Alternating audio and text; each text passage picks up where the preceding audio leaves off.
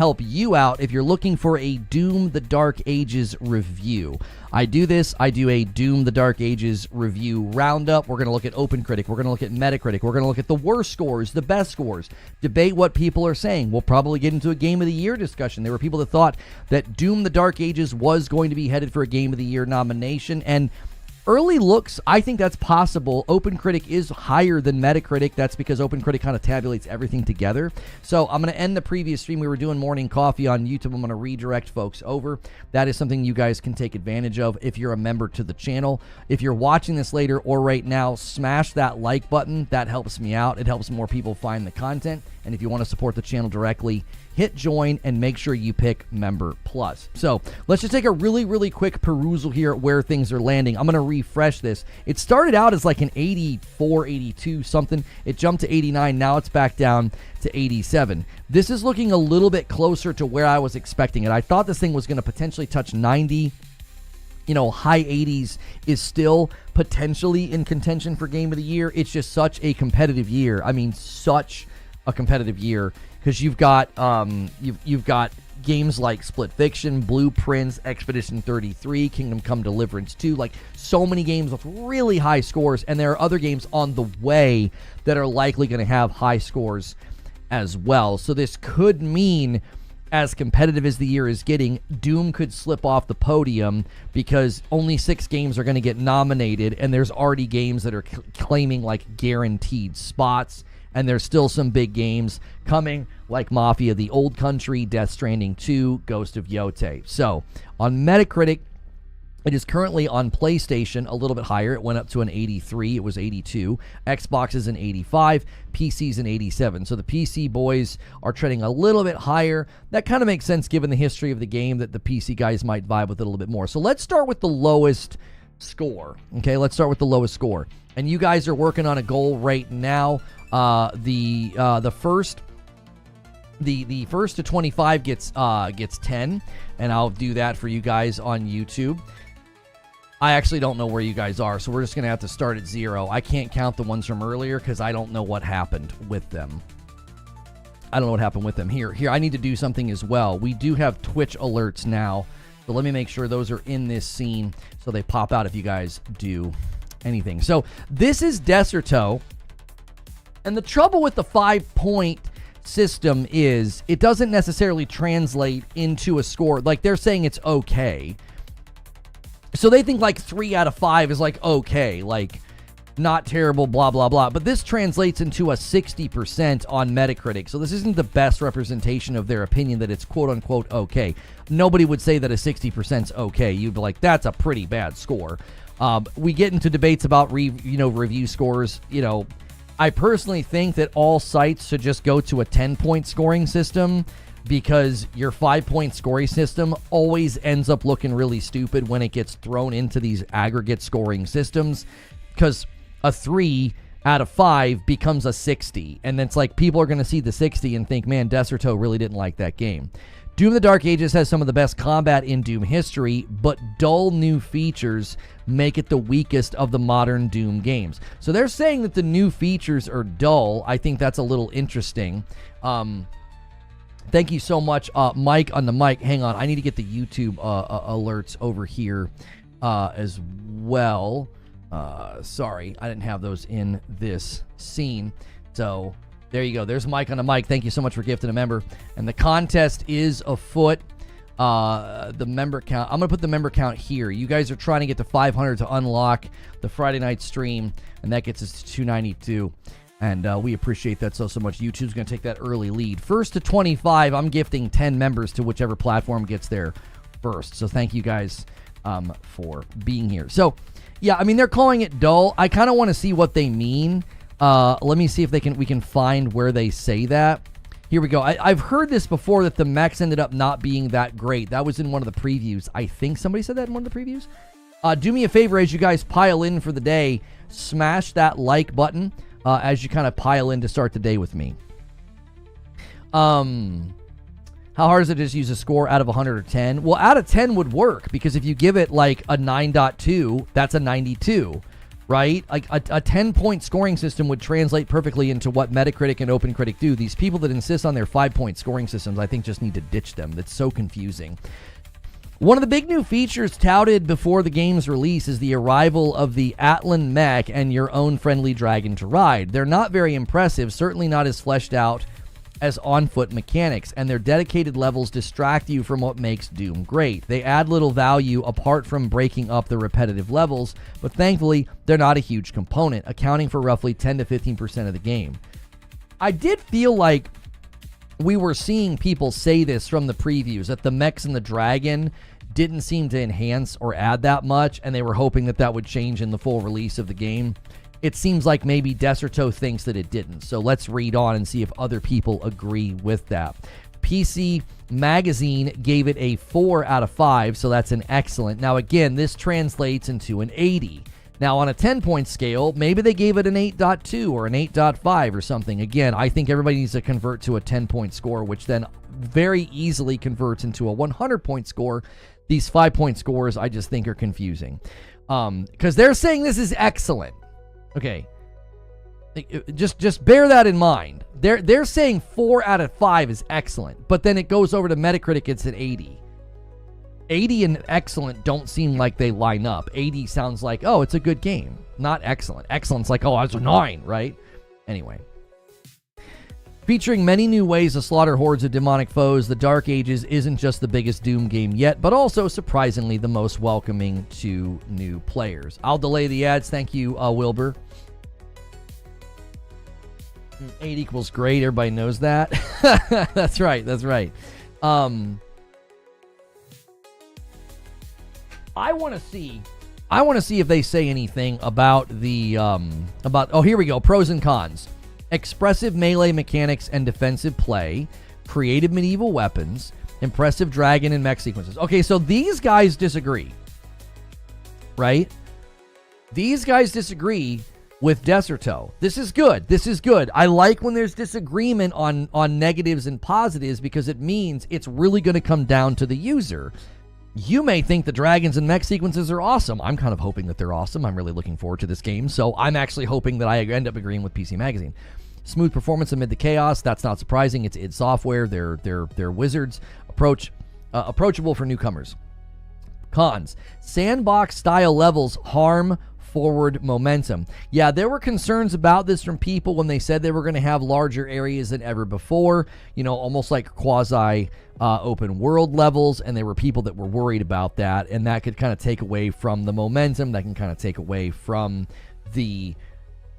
that sense of bombast, right? We've talked about this before with Destiny, how I've always felt like if Destiny went true open world, you would lose some of the bombast. Like you need to feel sort of constrained and contained to feel larger than life.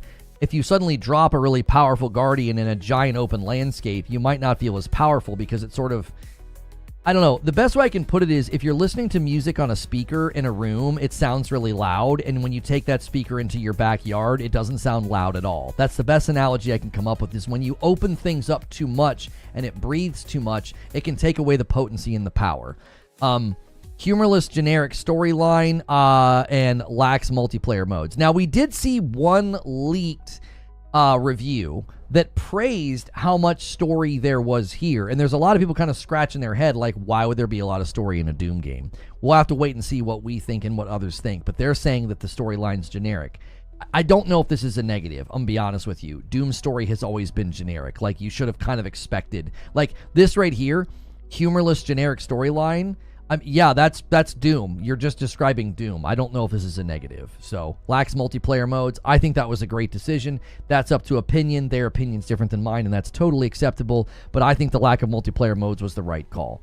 If you guys are watching on YouTube, do me a quick favor and smash that like button. Try to get us to our first 100 likes. Okay, so Noisy Pixel gives it a strong score here. They give it a 9. They call a 9 a must play. So they are really big on this one. So let's read what they have to say. Doom the Dark Ages is the most well-executed entry in this long-respected franchise yet. Exceptional stage layouts, terrific implementations of player choice, and rewarding enemy design, alongside the new shield and parry mechanics, make this riveting FPS familiarly refreshing. That's such a weird use of the word familiarly.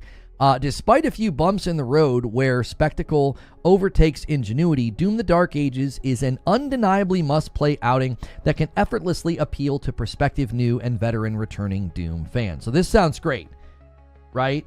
This sounds great. Reforge Roast. Are you ordering coffee? If you guys are ordering coffee, let me know. We appreciate that so much. If you go to reforgeroast.com, that supports me. That's not a sponsor. That is our coffee that my wife and kiddos ship to you with little thank you notes and little pictures. It's great. So if you're already a coffee drinker, spend your coffee budget this month on me and see if you like our coffee more than yours. We do balanced low acidic coffee, which means it's very smooth and not bitter, and it's very easy on your stomach if you have trouble drinking coffee because of the low acidity. The PlayStation score has gone up. Okay, good. I'm being told the PlayStation score has gone up. Let's check OpenCritic. OpenCritic slipped to 86. It looks like it's going to settle in the 86. PS4 is now 84 for me. 86, yeah. It's going to settle. It's getting a rock solid 85. I don't think the score is going to move much throughout the day now. We've gotten enough scores now. I don't think it's going to skyrocket into the 90s like I was hoping. Okay, so this is what they say is good. So they disagree about some of the bigger areas maybe. Let's just see. They say rewarding exploration. The game encourages players to explore every corner of its vast maps with secret areas and rewards like currency, weapon skins, and collectibles. So they seem to like it.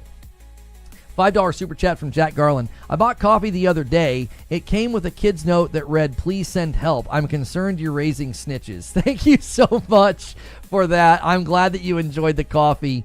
That is great. I will gift a member. You guys are super behind on the weekly goal. You can make me add to it, though, with enough super chats, as well as your own gifteds, as well as your own renewals. Both Twitch and YouTube contribute to this, and it's a race. All right, the first to 25, I'm going to gift 10 subs or members to you. Eugene says, I would have preferred a more closed linear game. Doom's a corridor shooter. I get why people would say that, Eugene.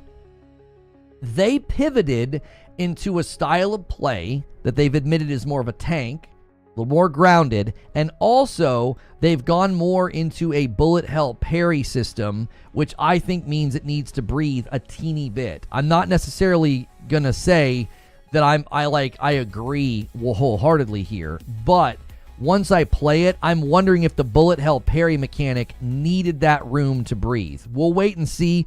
I'll reserve judgment until I'm playing. I'm just trying to give the other side of the coin here that, like, it's possible that when they started building that mechanic of there's going to be a lot of bullet hell things flying around and you got to kind of dodge, dash, weave, and parry, maybe that needs a little bit more of a breathable space instead of like these corridors with cramped spaces. I still think you're going to get that from what I've seen. I still think you're going to get that. I don't think the whole game's openish. I think there are areas that are openish from what we have heard. Engaging combat mechanics. And a 5-bomb comes in to start the day and get us a little bit closer. Thank you so much. 297. We're getting there. And YouTube takes an early lead with 6. Twitch, better answer back quick. Twitch, I have alerts for you now. They'll pop out automatically when you tip, cheer, gift, or re-up. Thank you so much. Stone Spire's going to do 3 singles. I know what he's doing. I'm just going to bump this to 9 for YouTube, and then I'm just going to bump the count to 300. I know what Stone Spire's doing. He says, let's just get to 300. He's trying to attempt a 50 bomb.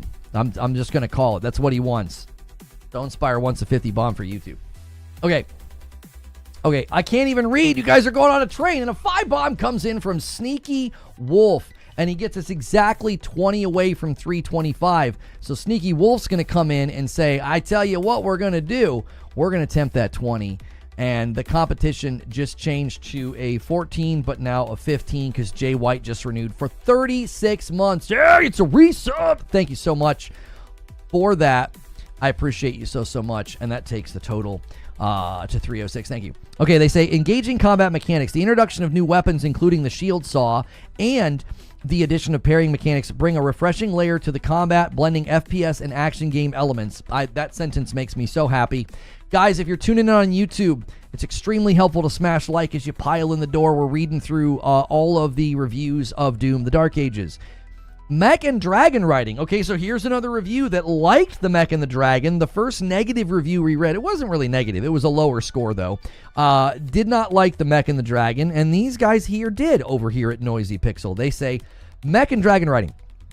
While simple, the Mech and the Dragon writing segments add exciting set-piece moments and provide a change of pace, offering a break from traditional combat. There you go. There you go. So they liked it. So that I like when I read reviews and there's disagreement about things like that. It means it's not an inherent negative. It's not like poorly built or not fun. It's going to come down to the individual user. So, yeah. The bad, non-expanded Mech and Dragon riding segments. Although visually impressive, these sections feel repetitive and lack variety in their mechanics. Okay, so now they're kind of circling back and actually agreeing with that first one that we read. So they're saying it's fun, it's a change of pace, but they're repetitive and they lack variety. So, yeah. Dull narrative. Here we go again. While not the game's appeal, the story scenes are relatively uninteresting in their delivery of information, making it feel like an obligation. Oh, come on. Oh, let me delay ads for YouTube. There we go. I just delayed the ads. If you like that I delay ads on YouTube, hit the like button as a thank you. I try to only let those hit once an hour. I do. I try. Sometimes I don't see it, but YouTube really wants us to do that, and I do my best to not hit you guys with them too often. Okay, so Screen Rant gave it a really high score on Metacritic. It has like a perfect score for them, I believe, a 10, a 100. They're saying, if you enjoy fast-paced shooters and gameplay-heavy experiences, Doom the Dark Ages is right for you. The combat is satisfying, each weapon feels distinct, and the changes only serve to improve on what came before. Best of all, Doom the Dark Ages is a reminder that sometimes the best games care about being fun. And they played on PC. So these guys gave it a very strong score. They gave it a 10 out of 10. Pros and cons: satisfying combat, meaningful progression, a good balance of gameplay elements, a wide arsenal of fun weapons. The story is unengaging to anyone but hardcore Doom fans. I love that everybody keeps saying that the story's not that great. It's Doom. It's Doom, y'all. Like, it's not gonna have some crazy story. Like, what do you think you're gonna get? Like an emotional story arc with character changes of Doom guy? Like, it couldn't be a more cliche stereotypical story, and that's what makes it so great, right? You're tough, you're virtually unkillable, and you're here to kill demons and take names. Like, this is it. This is from an era of time where that's all you needed for a game to be great. We don't need to overthink this, boys. We do not need to overthink this, okay? Let's check OpenCritic. Okay, 86, 79 total scores. I think this is slightly lower than I wanted to see it, right? I do think people are taking points off for things that they shouldn't be taking points off for, like consistently seeing people listing it as a con that, like, the story's kind of bland. Come on, man. That would have been like playing Expedition 33 and taking off points because there's too much story. It's like, that's the kind of game that it is, right? Like, that's the kind of game that it is. That ad placement, I didn't even see what the ad was. Doesn't Doom have extensive lore? It might have extensive lore, but it's never been a story-driven game. It's never been a game with exceptional story. It's always been very basic story. You're here to kill stuff. Like, you're here to kill stuff, and the stuff's trying to kill you. That's pretty much it.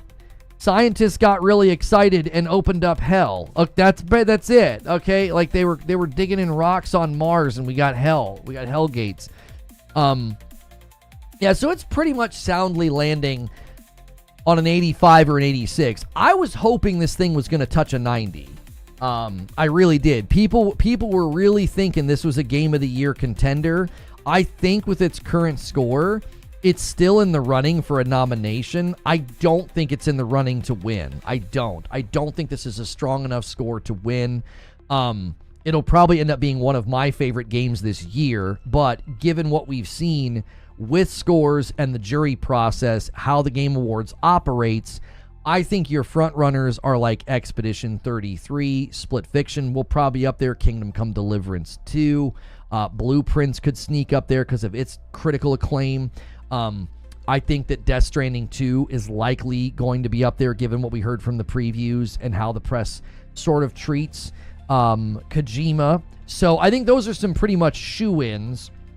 And so I think Doom may slip off the stage, unfortunately. It would have probably needed like an 88 or an 89 to be in the running, because like I just think there's going to be enough of these outlets that gave it like 3.5, right? You know, enough of the outlets that were like, it's a 7, it's an 8. You know, you need people to be kind of over the moon about your game to land up on that podium, because this year is so incredibly competitive. It's probably going to be one of the most competitive years we've ever seen for the game of the year running. Like, this is more competitive than when like it was like Elden Ring and Ragnarok, or when it was like Tsushima against Tlu 2, right? Or when like Sekiro won. I think this is going to be the most competitive year we've ever seen. Because like Death Stranding 2 has yet to come out, Mafia: The Old Country has yet to come out, Ghost of Yotei has yet to come out. As Eugene keeps pointing out, the score doesn't matter all that much. Why would the score not matter? It's an aggregate of what the press thinks, and the largest portion of the voting in the process is from the press. That doesn't make any sense to me. We have very accurately predicted the Game of the Year nominations the last couple of years by literally looking at the scores on OpenCritic. With rare exceptions. Black Myth Wukong got a nom. Right, with rare exceptions. You're okay, you understand that like exceptions to the rule prove the rule, that we can make general approximations and guesses about what gets nominations based on the score, right? Like, yeah, Death Stranding got a nom with like a low 80. I know. What I'm saying to you is that we can make pretty targeted, accurate guesses based off of scores, and given the scores we're seeing this year, you're going to have a really, really hard time voting for something that has an 86 when you have games in the 90s. Like, you have so many games in the 90s. Kingdom Come Deliverance 2, 90. Blueprints, 90. Split Fiction, 90. Expedition 33, 90. That's already 4 games with a 90 or higher. Like, I'm telling you, the press is going to remember that. The press is going to remember, you know, the media darling treatment that Expedition 33. The press is going to remember Blueprints and how it was treated, and Kingdom Come Deliverance 2, and Split Fiction. Like, these games have all been highly praised. I have to thank a resub and then a gifted. Mike S. comes in with a single renewal, 23 months for those who come after. Thank you so much. And a 10 bomb comes in from Pathalon Phoenix, and that's it. The friendly competition is over. YouTube got there first. YouTube got there first. So that gets us to 317. I owe YouTube 10 members. I will pay that up later. Right now, both platforms can contribute to the goal for the Friday night stream, and Twitch, your alerts have now been turned on, so they will happen. Trailer looks so good. Is there a new trailer? They have a lot of people on the jury that aren't review outlets. Yeah, you guys are basically arguing something that there's no disagreement about. You're arguing against something that nobody is saying and nobody is pushing forward. We're really on a shadow boxing trend today. No one is saying that you can't get nominated with this score. I'm saying it's likely it slips off the podium because it's incredibly hard to get nominated when you are going up against a bunch of games with 90s, right? You're saying it probably gets pushed off the edge. Yes, and you're not arguing against that. That's why I said you're shadow boxing. You guys are saying plenty of games get nominated when they're in the 80s. I never said that they don't. I never argued that it's impossible. I never argued that it won't get nominated. I said it probably will slip off. There's going to be too many games in the 90s for it to stay up there. It's a probable. I'm saying probably.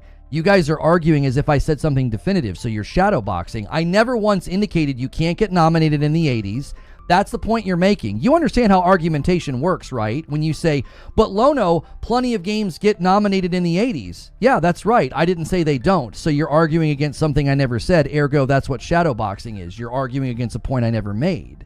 I've not once indicated you can't get a nomination in the 80s. I'm saying we can make a very, very clear approximation guess of games that get nominated are typically in this scoring threshold. You're going up against games that have like universal praise.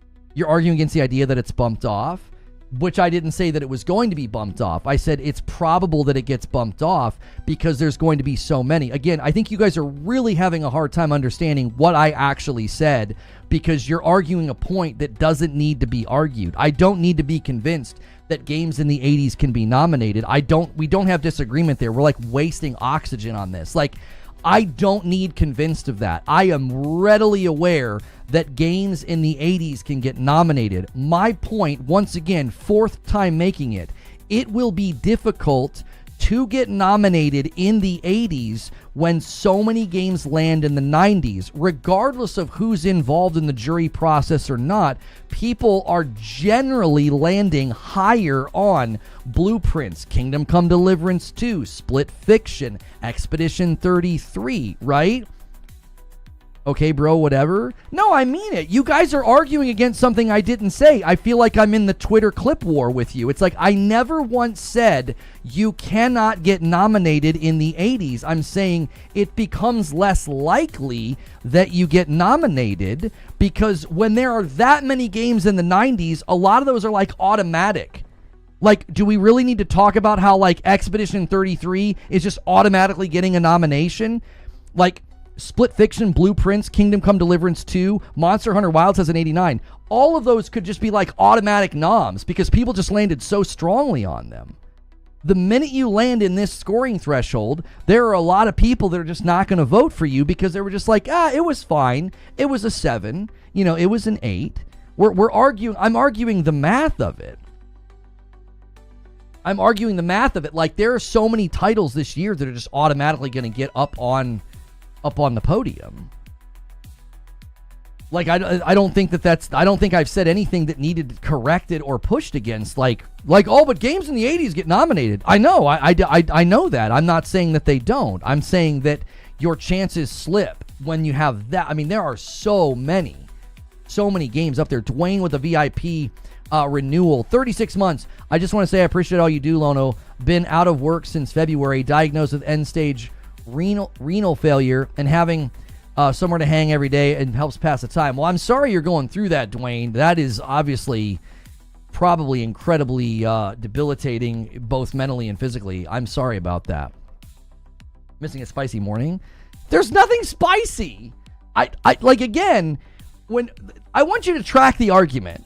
Lono says it becomes less probable that you get nominated when you're in the mid-80s because there are so many games in the 90s. And someone says, but games in the 80s get nominated. It's like, yes, that doesn't need to be said. You're not correcting. You're not adjusting. You're not informing anything I've said. I'm just saying probability-wise. We're playing a math game. The probability of Expedition 33 getting nominated is higher than the probability that Doom gets a Game of the Year nomination. That's all we're doing. We're playing a probability game. That's all we're doing. We're not talking about, can a game get nominated in the 80s? That's not a question on the table. It's not anything I spoke to or speculated about. I'm purely talking in mathematical probability. Once you land here, it's harder to get nominated. It is. This is going to be one of the toughest years. That's not what you argued. I don't think you understand what you were arguing because that's quite literally what you said. I'm not going to play this game where you're like, that's not what I said when that's what you said. I'd argue that I don't think it's been pushed off the stage, which is also a form of shadowboxing. I didn't say it's been pushed off. Again, that doesn't need to be said. When I'm talking probability and you go, oh, it's not getting pushed off, it's like, I didn't say that it was going to be. I'm talking probability. You said it probably has. You keep using the word probably and you don't seem to understand what probably means, Lone Wolf. You got to let this one go. You got to see how your response is nonsensical. When I'm speaking to probability and then you speak definitively and you back your statement, like, well, your names are both blue in my chat box, Eugene, and you were both saying similar things, so I was just reacting on the fly. A 5 spot from Cat Uncle. If it's between Doom or Monhun for the final spot, Monhun's going to get the nom. It got higher praise. It got more critical acclaim. It's probably more popular globally at this point, so you're probably right. And thank you for the $5 super chat tip. Force of Will says, still here, still loving the content. Thank you, Force of Will. Let me add you to the total.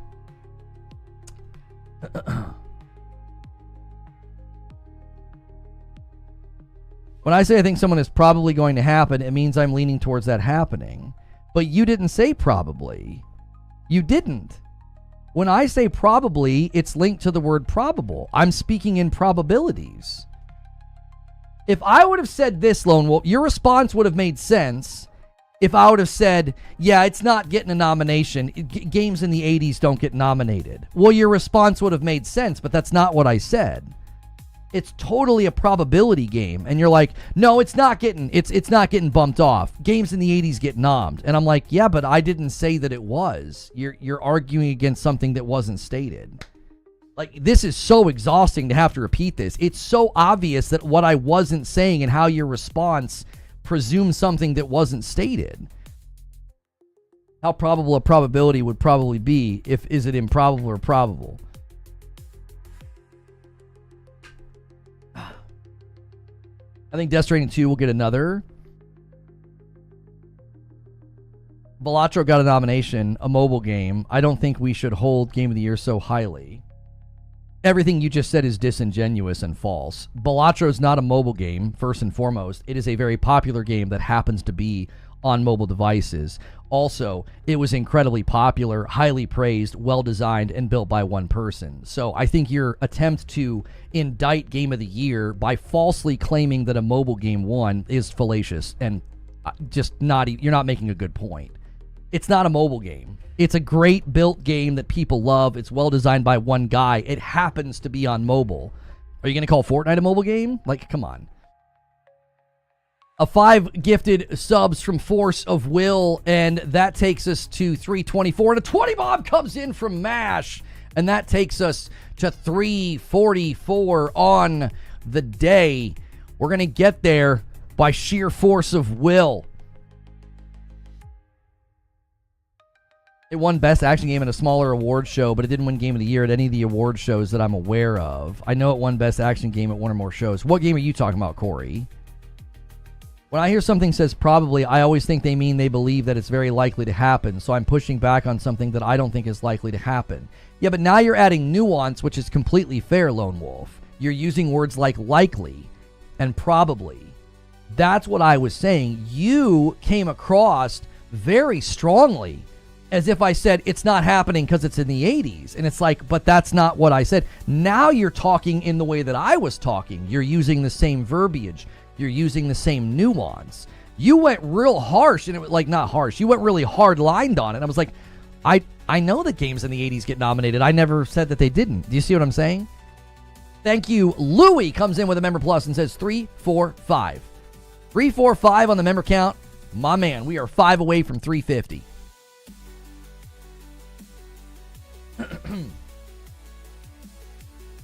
Probably is pretty strong to me. I mean, then that's just contextual differences. Like when I say the word probably, I'm using it within the framework of how I talk about these things. I'm speaking within the probability of something, right? It is... Did he miss Mash's bomb? Did Mash do more than a 20? I did his 20 bomb. I don't think I shouted.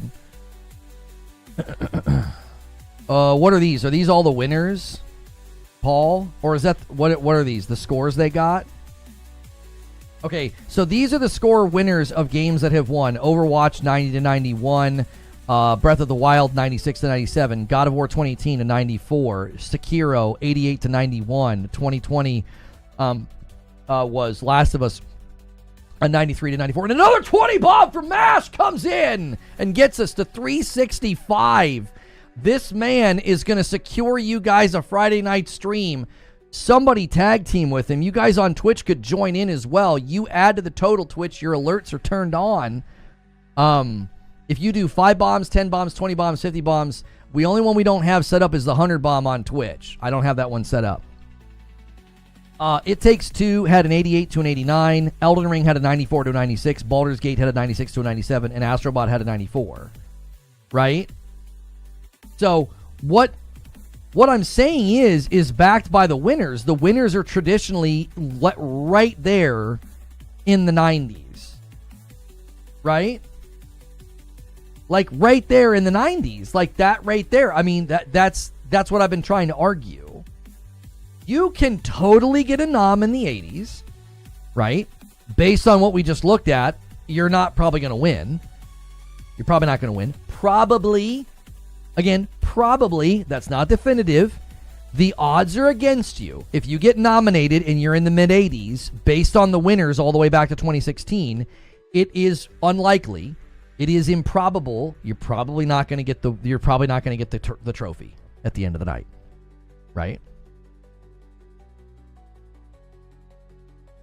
To be argumentative, I also associate probably with likely to happen, and more so possible with it could happen. It seems the norm to me, at least. I mean, we're being pedantic about my vocabulary, which is a waste of time. It is. I know what I meant, and I've always stuck to this way of arguing about it, and being pedantic about the word probably could not be a greater exercise in futility. I mean, really. We might as well debate different yarn threads in quilting. Like, there's no reason to go any further with this. Like, I've been so consistent on this. I've never once acted like you can't win or can't get nommed if you're in the 80s. Like, it shouldn't have been alarming that I used the word probably. Which games this year will get 90 plus? I mean, we already have a couple. We already have a handful of games. Kingdom Come Deliverance 2, 90. Blueprints, 90. Split Fiction, 90. Claire Obscure Expedition 33 has a 92. There are already 4 games in the 90s. Monhun Wilds has an 89. I'm looking at OpenCritic, by the way. OpenCritic. I know you weren't being like that, Lone Wolf. I'm like saying, we got to set this one to the side, boys. We got to set this one to the side. Yeah, so there's already 4 games in the 90s. Monhun's like right there at 89. That's 5. There's only 6 games that get nominated for Game of the Year. Okay, so just keep this in mind. Keep this in mind, okay? We have 5 games. We have 5 games at 89 and the 90s. 5. Only 6 games get nommed. Death Stranding 2 is coming out. Could easily go over there in the same threshold of scores. Easily. Ghost of Yote's coming out. It could easily land 88, 89 territory. Mafia the Old Country's coming out. Could easily land in the 88, 89 territory. Easily. You're talking about 5 games are already at 89 and above. And you got 3 more that could add to that grouping. That's 8. Like, that's what I'm saying. When you have an 85 or an 86, it's going to be tough. Mafia will be an 82.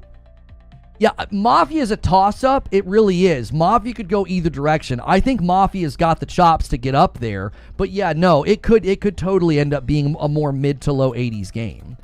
The graphics look fine. They don't look bad. They don't look amazing. I think they look fine. I think they look what I would describe as good. Gameplay. Yeah, I don't think Borderlands has what it takes to get a Game of the Year nomination. I think Borderlands could get nominated for particular categories. But I don't think you're going to see a Borderlands Game of the Year nomination. That would be a little bizarre. Yeah. If you guys are on YouTube, make sure and smash the like button, by the way. Try to get us to 200 likes. Don't forget GTA 6, says Hilly. Oh, wait. Yeah, Hell Is Us could be a sleeper hit. Yeah.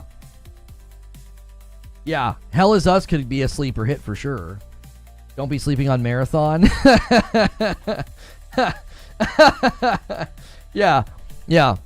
I think Marathon's going to be voted most likely to get delayed. I said likely.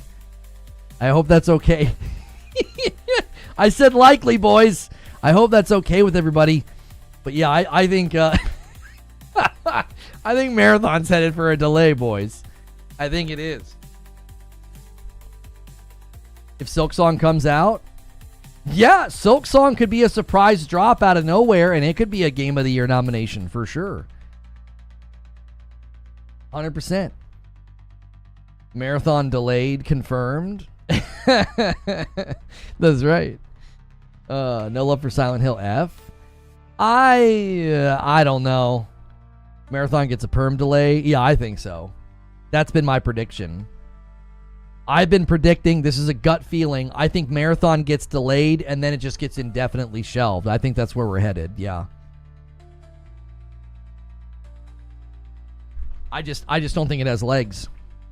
I don't. It just doesn't, you know. I feel bad for the people that worked on it. I feel bad for the people that enjoyed it. I don't think it has what it takes. So, too close to launch to implement all the feedback they're going to need to implement. So,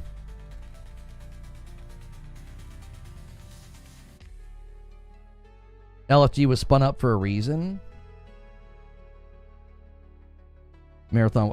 Marathon was a snake back to the drawing board. Yeah, I mean, LFG was spun up of the people that were working on Gummy Bear. Weren't they like absorbed into SIE from Bungie?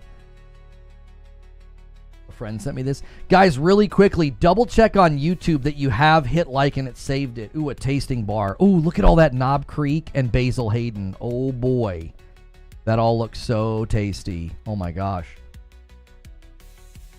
Isn't a Lego game coming out this year? That's an easy game of the year nom. Oh, I don't think so, Mash. Skywalker Saga didn't get nominated. It's probably one of the most expansive Lego games ever created. If Skywalker Saga didn't get a nomination, I don't think a Lego game gets nominated. Is Metroid 2025? Yeah, isn't it? Isn't it like in the summer? Switch to Metroid release date. It says 2025. I don't think they've actually stated the date. Metroid Prime 4 Beyond is just slated for this year. I mean, that could be December, and then it wouldn't get in the running. Google says this year. Did you get the game early? Did I get what game early? What, Doom? No, there's a person who works at Bethesda for approving codes who used to work at Bungie, so I get rejected automatically on all Bethesda codes. I get Xbox codes, by the way. Xbox doesn't have anything against me. I thought it was an Xbox thing. It's a Bethesda thing. No, I've received codes for South of Midnight and Towerborn. Yeah. It's not an Xbox thing. It's a Bethesda thing because she worked at Bungie when Bungie did its whole campaign against me. Indiana Jones? Yeah, I got rejected for Indiana Jones and Doom instantaneously. Like the day I submitted it gets rejected. It's like they don't even let it sit in there for very long. It's like immediate. Yeah. Have you considered being more likable? Yeah, it's all my fault, you know. Everybody likes to be like, let's just blame him. It's always his fault. Yeah, sure.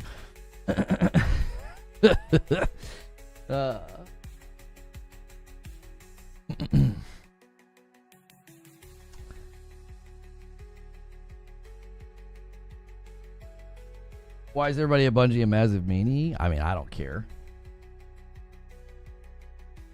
Rivals may win best multiplayer. Oh, I think Rivals will win for multiplayer. It might even win for best ongoing. It might win for best ongoing. Like the surges that they were able to get whenever they would do skins and updates and stuff. Only content creators get codes. Generally speaking, yeah, you have to use websites like Keymailer to apply, and it measures your platform reach, and then they give you a code or not.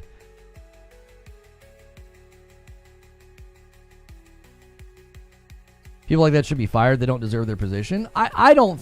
They're saying they have no place in gaming. I don't think they deserve to be fired. They're not emailing me and saying, "Screw you, Bucko. We don't like you." It's just, you know.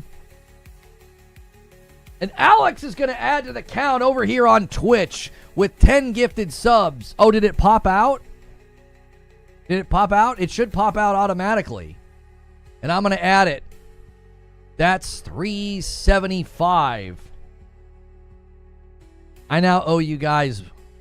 It did? Excellent. Yes, the Twitch alerts are working. Keep it going. Keep it going, boys. Over here on Twitch, show them how to do a member train. You guys are the original member train platform. You're the hype train. You're Twitch. Days Gone Remastered Game of the Year. And a 5-bomb comes in from Stone Spire. I know what he's doing. He says, somebody give me a 20-bomb. He says it. He wants it. Who's it going to be? Is it going to be YouTube or Twitch? And my man Magic Dolphin says, I didn't intend disrespect on Balatro, by the way. Huge accomplishment. Yeah, Magic Dolphin, I just wanted to really quickly check what you were saying, because there were a lot of people, and it was odd coming from you. There were people that were really nasty about Balatro. They were super unhappy that it got nominated. I'm like, what do you mean? It took the world by storm. It was super popular. Come on. Like, you know, calling it a mobile game, that's so not accurate at all. So it did seem strange coming from you. I was like, what? I was like, you're usually a pretty positive guy. I don't force positivity, but I also don't like something being said about a game that's like, that's not really accurate. So, and a 31 months from Lone Wolf. 31 months, as always, love the community. Thanks for all the content. Appreciate you, Lone Wolf. Your passion's always appreciated. Oh, and a 5-bomb came in as well. A 5-bomb comes in and takes us to 387. There it is. Twitch pulling out their own alerts. No, I didn't like the Silent Hill 2 remake. That's just not a game for me. I didn't like it. I was so bored. I was like, this isn't scary. I get annoyed in games like that. I don't get scared. If I can't get immersed, right? If I can't get immersed, then I'm done. Like, it just doesn't work. Like, the game doesn't function how it's supposed to. Like, what was the one that everybody said was so good? It's green. I was like in the basement, and everyone's like, it's so scary, and I was like, no, it's not. It's annoying. South of Midnight got a 90 plus on Steam. South of Midnight was great. South of Midnight was great. Outlast. Yeah, Outlast didn't scare me at all. It just didn't. I saw a 20-minute post on Twitter of weird people pretending you were saying something you weren't a couple days ago, so I came to follow. Well, I appreciate you doing that, Kyle. Yeah, they do that a lot on Twitter. They do that a lot. There's a really, really bizarre person on Twitter who will clip like a 15-minute clip of me. He'll false frame it. And obviously nobody on Twitter is going to take the time to watch a 15-minute clip. They'll just be like, yeah, there he goes again. That guy's an idiot. I've always encouraged people, just come and ask me what I think. That guy literally live tweets me like while I'm streaming, and he does it to other content creators as well. Just clips all day long. Like, I don't know. It's very pathetic, degenerate behavior. Like, there's nothing I can do other than encourage people to come here and ask me what I think. Generally speaking, when you stream for, 2, 3, sometimes 4 hours, a lot of my positions don't work in like a sentence. Like, in a sentence, they'll be like, he's just a shill. He just defends Nintendo. And I'm like, no, I actually don't. But I have a balanced position on game prices that isn't just this, yell, scream, mauled about it. And then they'll turn it into he's a corporate shill. The clip wasn't saying anything. It was your opinions. I was confused why they posted it. Yeah.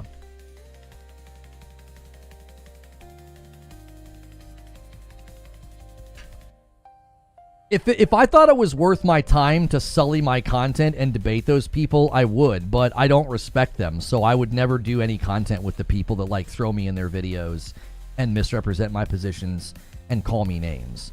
I genuinely think that like I just don't have any respect for them. It's like, no, I would never do that. You know what I mean? It would be like a physics professor debating a bum on like finances. It's like, why would he do that? It'd be a waste of his time. It would be like, yeah, why would I do that? Doom the Dark Ages Metacritic went up by like a point. It's not going to move much for the rest of the day. It just isn't. It's not. It's not going to move by much. Yeah, 87 on Xbox, 86 on PC, 84 on PS5. It's an 86 still on OpenCritic. It switched from PS5 to PC. Oh, you're right. Is that because it has the most reviews? I don't know why. Why does it do that? Have they ever explained why it does that? And Magic Dolphin with a $5 super chat says, it's because I switched to night shift and now it's okay to have beer in the morning. Oh my gosh. Gaming leaks and rumors are saying the game isn't on the PlayStation disc and it has to be downloaded. That could be why. I don't think anybody that's reviewed it, Wire, was saying that. I don't think anybody was taking points off for it not being on the disc. That's something that like the users and the consumers tend to complain about, not the review outlets.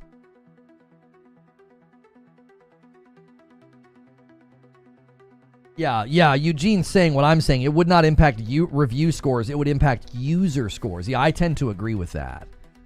Reviewers don't get discs. Yeah, they get downloads anyway, generally. They're given like a code to download it. Mark with the $5 super chat. Been reading reviews of Dune and some are suspicious. One complained of movement. There are options to change movement speed to slower, faster. Come on. Yeah, Mark, the ones that were taking points off for the story, those ones really kind of shocked me. I was like, really? The story? Like, I don't know if anybody's ever been like, dude, I can't wait to play Doom for the story. You know what I'm saying? Which of the Game of the Year contenders do you enjoy the most? I enjoyed Expedition 33 so much, I've had to not boot up the game. That might not make sense to you. I can't boot it up because I know if I do, I won't be able to stop playing it. I tried to force myself to finish AC Shadows. I can't do it. It's too bloated. I've got like 46 hours in AC Shadows, and I'm only like 60% done. I'm like, I can't do this. I can't stay in a game that long when the combat's fine, but it's not like the pristine feel that like Tsushima has. So like AC Shadows really could have benefited from a more streamlined story if you wanted it, and then if you want to go do all that extra stuff, you can. It just demands an awful lot of the person. I described it as like, it's almost like a miniature single-player MMO. Like, you could live in that game for hundreds of hours and do everything. The question is it enjoyable to repeat those things over and over and over and over and over again? And I say, around the 30 to 40 hour mark, I was ready to be done. I could have pushed to about 50 hours, but when people were like, oh no, you've got about 10 more hours or even more, I was like, I can't do it. I can't get into a 60-hour range with a game when I just am not that compelled by the systems, the combat, and the story. It's all very good, but like, even very good runs out of gas. It's like, I'm ready to be done. I'm ready to move on. So I didn't boot up Expedition 33 for that reason, because I can play Doom this Tuesday and I can beat it in probably a week or two. I'll stream it for you guys. We're going to do something new with my content where later in the day, if I don't have to record an upload or write up a show or something, I'm just going to play a video game for the members on YouTube, and I'll just play it on Twitch. We'll just switch directories or whatever. We're hoping to meet new people on Twitch, and that's a great way to do it with gameplay. Well, it makes more sense to play Doom in the next 2 weeks if I've got a window of time to do that, because it's obviously more relevant. Like right now, it's more relevant than, say, Expedition 33 has gone down a little bit, and I also know Expedition 33 is going to take me a lot longer to beat. It's just going to take me longer to beat. So I'm saving Expedition 33 like a perfectly, preserved steak that I can eat later and just enjoy every second of it and savor it and not feel like I have to rush. I do not want to feel any pressure to rush in that game. I want to savor it and really enjoy it. So that's the one I've enjoyed the most. I really like Split Fiction with my wife and with Hilly. Guys on YouTube, it's going to do automated ads in the next 10 seconds. I will then pause it again. This is just something that I'm going to let happen roughly every hour. YouTube likes it. If you guys are watching on Twitch, you will never see ads on Twitch if you're a sub. So it's a great reason to use your Prime sub or just sub in general. It supports me directly, and then it spares you having to watch ads. So Split Fiction, loved it.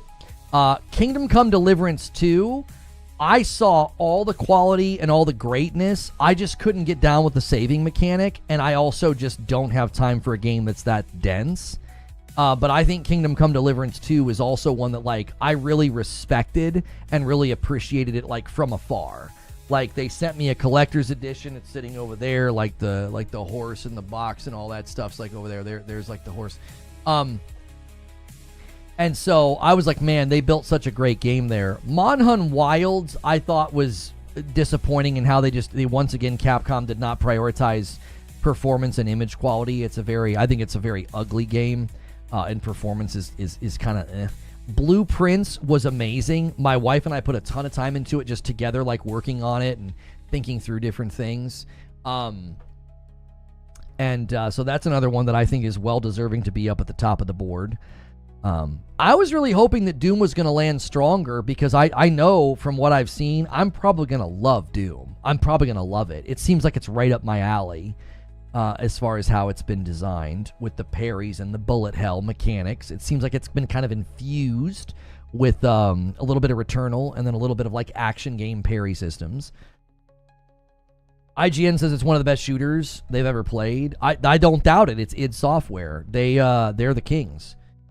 They're the kings. So Ugly How agree on performance. So still working on the game, but looks gorgeous. Oh no, image quality in that game is horrible. I probably didn't say that correctly, Ashen. I think like character models and the monster models are all dope looking, but image quality in the game is horrendous.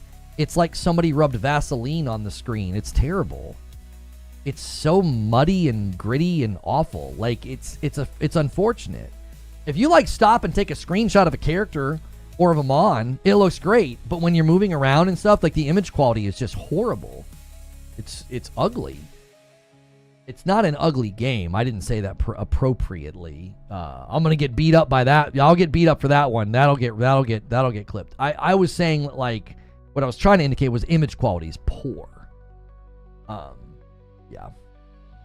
FF7. Yeah, it was like the Final Fantasy game that looked so good, but it was ugly as crap because the image quality was so bad. And then they updated it on the Pro, and it was like, oh my gosh, this game is gorgeous. You know? Garrett says it's an ugly game. I don't think it's an ugly game if you're like standing still. Well, even if you're standing still, some of the image quality is still pretty bad. Yeah.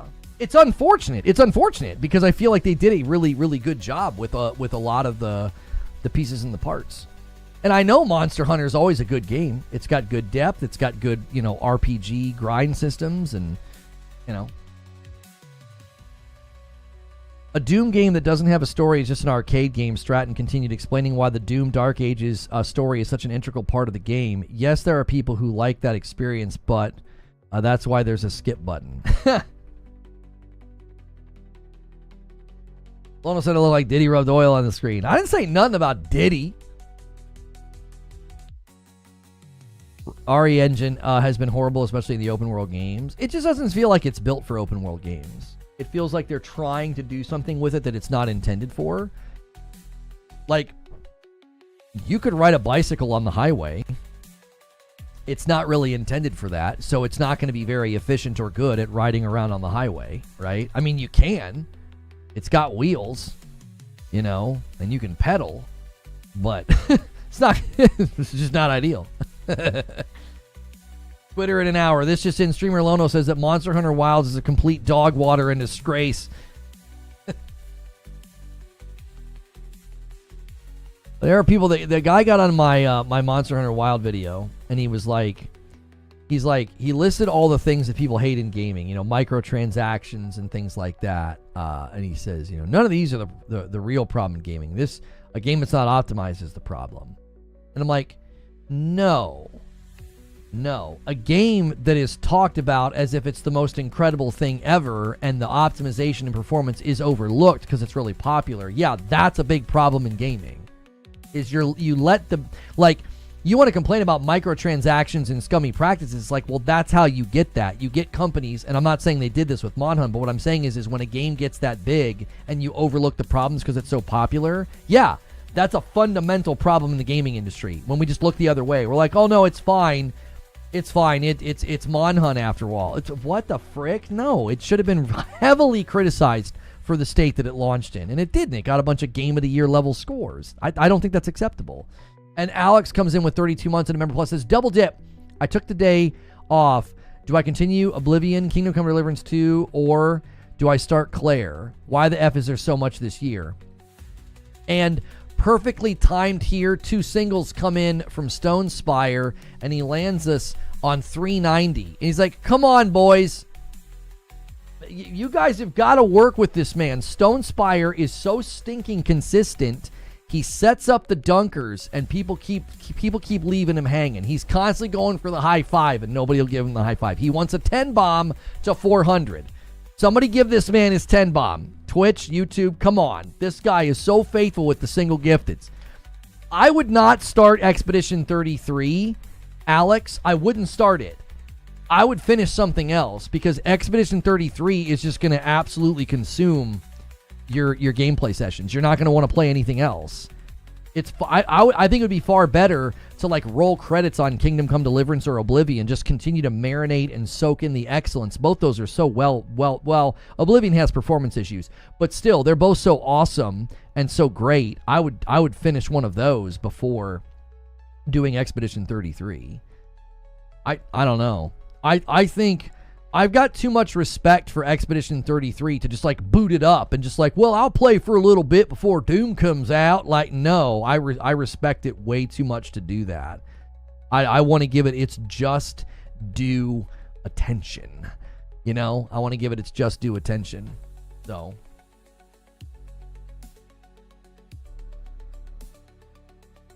Okay. Check my last about Monhun. I thought it was only bad on PC and it runs great on the Pro. No, image quality was not good on the Pro. Like, okay, basically Sneaky Wolf, when Digital Foundry did the breakdown, it was like, it looked on the Pro what you would have hoped it would have looked like on like the base PS5 and the Series X. So the Pro basically like elevated it to like, yeah, this is kind of like what it should look like just out of the box, you know? That's just what it should have been. There's a 30-minute demo for Death Stranding 2. It looks boring. I mean, Death Stranding is certainly not for everybody, Glenn, and I bounced off the game multiple times. I bounced off the game. Yo, a 5-bomb comes in from Alex over here on on Twitch. I'm losing my freaking brain. 395. He says, "Come on, boys, let's tag team this." And a single comes in from DK Bager on YouTube. There it is. Almost there. Yeah, I mean, Glenn, I don't think Death Stranding is for everybody. I bounced off the game and then I fell in love with it. So, you know, if you think it looks boring, I mean, you're free to have that opinion. It's definitely not a game that would be enjoyable by someone of your displayed intelligence the last 10 minutes.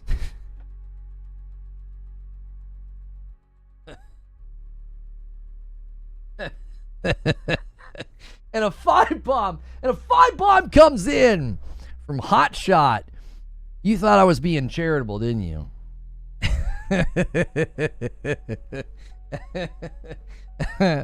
He's like, yeah, he's being nice. What? Hey, he's not being nice to me now.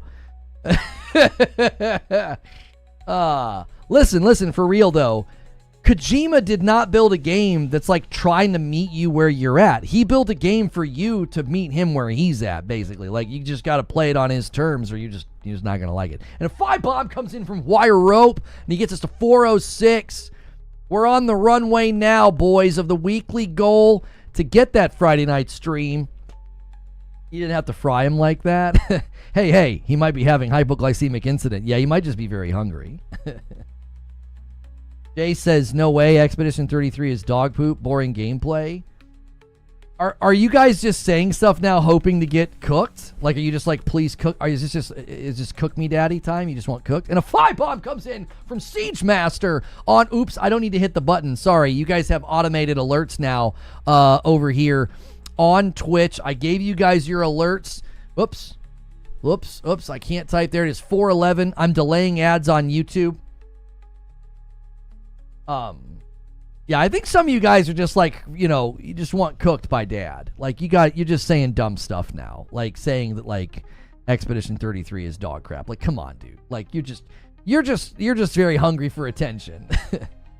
Hey, look at that. We got a hype train on Twitch, level 4. Keep it going, boys. Wire Rope explained it to me. You get a hype train going over here, and it's a big deal. It'll start to push us in the directory. And then we got a 5-bomb on YouTube. YouTube says, hey, we're in the mix too. 416. There it is. Cook me a grilled cheese. Yeah. I mean, I played Expedition 33 for about 5 minutes uninstalled. Turn-based is not for me. Wait.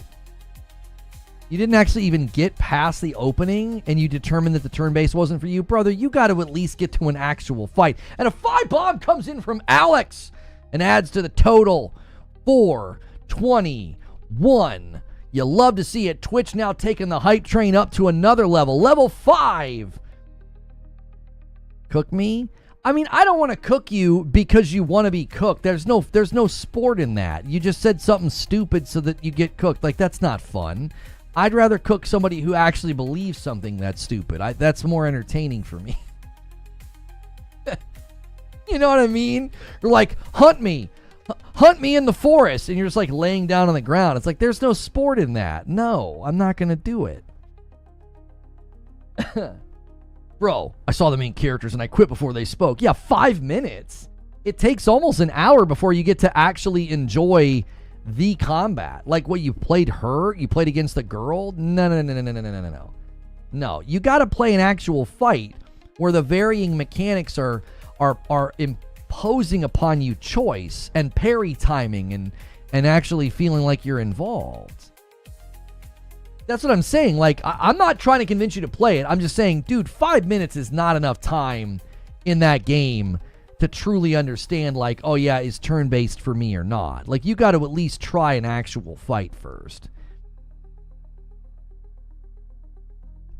I mean, sometimes you just don't like to play a game, though. So, I mean, I've done that with games. You play them for a few minutes, you're like, I'm just not going to like this. I tried playing Dark Light last night, that, like, side-scroller.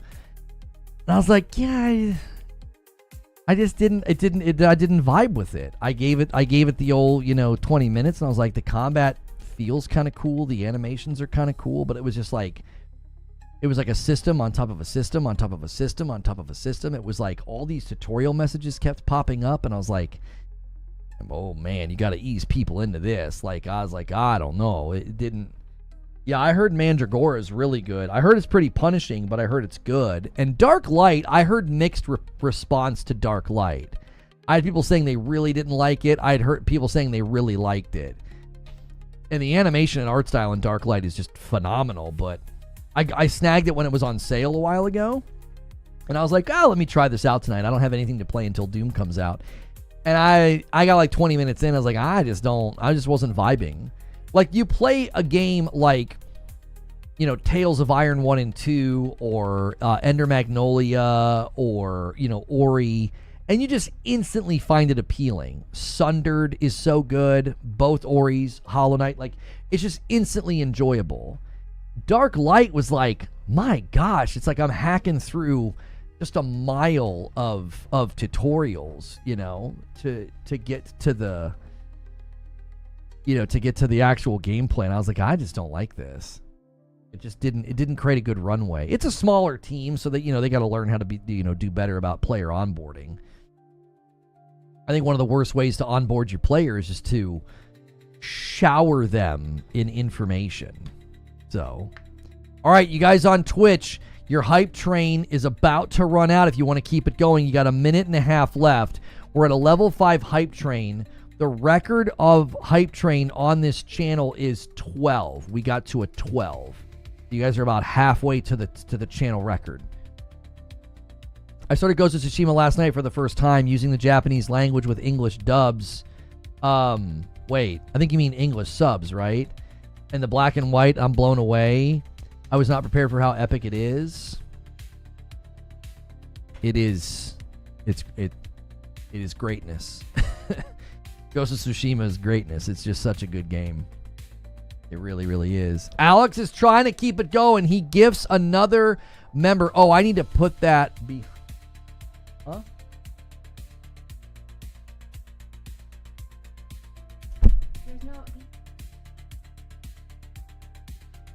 You can't do that. That's not funny. Oh my gosh. I thought there was water in the basement. Jiminy Christmas, babe. Yeah, it's in front of the it's attached to the pump that we borrowed. Ay ay ay. She says she had like a weird look on her face. And she's like, "Is the neighbor's hose in our basement?" I'm like, "What? What? Huh?" Like, Jiminy. We had a couple of weeks ago, about a month ago now, we had our basement flooded. Like in a moment, that just the blood drained from my body. I was like, oh my gosh, here we go. And then Alex gets another one. He's trying to keep the sub train going. He gave you guys another 4 minutes. Thank you so much. And that takes us to 4:23. Thank you. Golly. Blood PTSD. I've been there. Oh, it's terrible feeling. It's terrible feeling. You feel powerless. It dictates your whole day. Like I was literally in that instant. I thought, here we go again. I'm over there fighting water for the next 1 hour. There's my weekend.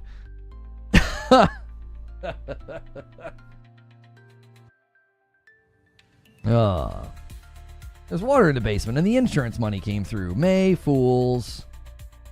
Yep, immediate panic. Yeah, like my whole body got involved. I was taking my headphones off. I was like getting ready to stand up. This is coming up in therapy this week.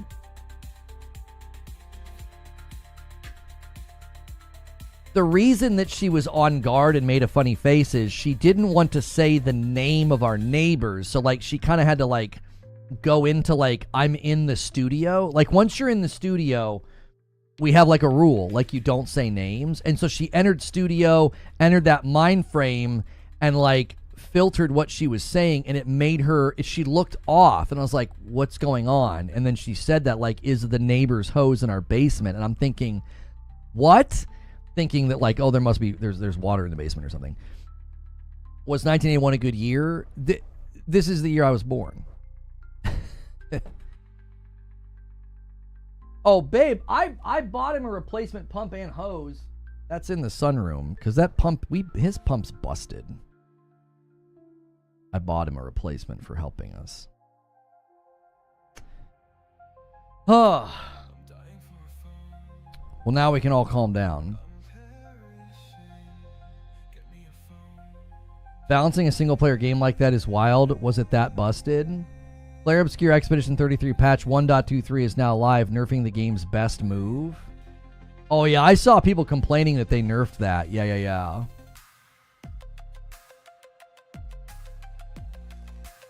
That makes you exactly 10 years older than me, therefore you're old.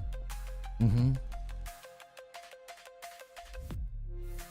Someone else ran upstairs. Yeah, that's a nice gesture. Well, he had like a submersible pump that he uses for, he does ice, like ice baths, and he bought like one of those like freezers that like you open like this.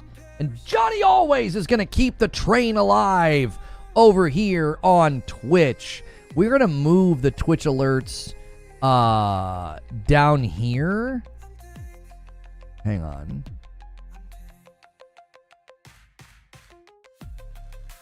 There. So they'll be behind the goal now. I'm delaying ads again. Let me add to the count. 4:28. There it is. The hype train continues. Level 6. We are halfway to the channel record. I need this playlist. Yeah, Dying for a Phone is a fan favorite around here. My daughter wrote the lyrics to this song. And Creature has all the music. It'll eventually all be on a YouTube channel. He needs to convert all the songs to videos. So, unfortunately, I would have been able to do that with the app, but I used the app to make the songs. I downloaded the MP3s, and then I deleted them all from the app because I didn't want anybody to like go in and try to like claim them or steal them or download them or something. So, and 2 signals come in from Stone Spire. Come on. He did it again. He did it again. Somebody do it. This guy is so faithful. Give him the 20 bomb that he wants. He wants a 20 bomb. He's so faithful. Look at that. 430. Begging for the 450. Both Twitch and YouTube are taking part in the goal today.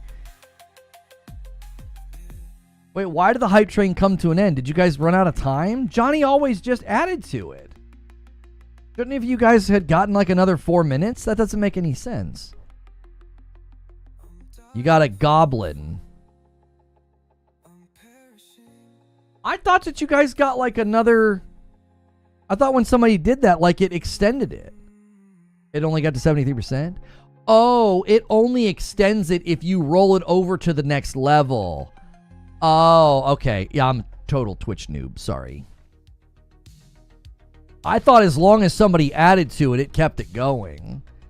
Here, I'm going to skip the next couple. I don't like the... Yeah, I Want Baby Yoda as My Child. It's pretty good. This one's pretty good. And a 10 bomb comes in from Wilbur. He's like, I'll get us halfway there. He's like, somebody tag team with me. Wilbur says he's going to help out Stone Spire's efforts. Thank you, Wilbur. Lionel's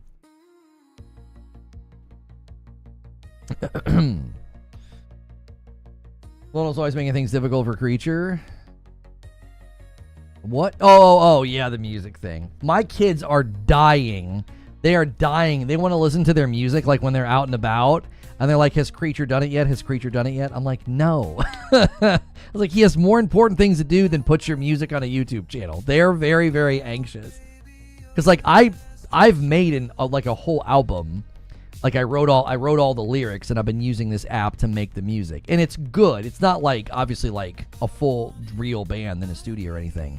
But man, it's getting better and better at making like songs that sound like genuine songs. A couple of them turned out well enough that I'm like tempted to like send them to my friends, like, what do you guys think about this? Like, this actually sounds to me like, obviously I'm a little biased, but the lyrics are all about like everything I went through, and you know, it's very cathartic. What's the app? Suno. Suno. Little subcontracting Creature for his kids. Well, no, I also wanted you guys to be able to listen to the synthwave that I make for the channel, because there's been some people that have said, hey, this is actually pretty good or whatever. So, if we upload it, it's on our channel, all rights reserved, you know, Reforge Media, then people can use it copyright free. We'll never claim it or anything, but... Yeah, they made the I Want a Puppy song. Yeah, my daughter made that one. Yeah.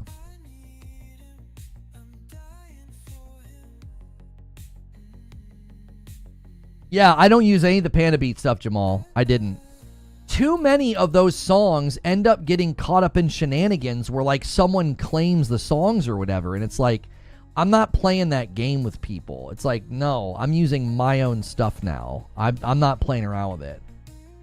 I'm just not. It's like that happened with Harris Heller's stuff. Like a bunch of our podcasts on Spotify got claimed, and I'm like, I'm not messing around with this anymore. I'm using my own music. Doom the Dark Ages has slipped by 1 point on Metacritic to an 85. I kind of expected that. I think it's gonna firmly settle into the 85s. That's totally fine. I think that's a very good score. It's a little lower than I was hoping to see.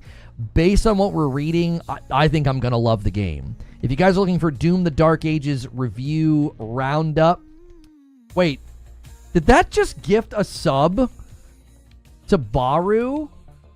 Is that actually him? I didn't even see that. He's going to be like, why did I get a sub to Reforge Gaming? He might still be following the channel from way back. I mean, way back. He was the first channel I ever rated. I didn't even understand what we were doing back in the day. So it's possible that all the way back then he followed me, and I highly doubt Baru pays any attention to me even when I was covering Destiny and now, but it's SUNO ADR Zone, Suno. Have you done a raid on Twitch yet? No, because I don't know who to raid. It just is like I don't know. I wouldn't want anybody to be like upset. There are people that I've like, I guess I could reach out to them as like, hey, I'd love to raid you, you know, but I want to make sure it's okay first, because I don't want anybody being like in that awkward position of like, you know what I mean? Zeke still follows. Not on Twitter, he doesn't, so I don't know. Yeah, I rated Hilly. Yeah. That's right. I forgot. Yeah, we rated Hilly.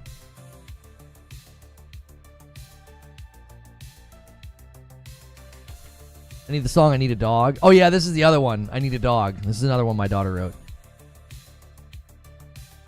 The Reforge Gaming. Yo, what's good, Paul? If you guys are watching on YouTube, take a quick second and hit the like button. Review roundups are sometimes huge for us.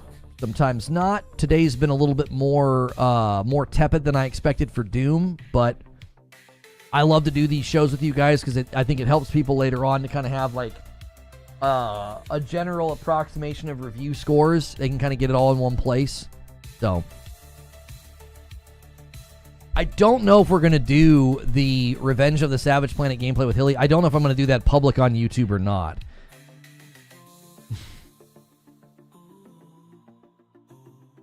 30 streaming on Twitch again, too? Oh, he is. Oh, yeah, I'll raid 30 if we ever have a chance, for sure. Yeah. I didn't know 30 had come back. Yeah, I'd happily do that. Usually on YouTube, he was already done whenever we would be ending. Well, because I don't end with Green Room until like 3 in the afternoon. So that's tough to raid anybody. Especially him. He's usually done by then, I think. People expected it to be amazing. It isn't hotly debated. We ran into this problem with Expedition 33. Like, we got like 15 minutes into the stream, and I'm like, guys, there's nothing to say. Everybody loves it. Like, everybody loves it. All right, cool. Let's pack it up and go home, boys. You really want to see Revenge of the Savage Planet tonight? That was a stretch goal, by the way. I agreed to that because if I play with Madam, I got to play 30 FPS. And I told you guys I would be willing to do that, but we had to hit stretch. We haven't even hit 500 yet, so I don't get ahead of yourselves. 500 every week is the goal to unlock Friday Night with Madam. We haven't missed that goal for 7 months or something ridiculous. 85's higher than Tsushima. Tsushima's a really weird one because Tsushima didn't get the greatest score when it first came out, but then the director's cut did much better. It's really bizarre. Like, Ghost of Tsushima director's cut Metacritic. If you go to the director's cut Metacritic, it has an 87. It's so bizarre. If you go to just the normal Tsushima Metacritic, like when it came out, it has an 83. I'm like, what? Makes total sense. People hate loading screens. I don't know. I don't know. Tsushima to me is kind of like Lies of P. I'm going to delay ads again on YouTube.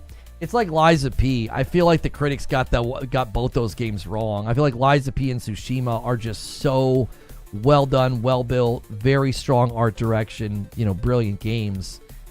And then they ended up just like more on the lower, not bad scores by any stretch, just like it deserved to be a little bit higher. There's no PlayStation tax. I know you're kidding around, but yeah, I don't think there's a PlayStation tax. I just don't know what happened. Like, go from an 83 to an 87. That's a pretty big jump. Like 87, like upper 80s is hard to do. It is.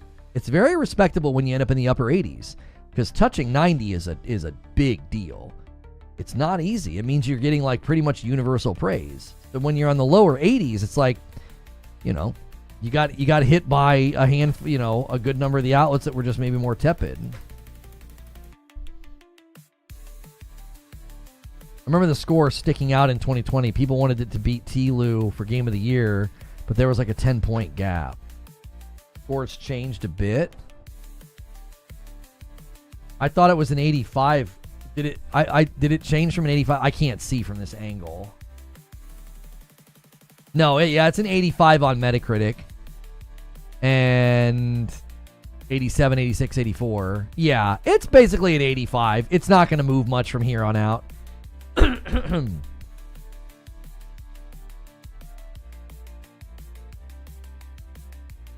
Yeah, where did Kazan land?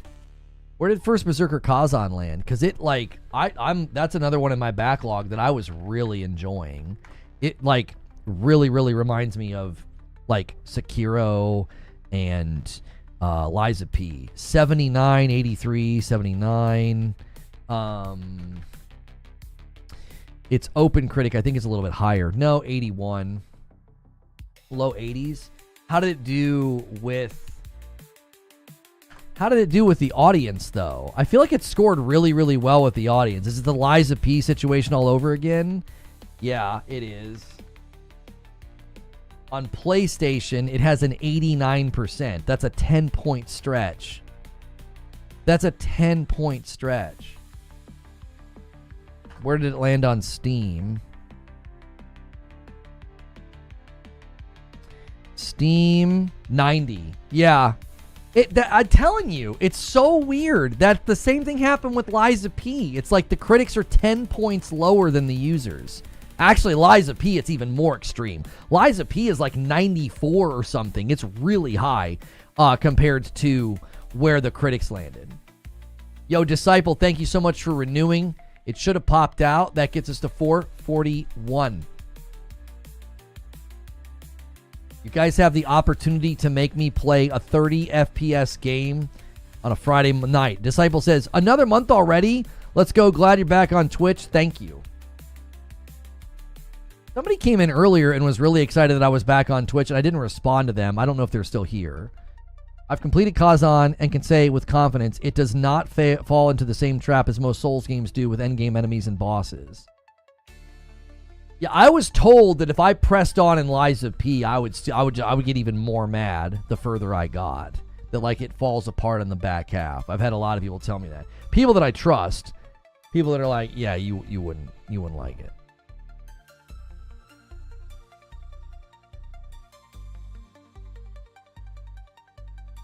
Elu 2 is going to be good for its gameplay. The story is terrible. Even TV show for season 2 fell flat. First season did better.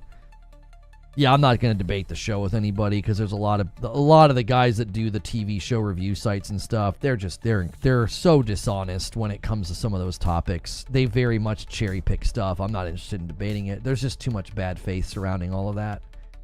It's just drenched in bad faith. Just pandering to their angry audiences. I love Liza P, but the back quarter of the game is a bit rough. Hilly says the Xbox tax is real now, like $100 worth. Yeah. That's true, Hilly. That is true. Kazan doesn't. Enemies have AoEs and whatnot, but you can dodge them or find ways to stop them entirely. The last boss was infuriating until I realized I was being way too passive.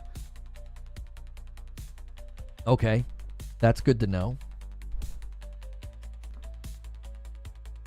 All right, tons of people are rage quitting because it's just too hard. And that was very recent, couple days ago in First Berserker. I've heard people say that the final boss in Berserker is frustrating. I've heard people say that.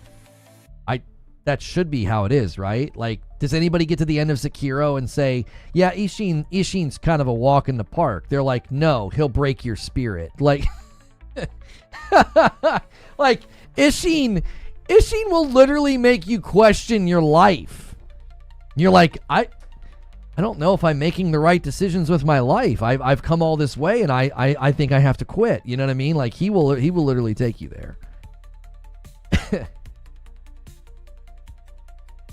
I've seen people upset about Ellie being a lesbian. Like it's been added. Yeah. Yeah. I don't know.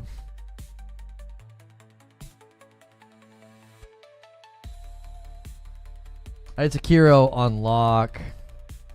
I had Sekiro on lock up until Ishin. I was running through the game at that point thinking I had it all figured out. You beat Sekiro, you can beat Kazan. The third to the last boss was the only boss that made me legitimately go, man, fudge this.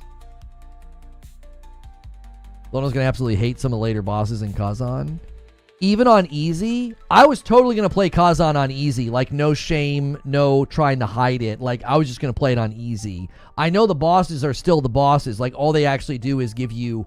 that you output more damage, you take less damage, and you take less adrenaline hits. No, I'm sorry, not adrenaline. Endurance hits. I'm assuming the bosses are still going to be really hard. Because I tried to tell people... it's like, do not get Kazan thinking you're going to go, oh, I'm going to turn on easy and button mash. No, you're not. The first boss makes that very clear. This is one of my tip for you and Kazan. Learn how to master reflections.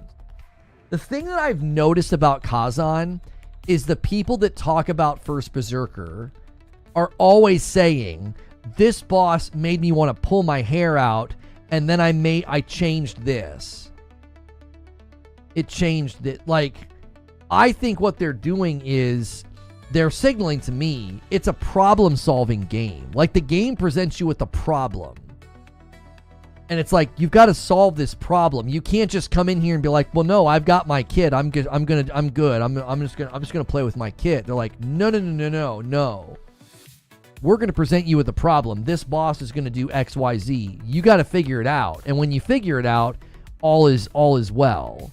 If you don't take the time to figure it out, it seems like you're just going to beat your head against the wall. So to me, it sounds like if I run into a boss, hit the brick wall, I just need to do a quick search to be like, well, what the frick are you supposed to do against this boss? Like, I don't have any shame in doing that. Like, that doesn't bother me. That was Viper for me. I don't know. Maluka wasn't that bad. They're probably referring to the mage-type bossage, which they are annoying as frick until you discover their individual weaknesses. Reflections is a technique that is like high-risk, high-reward parry. If you can get the timing down, which is tougher than regular perfect blocks, it crushes their stamina. If there's one thing I love, it's a good parry system, boys. I love it. I absolutely love it. It's the most rewarding mechanic in any game. I mean it.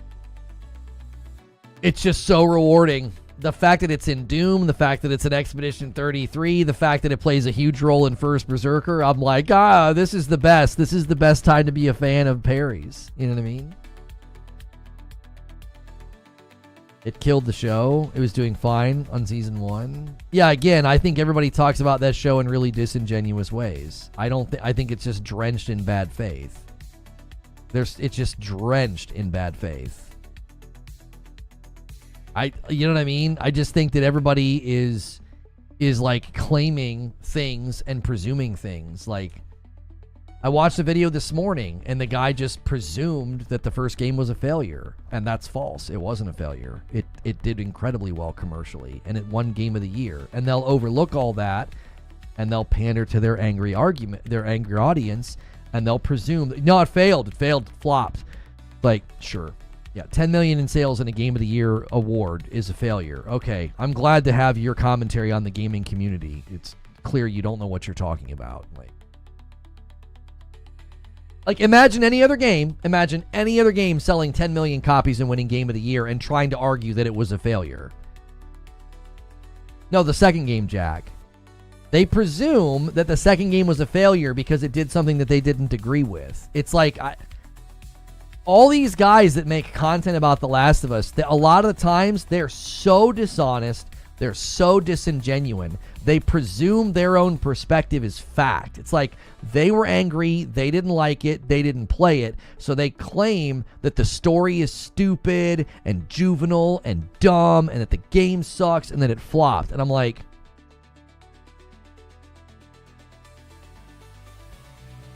oh, I might have misspoke. They presume that the second game was a failure. And I'm like, it wasn't a failure. It like 10 million copies sold in Game of the Year. That's like, I don't care the size of the studio. I don't care their aspirations. That is a success. That's a huge win.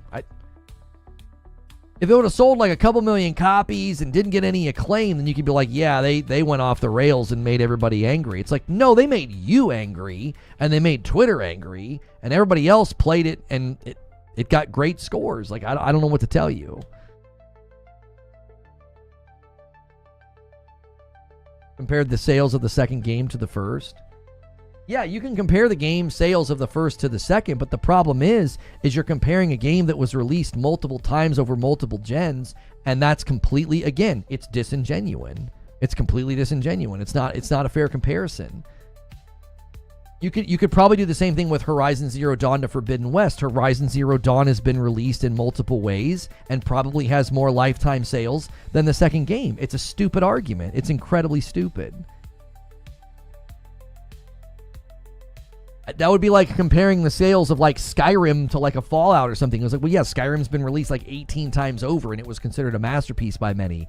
It's like a cross-gen game that like spans how many years of people going back and rebuying it and replaying it. Oh, these other ones didn't sell as well as Skyrim. It's like, yeah, exactly. The original Last of Us released on the PlayStation 3 for crying out loud, and it had a re-release version on PS4. They did 2 re-releases of it, didn't they? Didn't they do 2 things with Part 1? It's always so disingenuous. It's like when somebody uses the fake photoshopped picture of Aloy. As soon as they use that picture, I'm like, you're just a liar. Why would I listen to you? You're a liar. I don't listen to... Why would I take your opinion serious if you have to lie to make your point? It's completely stupid. Elu 2's been re-released 3 to 4 times now. No, it hasn't. That's another lie. That's not true. T-Lu 2 has had 2 versions added, and only one was recent. That was like last year. The remaster of T-Lu 2 was last year. T-Lu 2 hasn't been re-released 3 or 4 times. That's not true.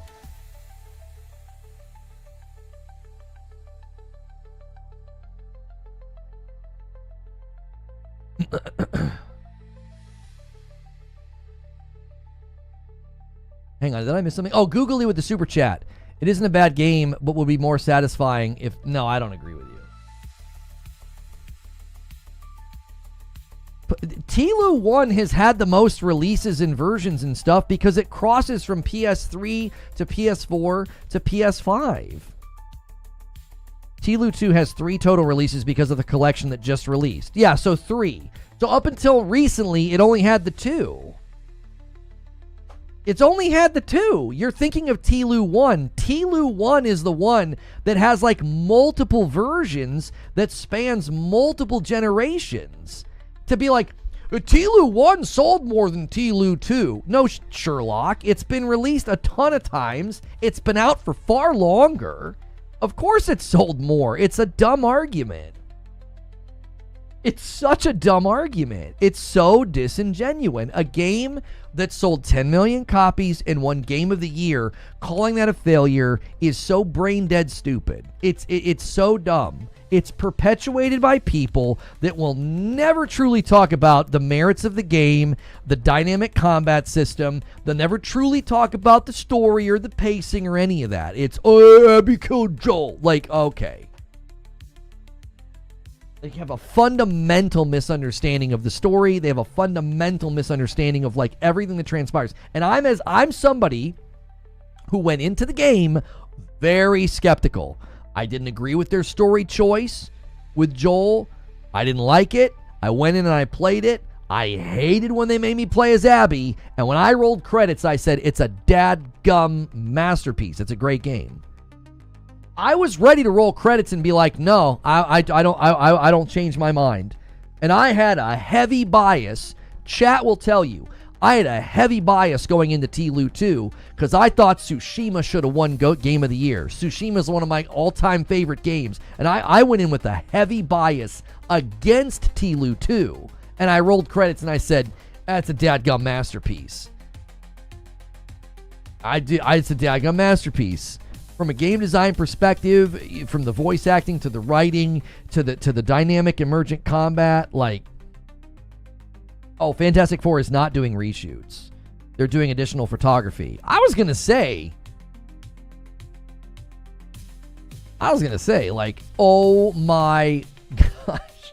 And a 50 bomb from MASH! Twitch, can you match that? We have a MASH. Oh my gosh. There it is. 491. The stretch goal is to make me play Revenge of the Savage Planet with Madam tonight. I have the ability to do 2 perspectives and switch between the perspectives. We've done that before. I'll do that for you tonight, but you got to get Stretch. You guys have basically secured the Friday night stream. 9 more members is nothing. We'll probably get that off of resubs. So Friday night's probably going to happen. I said probably. It's probably going to happen. We only need 9 more. But the stretch goal that we agreed to was that I'll play Revenge of the Savage Planet with Madam. I'm going to play Revenge of the Savage Planet with Hilly only because we had already planned on playing it and I didn't have to buy it again. I just installed the Game Pass version on my PC. So, And I was like, I'm so sick of this. I'm sick of not playing a game because of like that kind of an issue. And it was like, this game is perfect for Hilly and I. So that'll be this afternoon. What are your thoughts on the show? I can't stand the show after playing the game. I don't. Here's what's frustrating me is I actually don't think the show's doing a good job. I don't like some of the decisions they're making. I don't think they're doing a good job. And it's unfortunate because the people that are hating the show are hating the show because they hated the game. And I'm like, I loved the game, and you guys are totally screwing this up. I don't like what they're doing.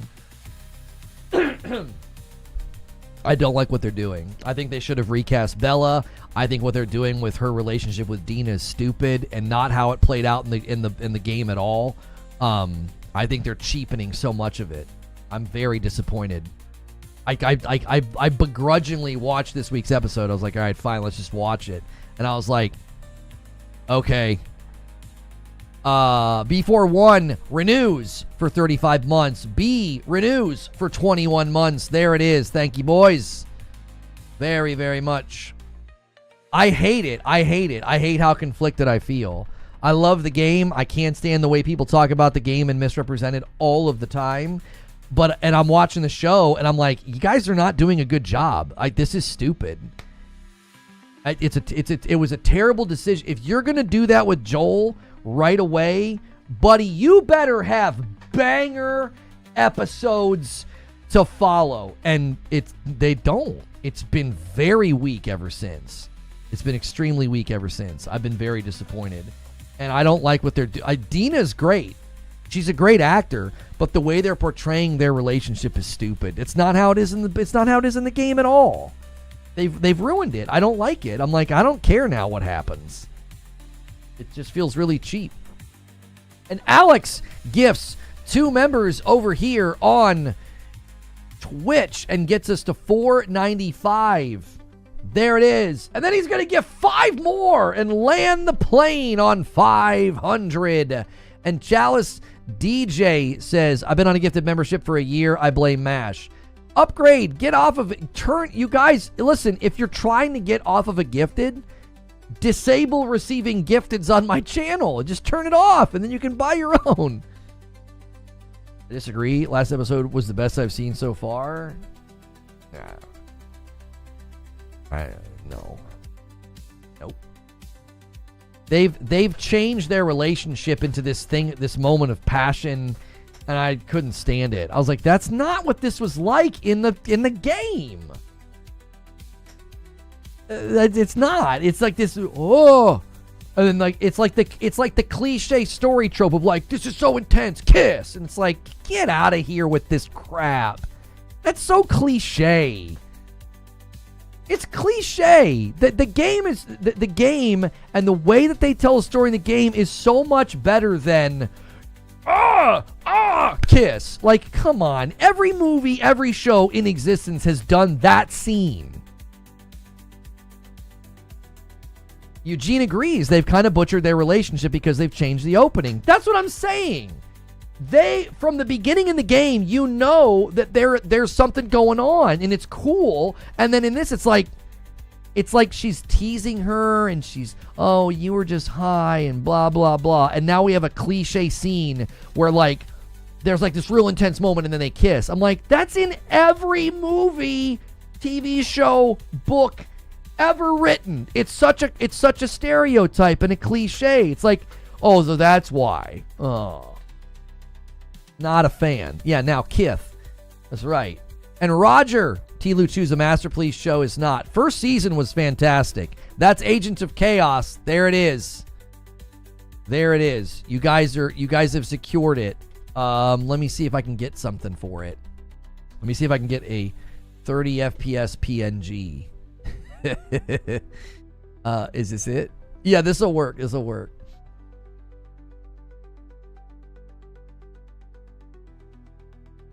Hang on. I have to replace this image.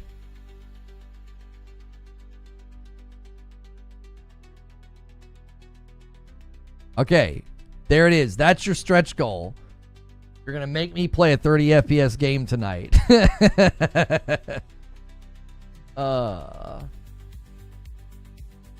So they're fighting? Yes, Deuterino. It's so stupid. It's like that. I'm serious. Like, I was already not too big on Bella. I was like, Bella doesn't look the part. She did such a great job in season 1. I think they should have done the significant time jump, and they should have recast her. She is an amazing actress. She's got range. She does a wonderful job with the motion. She's very, very talented. She doesn't look the part. It doesn't work. You could have an incredible actor and you put him in a Superman suit, and if they're built like me, it isn't going to work. It isn't. You could take a phenomenal actor. Like, Jim Carrey has incredible range. Tom Hanks has incredible range. They can't play Superman. It wouldn't work. They don't have the visual appearance to be Superman. She cannot play Ellie at this stage. She's 21. I know. It doesn't work. She doesn't look it. She looks like she's going to ask for the car keys to go to the candy store. I can't do it. I'm like, this doesn't work. And then, if you try to get over that, they've made terrible decisions with the story. Like, her and Dina aren't scared of clickers. That's idiotic. It's idiotic. Like, when they first face some clickers, they're like goofing around and like joking and not taking it serious. I'm like, this is stupid. The tone of the second game is not like, haha, clickers. She like pretends to stab her neck. It's so stupid. It's like, what are you doing? It doesn't capture the gravitas and the somber nature of, like, when you go out and you gotta face these things. It is not funny. There's nothing funny about it. It's terrifying. And they treat it like a joke. Now, in the most recent episode, there's at least some severity all of a sudden. It's like, oh my gosh, there's people that have been brutally killed, and Dina counts with hearing, which was cool. Like, that was almost like video game meets show, right? She's listening and she's counting the clickers. I thought that was cool. It was like, okay, maybe they're going to start to take it more serious. But it's like, but now you've got this conflicting tone of like, well, just the other day you guys were like joking about clickers like they were no big deal. And then they turn their romance. I think they turn their romance into something trivial and stupid instead of something meaningful, and like it would have grounded Ellie. It would have given her somebody to be with and to care for in the wake of not having Joel. Like, instead, it's like now it's this emotional moment of like, we're angry and scared and we're gonna kiss. Oh.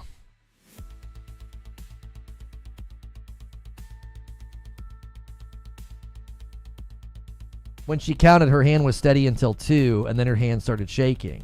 Right, and if they wouldn't have had that first encounter where they acted like it was a joke, I think that would have landed stronger. I was like, that's what you think of clickers. That's what you think. You're like, oh, it's only 2, it'd be fine. No, 1 is terrifying. What do you mean? Like, why they changed how Ellie and Dina patrolled together from the game is baffling. Yeah, they've made some very strange decisions. I don't understand it at all. Like, if you were going to come off of killing Joel and you really wanted things to go well, Jeffrey Wright is as reliable as Blue Jeans. Oh my gosh. As soon as he was on camera, I lean forward.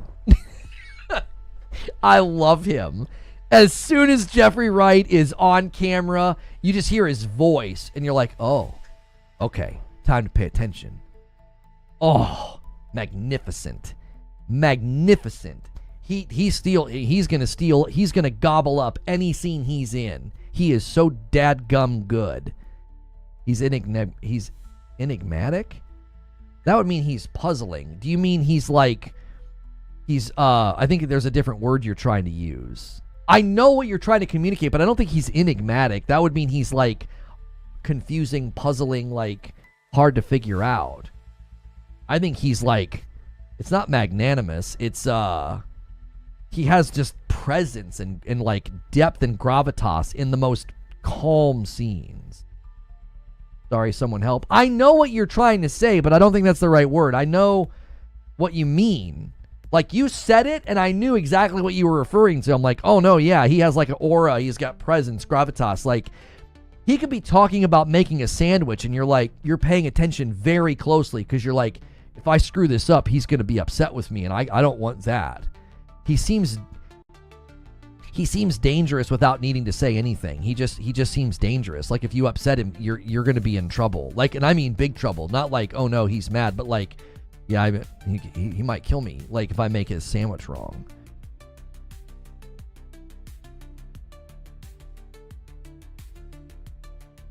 They chose that action sequence over honoring the plot development in the game. The actress that plays Abby breaks my immersion. Yeah, I think that was a bad choice as well. I thought that was a terrible choice. They should have chosen somebody who was physically imposing. They should have. There are capable actresses that are built like that you would not want to be in the same room with, that could throw you through a wall. There are women built like that could have totally played the part. They've made terrible decisions for season 2.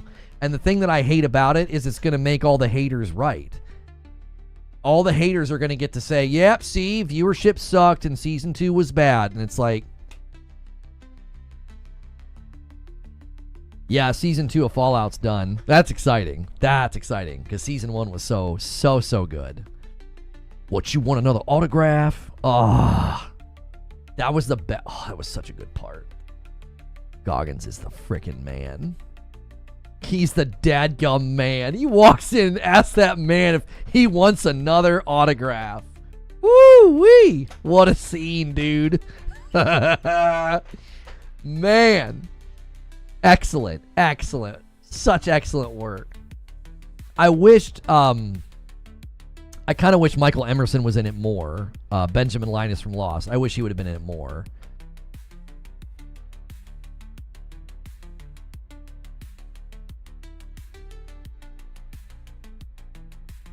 I like the performance, but they mess up the lore. Oh, I don't care too much about messing up the lore in Fallout, if that's what you're talking about.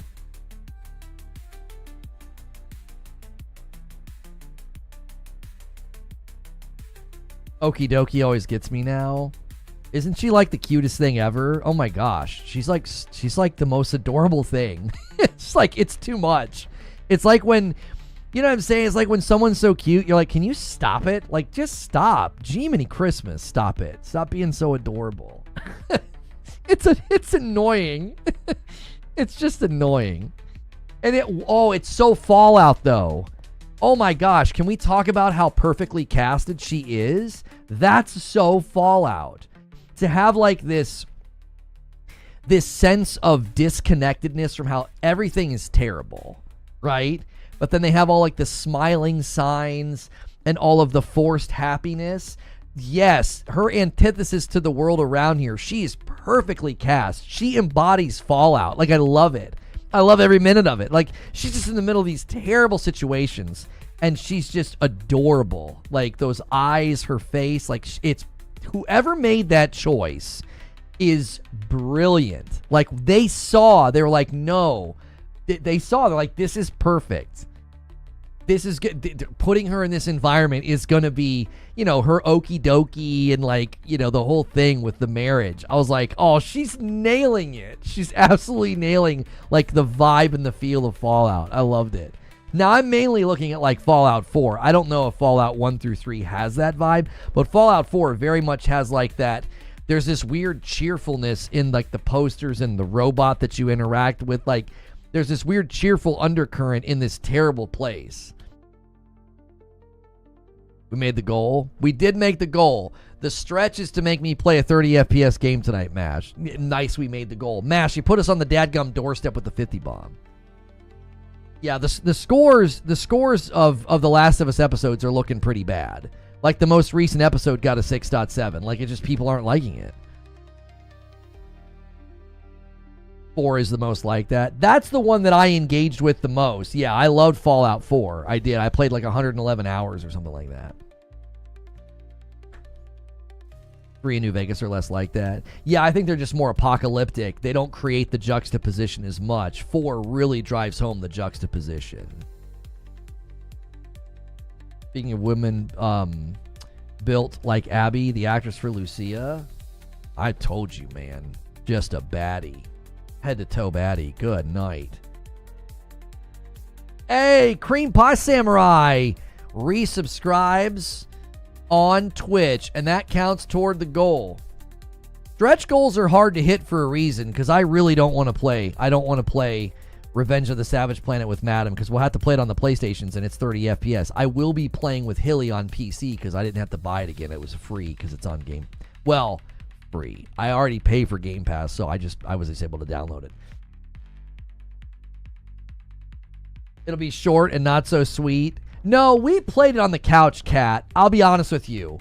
It's not that bad. It's frustrating, and I don't like it, and I don't want to play it for very long, but it's not nearly as bad because of the gameplay loop. It's not like trying to play like a Tsushima or like a shooter. Like Doom at 30 FPS or like a Tsushima at 30 FPS would be way worse than Revenge of the Savage Planet.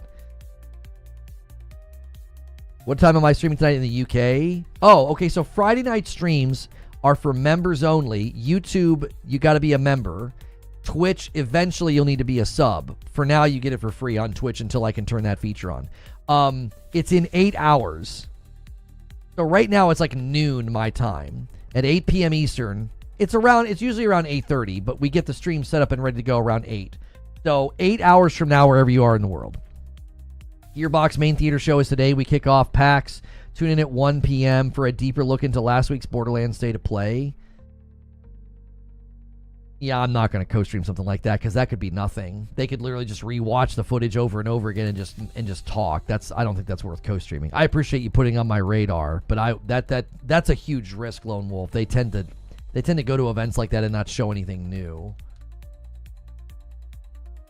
How do you apply a gifted sub? You don't apply a gifted sub. You have to say that you're willing to receive a gifted sub on my channel, and then you might get one. The best thing to do on this channel is do what Clevelando did. Do a member plus. Just click join. It's $6 a month. You get into every extra piece of content that I make. It supports me directly, and it's a cup of coffee every month, and you get extra content literally every day, Monday through Friday. And then if you pay for Amazon Prime, you can use your Twitch Prime on me on Twitch, and that supports me. You don't even have to watch on Twitch. If you still prefer to watch on YouTube, that's fine. But if you're paying for Amazon Prime, every month you have a Twitch Prime that you can use on my Twitch channel that supports me.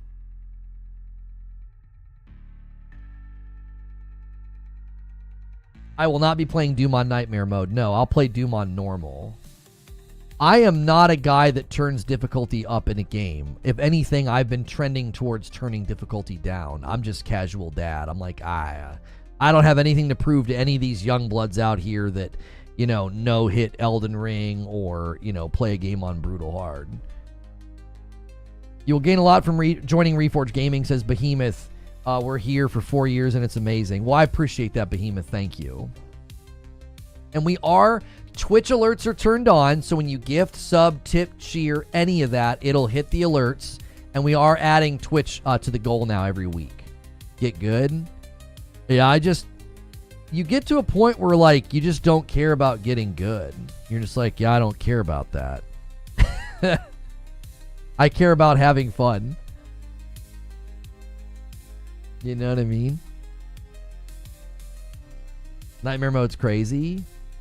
Do you like extra milk in your coffee? I use Italian sweet cream in my coffee, which that'd be a good time to talk about. That is another way to support, guys. You may have seen this in the corner. We do have our own coffee. Reforge Roast, reforgeroast.com. Terran Seal bags. We have a medium roast, a light roast. That's the dark roast. We have bundles that are on sale right now. You can get the light and the dark together or all three. Very competitively priced if you're already buying coffee.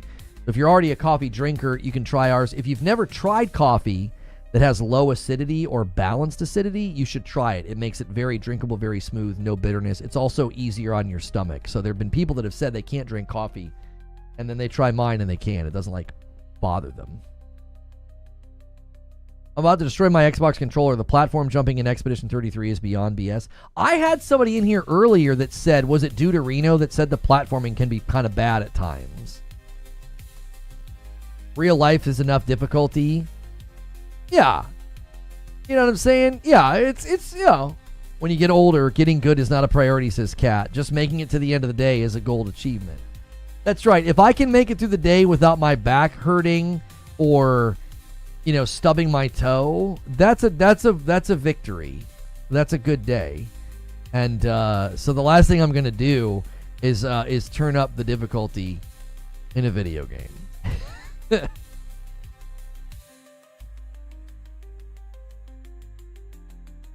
We're not doing Arc Raiders with Hilly.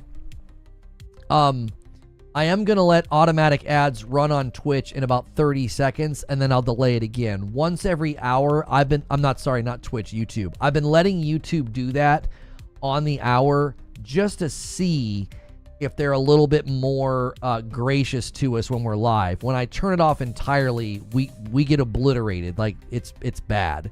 So we're trying an experiment. Once an hour, I let it run ads, and then I delay it again. No, Hilly and I are going to be playing Revenge of the Savage Planet this afternoon on PC. I haven't decided if I should do that as a public stream on YouTube yet or not.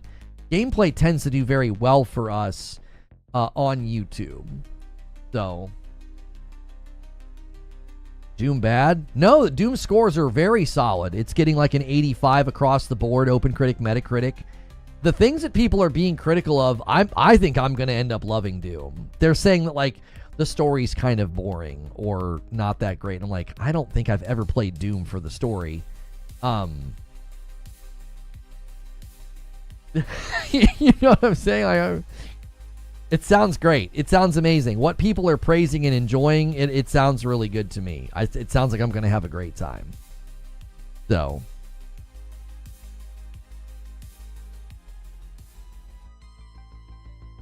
I've never played a Souls game, and at this point, I won't ever. Doom guy has lore.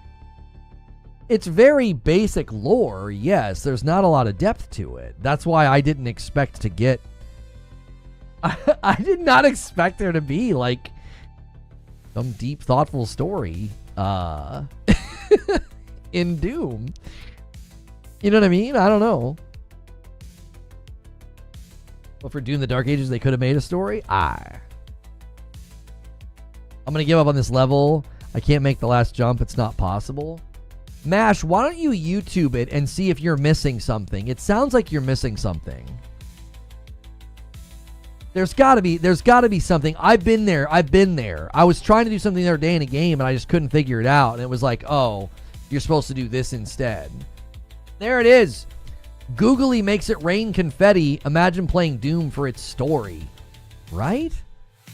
It's super weird. I'll set another super chat goal for you guys so you can make it rain confetti, and you can make me gift a member. I will gift a member. There we go. That adds to the total over here, making it 504. I also owe you guys 20. I'll save them. I'm going to save them. I'll probably end up doing those when we play gameplay with Hilly. That might get some people to come in. But right now I owe you a single, so I'm going to do it.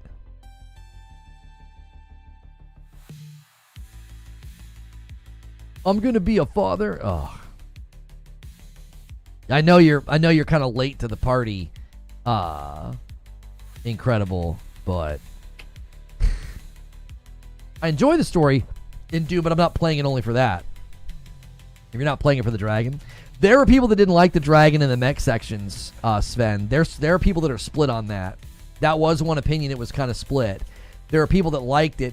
One of the reviews praised it and then also said that those sections are repetitive. They kind of disagreed with themselves. It was like, oh, they're cool. They change up the pace, but then they were also like, it's repetitive. I'm hoping the next Duke Nukem game really fleshes out Duke's journey to becoming the eloquent gentleman that he is. I don't even know the story of the modern Doom games. I just skip. Basically, like, they opened the demon gate and then they made you to fight. Isn't that basically the gist of it? Is the dragon the new Batmobile debate? Right? Guys, Anthony Joshua was in chat. He's a longtime supporter of my content. I'm just kidding, Jack. Jack hopped on a mic a long time ago with me in a raid, and everybody thought he sounded like Anthony Joshua. Yeah, it is. It's the new Batmobile debate, Jack.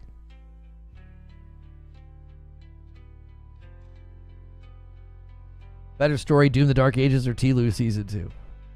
You said something about having a good day, so I had to make this comment. Okay, Talika says, a good day is if I can make it through the day at all. Hell, I only have one leg, so stubbing my toe has the potential to kill me. Now, hang on a minute, though. What happens if you stub... You have a prosthetic, right? So if you stub your prosthetic, does it just like... Do you basically just trip and fall over? You know what I mean? Like a Jenga tower?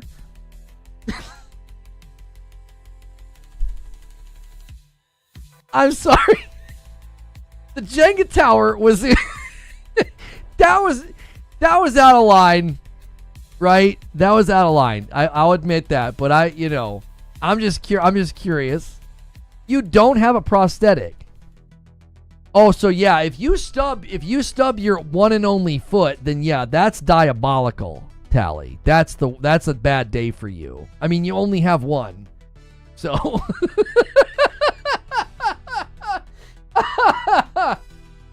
I mean, that's diabolical. Clipped, cancel, incoming. She made the joke, you know? Oh, man. Anyway. Hope I came on time. I'm excited for Doom, the Dark Ages. What spill everyone take? It's landing with a solid 85 on Metacritic and OpenCritic. I was hoping it was going to be a little bit closer to 90. I was pulling for like an 88 to 90. Everything they're describing, it sounds like I'm going to have an absolutely great time. The quibbles and the criticisms don't seem like things that I'd be that concerned about. Like, well, the dragon and the mech fights are repetitive. Okay, they don't make up a ton of the game. Like, somebody even said, like, they only make up like 10% of the game anyway.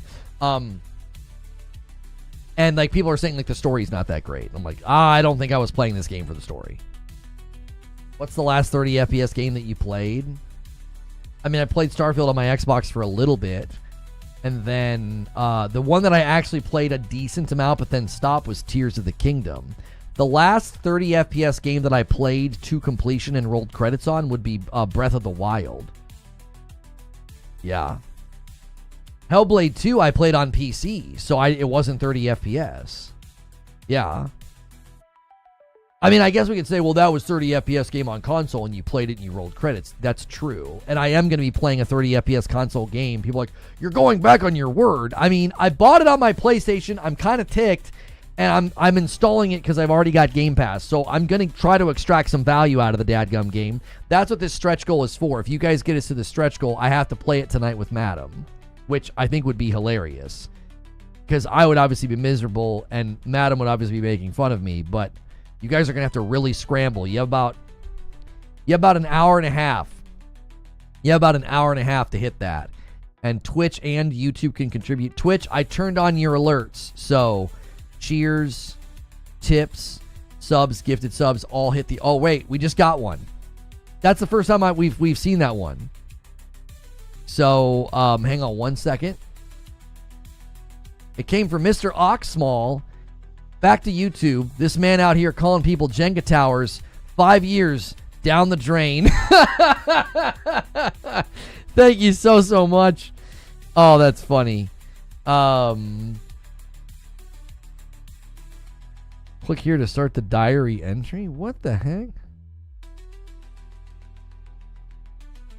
Oh, the lives. Oh, okay. Hang on. I gotta put a flag on this one so I remember to do it later. Little Switch return, grand opening, grand closing.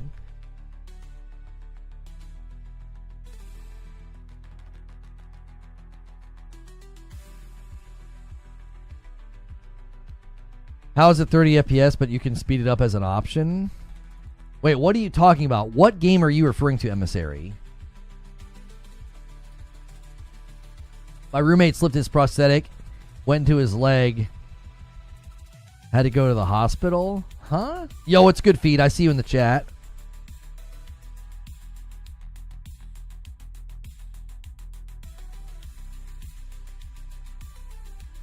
Doom going female protagonist?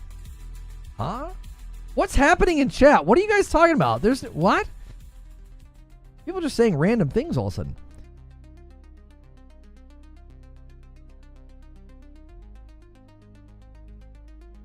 Did you just really call Talika a Jenga tower? He really did. It made me laugh. Yes. Yeah, I mean, if anybody's going to try and cancel me, she initiated the joke, and I joked back with her. We're friends. That would be the dumbest thing to try to get upset about. Like, that is, if you're going to try to be offended for somebody who initiated a joke about not having a leg, and I joked back with her, then you're an idiot. Gaming thing, I found there's a platform I can jump to between. Okay, I thought so, Mash. I was like, man, I would just look up a video, brother. It sounds like you're missing something. And in a game like that, it could be easy to, look past it. Oh, people are complaining about a female protagonist, but when it comes to GTA, people are fine. No one has ever complained about a female protagonist when the female protagonist is hot and optional. They only complain when she's not optional, or if she's not quote unquote hot. Why can't I play as a guy? That's the only time that question gets asked, is if the character is not optional and not hot. Lucia checks both boxes. She's smoking and she's optional. You don't have to play as her. You could play as Jason if you want. I mean, they haven't said that, but I think that's pretty obvious. Where they say Lucia's going to be optional. I mean, it's two protagonists. They're showing you them. Jason just had his own commercial. I think it's fair to assume she's optional. Yeah. Now they might have missions where you have to play as her, but you don't have to play as her. You could probably play as Jason. I think that's a fair guess. I mean, they seem to be signaling that. The first time they showed us gameplay, it's Jason. Now I hope it's only her. Oh, it won't be. And they won't care. Nobody's going to care about having to play as her the whole time. They'll put her in booty shorts and a dress, and they'll be happy as a clam. You probably play as both. Yeah, it'll probably be like AC Shadows, where there's missions you have to play as one of them, but then you can just totally stay as one of the characters. She has an ankle monitor on, might have limited movement at first. Yeah, that's probably true. It's pretty common. GTA 5, they let you switch as you want it between the characters. Yeah, I don't think they're going to depart from that. They don't have Dan Houser as a writer. It feels like a red flag to me. It needs to feel fratty. I don't think it needs to feel fratty at all. I think that take is so bizarre. Wanting it to feel like frat boy satire. The trailer, to me, signals it is a mirror of the most extreme versions of our society. Trying to go viral, twerking on a car, dancing at the club, racing in the streets. It's Florida Man and debauchery and doing things for likes and clicks. It's a mirror more than a satire. I don't think it's meant to be the frat boy satirization of culture anymore. It doesn't have that tone at all. It doesn't.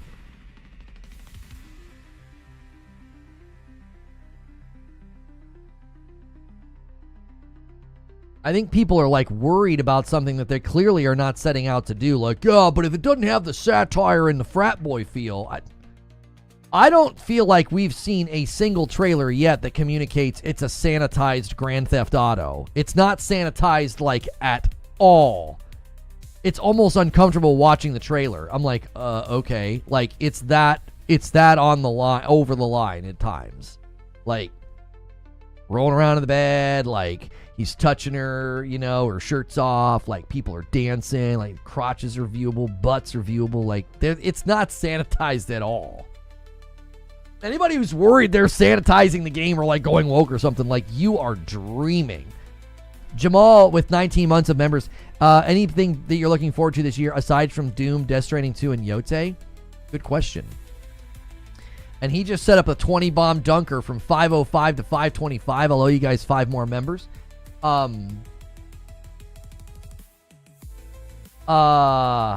me think. Hell Is Us looks like it could be a sleeper. There were a couple of others that were... Metal Eden looks really, really cool. I've got games on my wish list. Let me just pull that up. Let me just pull up my PlayStation Store wish list and just tell you.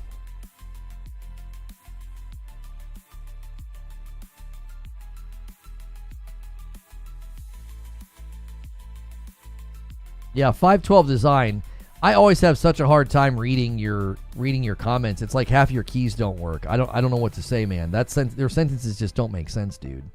For a while I thought it was like a language barrier, but I honestly feel like your keyboard's just busted.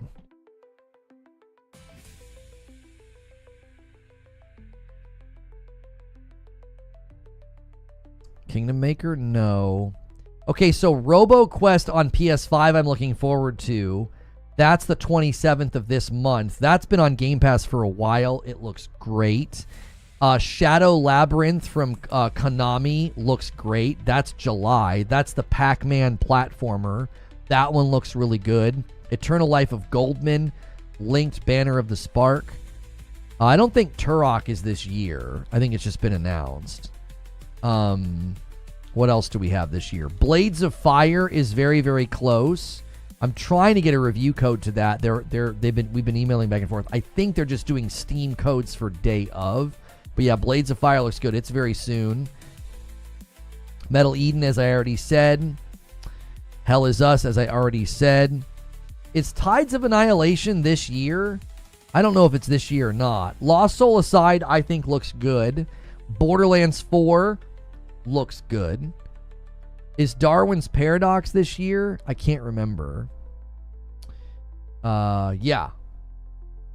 Those are a bunch of games that I've like thrown on my wish list that I think look fun, look good, yeah. Veer? Oh, beer. Oh yeah, your keyboard's not broken. Just 512. We've been here before. Can you please? I love you. You come around a lot. Just correct your spelling mistakes. You make so many, I can't tell what you're saying. It truly feels like I'm reading the writings of someone having an active, like you're in a car or a roller coaster or something. I'm like, what are you trying to say? Or not, I guess the keys are. Keys actually font have any letter on. Yeah, I mean, oh my word. Your keys actually don't have any letters on them. Oh my gosh. Okay. You give me your address. I'm going to send you a keyboard. I'm sick of this. No, I'm just kidding.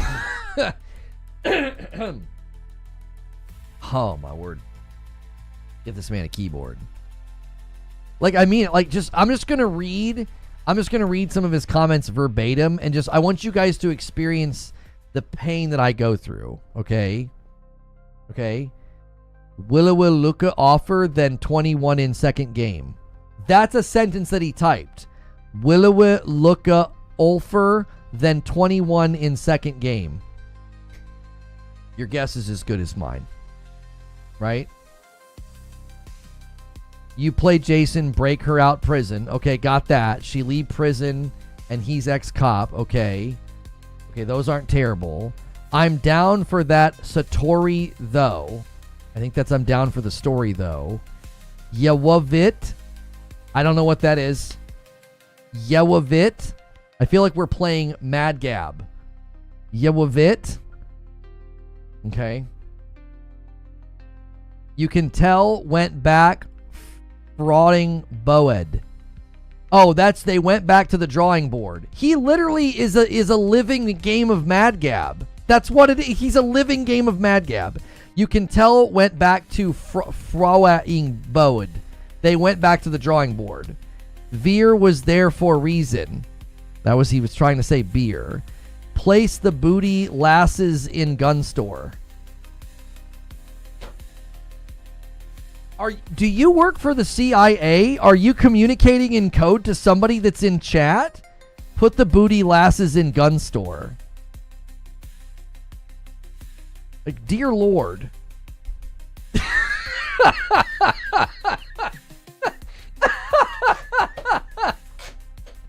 How does anybody supposed to understand that? And how does anyone type that and press send? He's a living game of Mad Gab. I'm trying to tell you, like, I get frustrated because I read very quickly, and I get these sentences, and I'm like, I like, it's like the car is like skipping. I'm like, I have no idea what you're saying.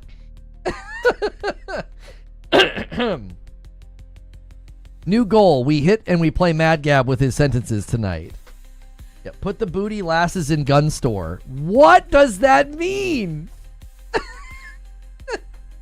Yeah, he's enigmatic.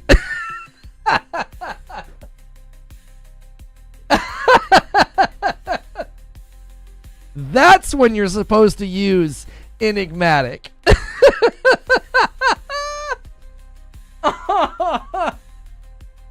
Frickin' typing in code.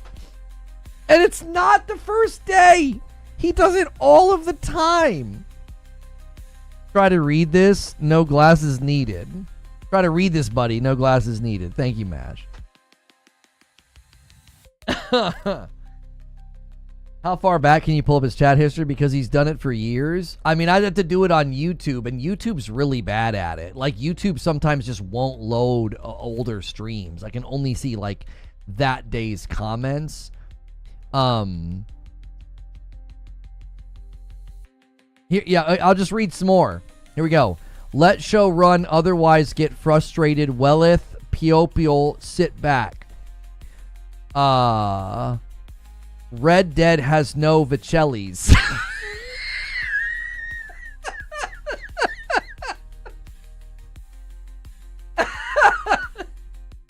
Red Dead has no Vicellis. There will be downgraph Red Deadless like other games already out. That in Reforge to just pores. I'm telling you, it's a living mad gab. I don't. That in Reforge to just pores. A sculpt of any size shouldn't pass the 10 million limit. Anything beyond that is so fine, it's intended for pores detail and shouldn't even be sculpted. Like, all of a sudden he does it. He pulls it off, and you're like, wow. Amont, poly, yes, you bake map, S2 optimize. Think Series S running nothing, running that entire game.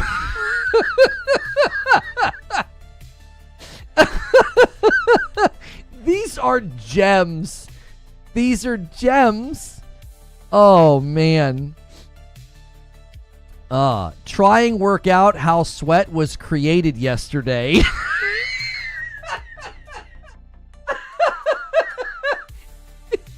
What?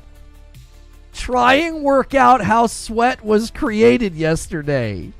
I guess he's curious about how sweat's created? It is evident that they returned to the drawing board as they have altered various aspects, including the beer. The beer is typically associated with the male testosterone influence, the firearm guns. There you go. There you go. I honestly, I think we've made a mistake. Go back. Yeah, go back. It's funnier when you don't make any sense. Now you're just contributing to chat, and everybody does that. That's boring. Yeah, we shouldn't have done this. Now he's going to do a good job typing. But he firearms gun store, and women with feminine figures typically sell gun magazines. Oh, yeah, now he's making sense. We screwed it up.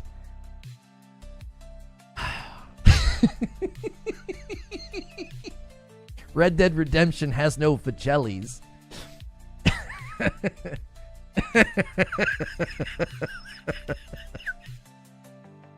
Just can look at the Cylinfer. Couldn't on the cart to see Wasney opt mixed. It gun and look a lot like the advert you got. Oh, man. You are a treasure, my friend. Cause that what I'm saying in the artist place. Yeah, he's back. Okay. All right, good. That's great. He can't keep it up forever.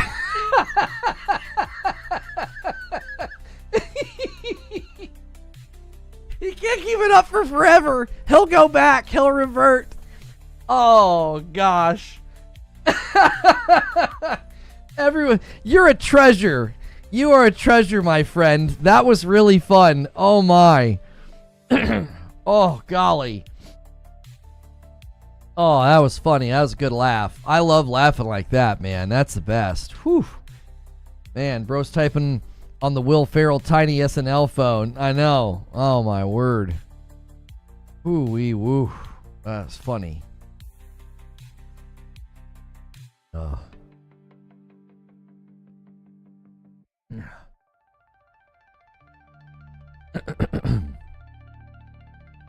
I actually think he's right, though. I mean, I don't think I agree with they went back to the drawing board. I think that GTA 6 was always going to be like this. If you go back to the original trailer, they got like the girl in the American flag bikini, and there's like mudding trucks behind her. They are definitely having no problem putting like America in this game. They don't care. Mike on a mic says, I'm laughing out loud in public right now. Red Dead Redemption has no Vicellis. Come on, bro. You know it's true. You know it's true. Don't you try to tell me there's Vicellis in Red Dead Redemption. You son of a... There's no Vicellis. They went back to the one with the drawing board was great because it literally sounded like a dadgum mad gab. Exactly. Laughing, then say he right. No, you're a treasure. You're both hilarious and also making, I think, astute observations. But I don't think you're correct in saying they went back to the drawing board. I think you're pinpointing things that were already there in the first trailer. Like, I mean it. I think the first trailer was like, you are not going to get some sanitized, safe, woke GTA 6. It's not going to happen. It isn't. I'm concerned about the overheating of the PS5 for the GTA 6. Why? The overheating thing was totally overstated and made up for the most part. I mean, that was not at all what people tried to make it out to be. That has been completely overstated. People are like, overheating. Yeah. How many of those people didn't even have in good ventilated areas?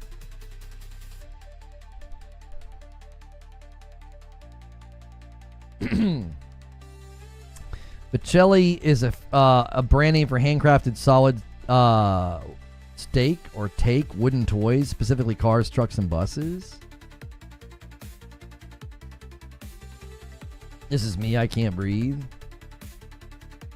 Barrier says he's talked like that for years. No, like anytime 512 Design shows up and is talking in chat, I know that I'm in for a real treat. It's like a detective game of like, what the frick is this guy trying to say?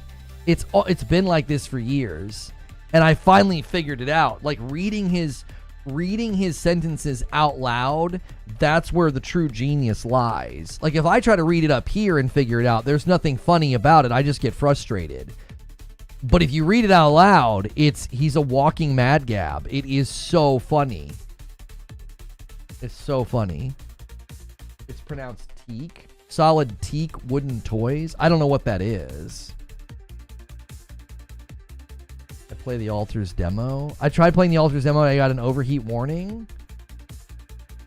Yeah, take it apart and clean it out. No, Rhett. There have been people that have gotten that issue. Pop off your side things. Blow that sucker out, man. I guarantee you've got dust buildup. The thing should not be overheating. It shouldn't be. Also, make sure it's not like tucked in an entertainment center with no, breathing room. Like mine just sit on the floor. I've never ever had them overheat. And I've played long hours of demanding games. Like I know AC Shadows. I put my hand back there. It's blowing out hot air. I mean, it is. Or Horizon Forbidden West and other games. You can't. If you're getting heat warnings, I would say it needs cleaned out, properly vented. Like that's not common. And when it does happen to somebody, that's the solution. I keep telling my mom to clean it out. I blew it out, but I looked up how to prevent it, and it says to take the fan out and take a vacuum. I wouldn't take it apart. You can take the side panels off. They pop off fairly easily, and just blow it out with compressed air. Or yeah, you can use like a vacuum cleaner, like pull dust out of the vents and stuff. Yeah, does anybody smoke? Do you have pets? You're supposed to clean it once a month. I have it in an environment where there's very little dust, and so I've never, even when I changed to the Spider-Man plates, I'd had the PS5 for years. There wasn't like a speck of dust inside. So this fan is easy to remove to allow a vacuum in there. Yeah, I mean, if there's a video advising you on how to do it and you can do it safely, then that's probably fine. I once considered buying a Garwood desk, but it was out of my price range. What's the reason of buying one? Is it like really sturdy, heavy, nice? Does it look really nice? Does it have a great finish on it? I don't know what that is.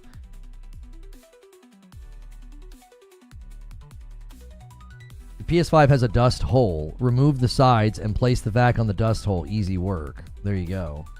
Yeah, Veer Vicelli's. Yeah.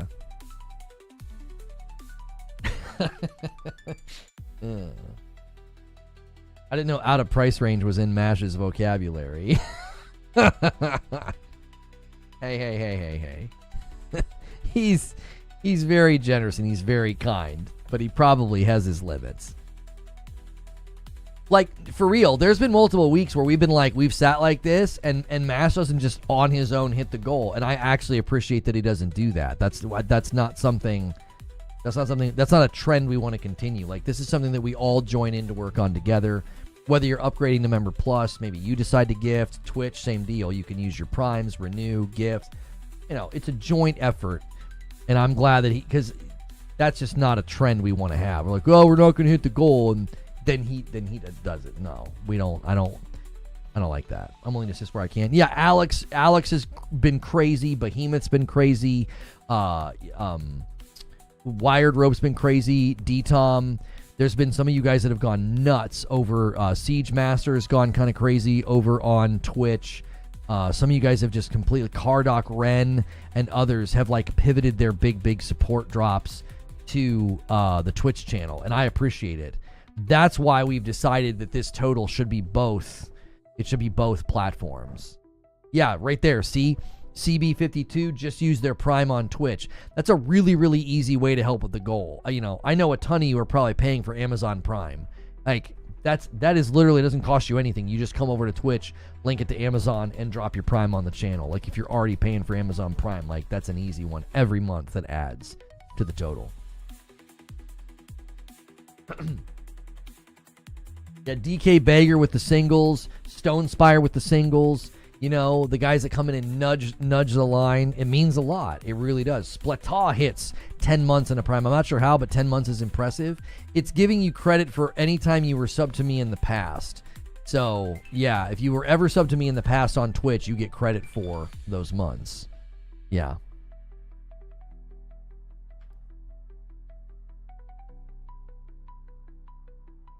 Recently blew out the 4090. It looked like it was snowing. Oof, yeah.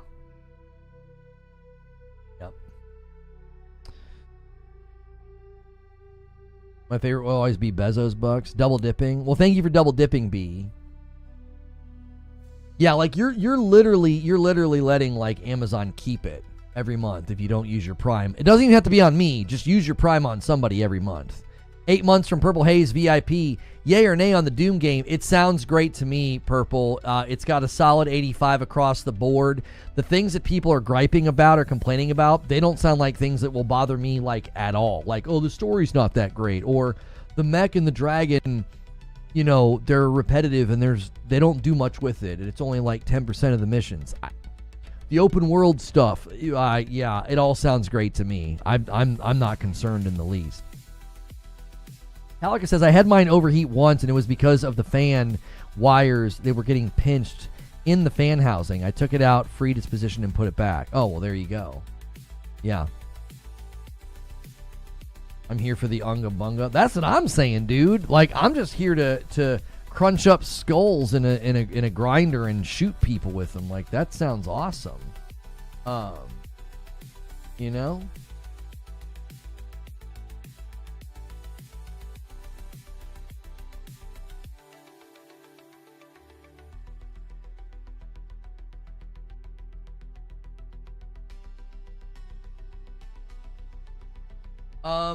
Okay, I'm gonna need a quick break. I'm gonna need a quick break. And I'm gonna pause ads on YouTube, and ads just rolled on Twitch. I'm gonna quickly run upstairs. We're gonna go for another hour and 15 or so, and then I'm gonna play with Hilly. So you guys have some time to hit stretch. We don't have to hit stretch. I'm happy just to hang out with Madam tonight and not have to play Revenge of the Savage Planet, but I do have the 2 monitors still set up from the last time. We can do the switching perspectives where you can see Madam play, me play, and switch back and forth. We can do that again. And we will also be playing with Hilly this afternoon. I think we're going to do the stream with Hilly public on YouTube, because we might as well take our shot with that. Our gameplay sometimes does pretty well, like over the weekends, because people are looking for gameplay. So I'll be right back. Don't go anywhere. We'll keep hanging out. We'll keep talking. Y'all are the best. If you're on YouTube, quickly hit like. The likes are a little light today. Let's try to get to 300. I'll be right back.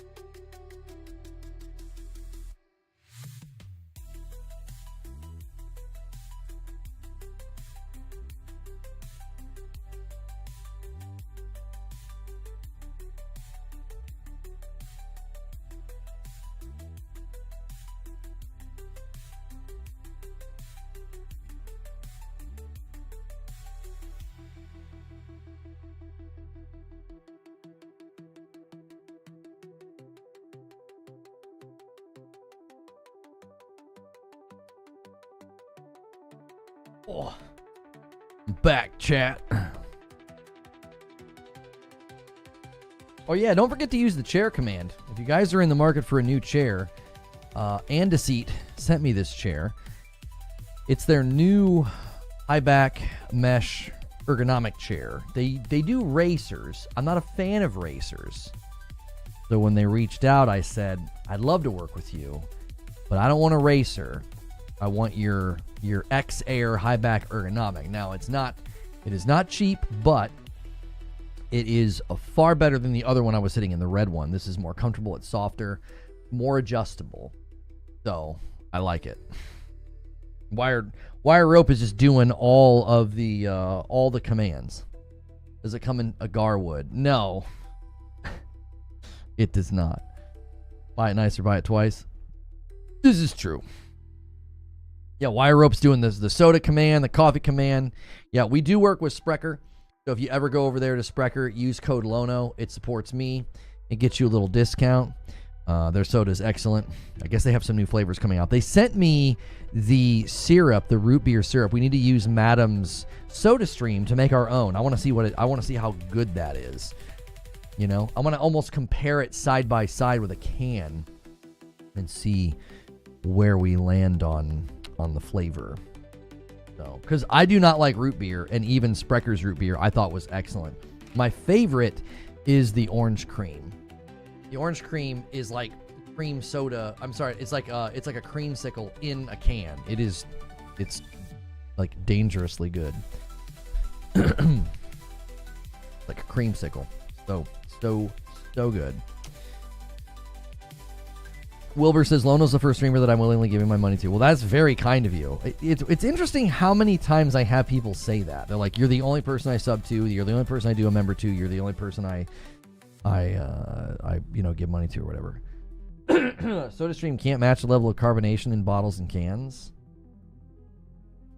Are you sure about that? I can just keep pushing the button, Zubair. Like, you can, I do 5 long pushes on Madam SodaStream, and it is carbonated. It's you can do it to where it's too much. Like, I did it for my daughter. I did like 2 or 3, and she didn't like it. She thought it was too carbonated. I'm pretty sure you can get it there. Yo, the real Sticky with 26 months of memberships on YouTube. You mentioned if you play Revenge of the Savage Planet with Madam, it's at 30. I thought it was only 30. I booted up and there's no performance options.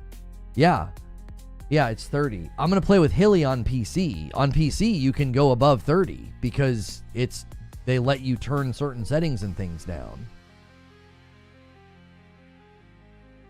Yeah. I don't understand. Like, I didn't have to do any significant amount of work on an older rig with a 2080 Ti. I didn't have to do anything to get it running at 60. I don't understand. When I said my friends that if GTA 6 is 30 on my PS5 Pro, I won't buy it, they looked at me like I'm crazy. Oh, yeah, because to them, it's like, how could you possibly skip it? We'll be checking out the Borderlands 4 thing in a few minutes. I'll pull it up. I'm not going to do a new stream, but yeah, sure, we can pull it up and take a look at what they have to say. Just realized I was an hour behind stream. No, you're good. You're good. It's confusing because it doesn't look like the type of game that wouldn't have a performance mode. It's in Unreal 5, and it doesn't...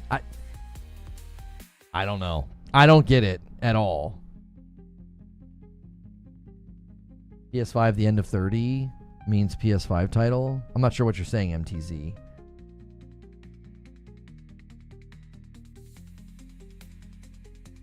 Wish I knew. 50 wasted for me. That's how I felt. I was like, probably going to get added in an update. They're not really signaling that that's a priority. The only reason I found out that it was capped at 30, I could tell that it was, but I got my confirmation on Twitter because they replied to somebody. They've not signaled anywhere that they have plans to do a performance mode. And again, it doesn't seem like the kind of game that it should even been a question. It just doesn't seem like it should have even been a question. It's like Revenge of the Savage Planet doesn't look like a game that I should have been like, yeah, that might be capped at 30. Like, I don't know. I'm very disappointed. And, I got disagreement because they're like a smaller studio. And I'm like, what? Like...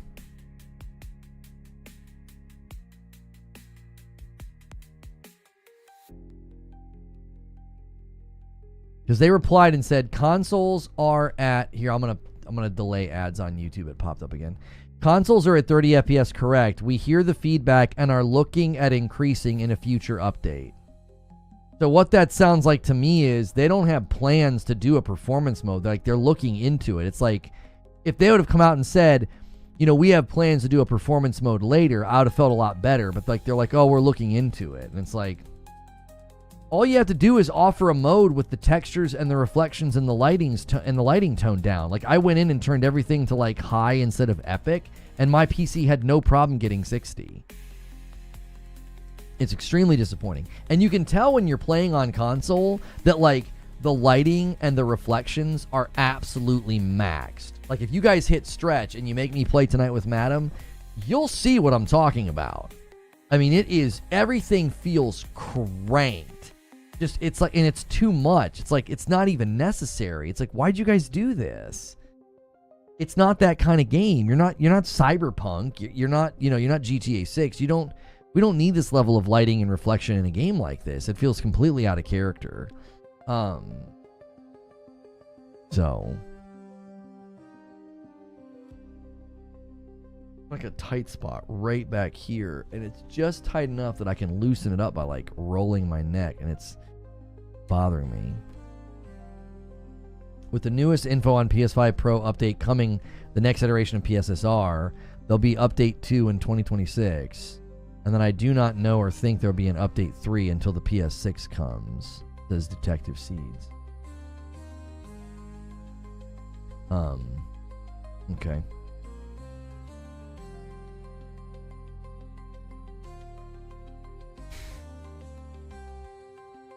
How's the hand pain? Oh, it's completely gone. It was just a pinched nerve or something from, I think it was quite literally from when we were wringing out the towels for the, when the flood happened. Like, it was just, you're squeezing your hand as hard as you possibly can for, every 30 minutes I was doing that, for like 8 hours. That's just not, you're not gonna be able to do that. Your hand's gonna complain. I had that issue for about a week, so I've not been like waking up with pain or tingling or anything like that.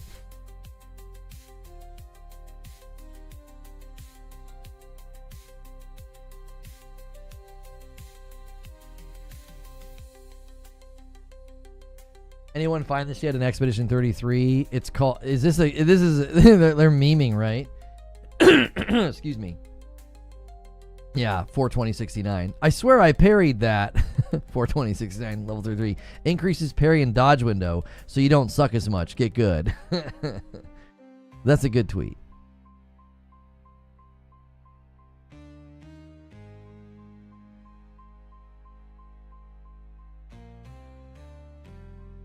The devs were too busy figuring out if they could. They didn't ask if they should. Yes, excellent Jurassic Park reference. Yeah, especially for a game like that. Like, you should have said from minute one, we're going to make sure people on console can get 60 FPS. Deliver that. And then if you want to go above and beyond that, go for it. Like, that's my pushback. Like, because Kirk thought I was being too hard on them because they're a smaller studio. And I'm like, no. Hang on. They could have made it a priority from moment one to get it to 60. That's not what they did. They made it a priority to like add all this fancy lighting and reflections. That was an internal priority decision that they made that I don't agree with. It's like, if you're going to do that in 2025 when you're delivering a game, I think it should be known. Like, hey, we don't have a performance option here, Love your content. Thank you. Dodge, I'm good with parrying, not so much.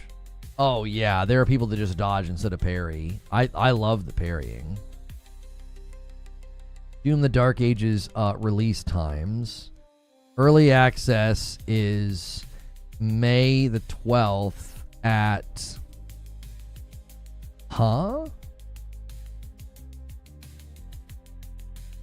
8 p.m.? Monday night. Oh, well, we'll just play it Tuesday, I guess. That's weird.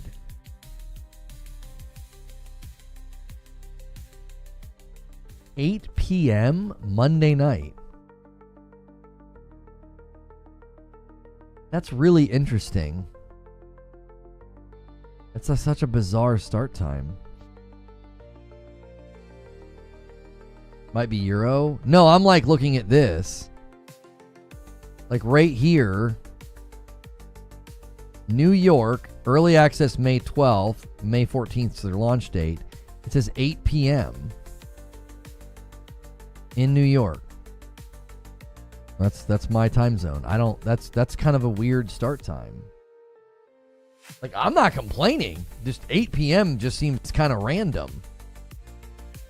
That's great for the people that are like excited about jumping in as soon as possible. They get to play like Monday evening.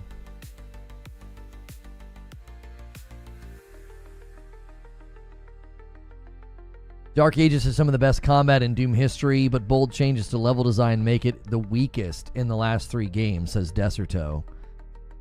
We read through their review. They gave it 3 out of 5 stars.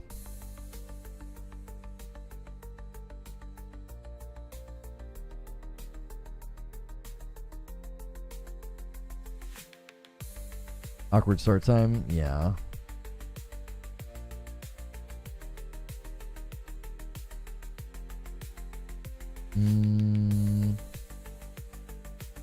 Developers ask why they should bother making Xbox games anymore. I didn't see that article. I mean, I think it's a fair question. I think it's a fair question.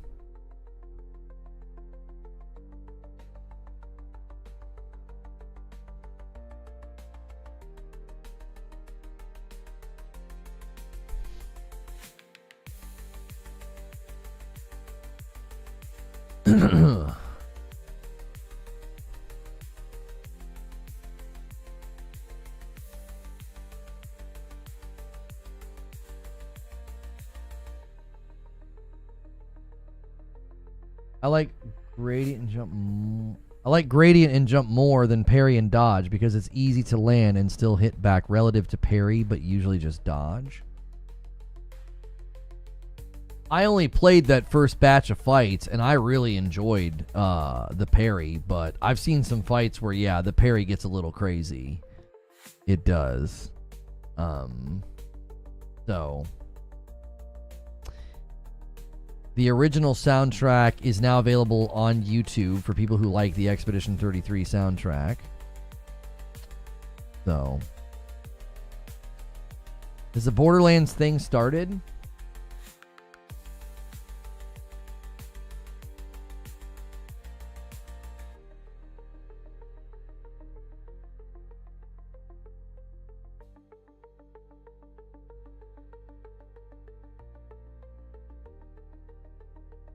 Not yet. Oh, here's the PAX channel. Gearbox main theater show is up next. Okay.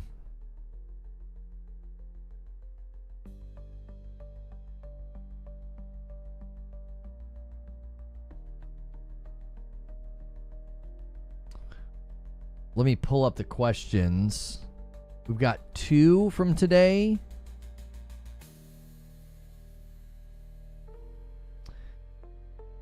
Why can't we not have a 90 score Xbox games? It seems like they're pretty often close, but always in the mid 80s.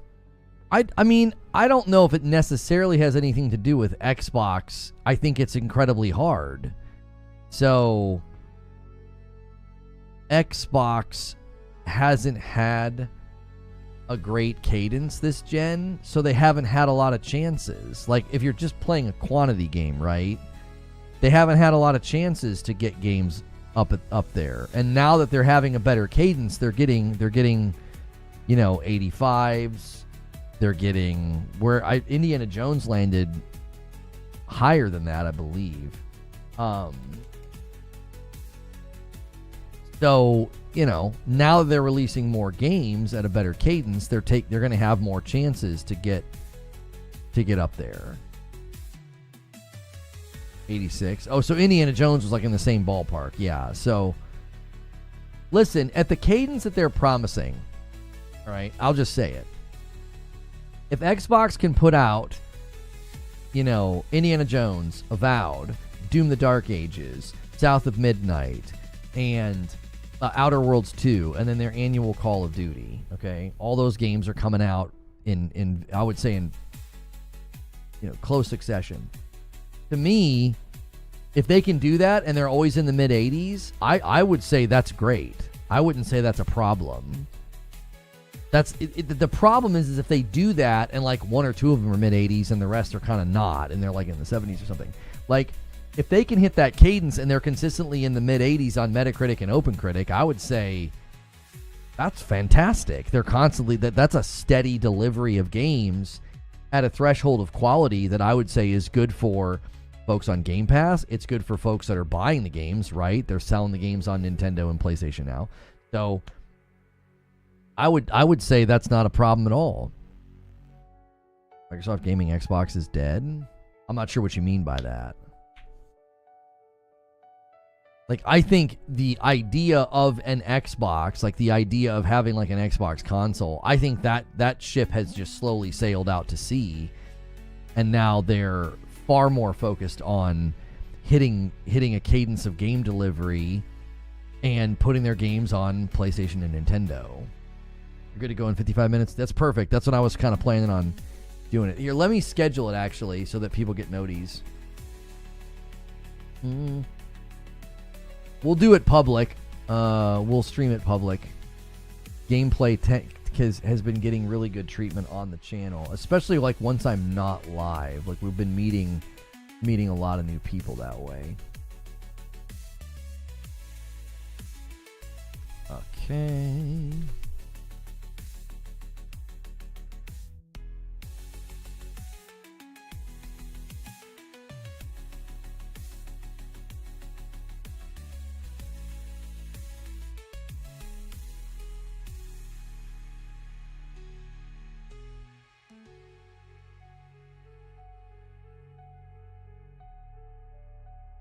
Okay, Revenge of the Savage Planet.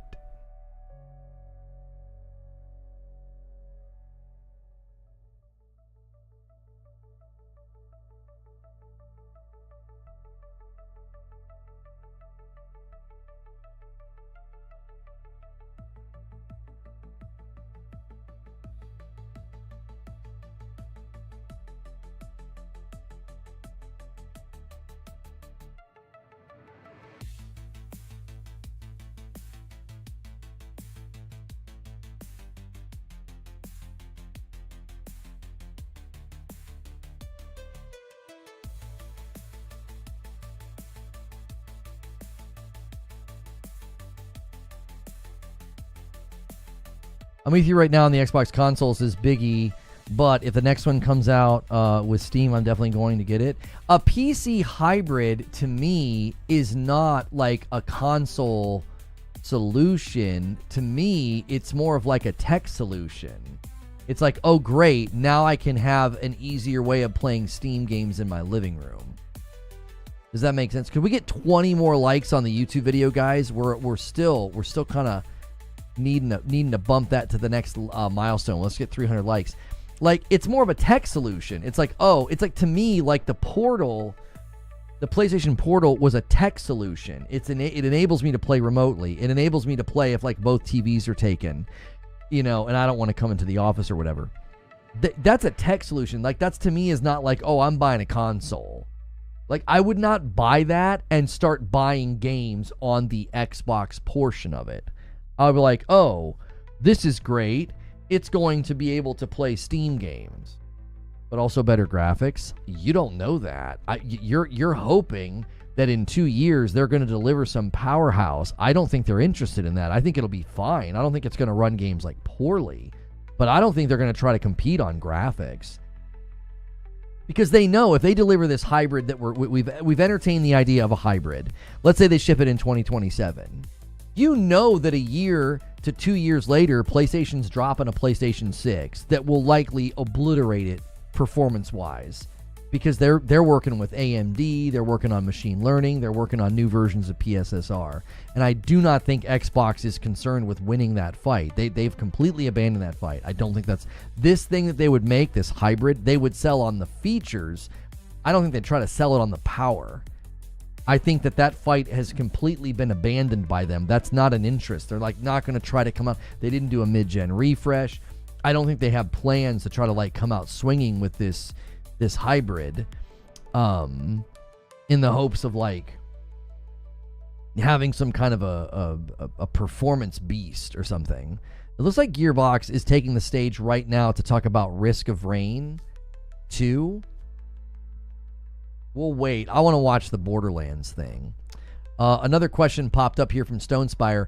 Do we know if the shield will be available at the start of the Doom game? Medieval Cap feeling has me wanting to use it. I believe that the shield is integral to like everything that you do. It's how you block and parry. I don't think they like keep it from you. I'm pretty sure you get it right at the start.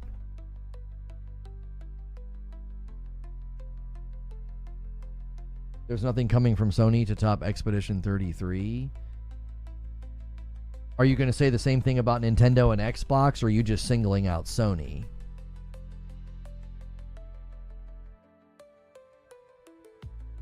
He just said if she's not hot and optional, it's woke. That means Yotei's woke. No, I didn't say that. I said that that's how those people talk. If you're going to misrepresent my position, I'll walk you right out the door. I'm tired of people like you. That's not what I said. I said that the people that get upset about having to play as a woman, they say that if she's not hot and she's not optional, they don't want to play as her. I never even used the word woke back then. I never even used the word woke. People were saying, they asked about, like, why don't people care about playing as a woman in GTA 6? And I said, if she's hot and she's optional, they don't care. I never even said anything about woke. My Doom package should arrive tomorrow, but I read online it's only 85 meg on the disc. Yeah, it's not on the disc. People that are hoping to get physical editions where the game is on the disc, you got to let that go. That's just not a thing anymore.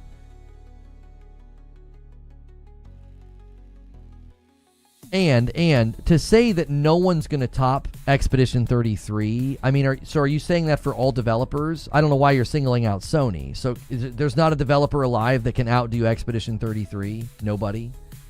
Nobody at Xbox, nobody at Nintendo, the people who make their games for Steam instead of, other platforms?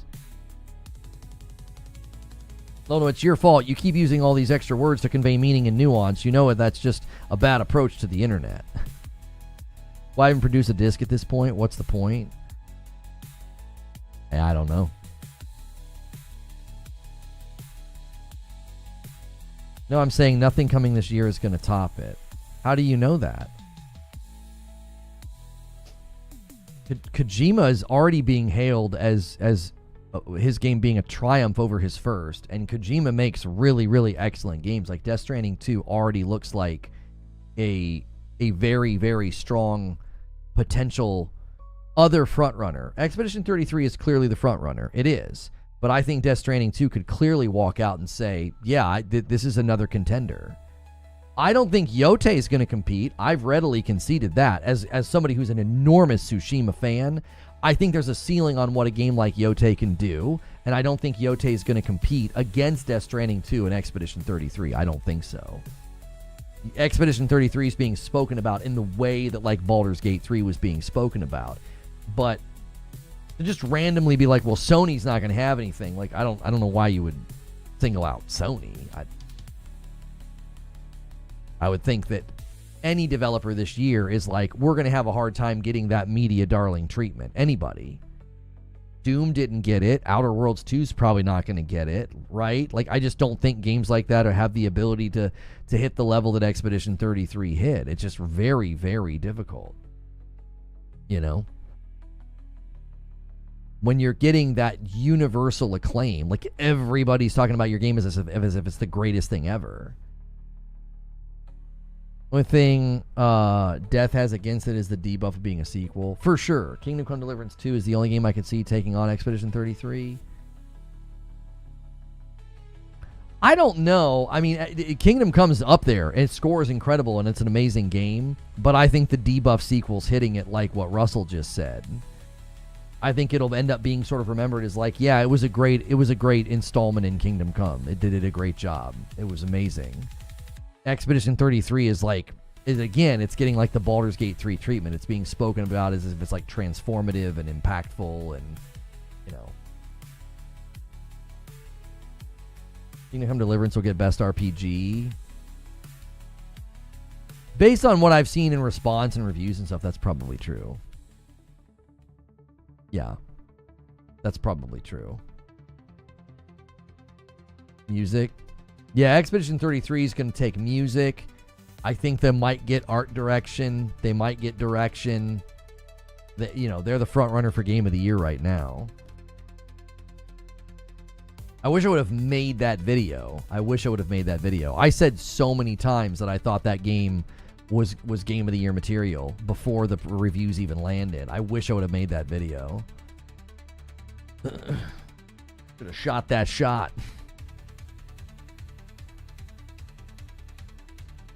What did Mash say something about? I think AC Shadows is better as well. I don't know if AC Shadows is better than Expedition 33. As far as like the review scores and public perception and reception, AC Shadows did fine. It did well. I think a good way for Kingdom Come to continue beyond their original setting is to make an anthology like Assassin's Creed. Kingdom Come, insert setting here. Isn't the whole story, though, built around a story arc and a character? Like, that's not what's the name? The name's kind of based on that, isn't it? Kazan might get art direction. Yeah, Kazan could get art direction. That's true. It's just a good RPG with very janky jumping, running, lots of walls that you get stuck behind a few times, but looks great and amazing music. I can't wait for a few more weeks to have passed and people can have realistic conversation about Expedition 33. I think Expedition 33 is flavor of the month type of game. Give it a few weeks from. No, I think the user score repudiates what you're saying. I don't think you can claim that. That's absurd. No. Hype, the view of Expedition 33 will be more in line with what the game actually is. I think you're factually incorrect if you look at the Steam charts. I don't think you can claim what you're claiming at all. This is not hype and conversation. This is not. No. After this long, they're still pulling almost 100,000 concurrent on Steam. That's ridiculous. To act like this is hype or this is like people exaggerating or talking about it in a way that's like inflated or something. Since it's come out, right? It's launch week. It hit 100 and it's still consistently climbing up to like 100,000 peaks. I mean, even just in the last couple of days, it hit, what is this, 102. No, I think you're completely off the mark. A single player game still pulling 100,000 concurrents on Steam is ridiculous. This way out. I don't think there's some hype. I don't think there's some agenda. I don't think there's like people are like exaggerating. This thing is doing numbers. It's not hype. That is word of mouth consumer response. That's organic. That's genuine. This is the authentic article.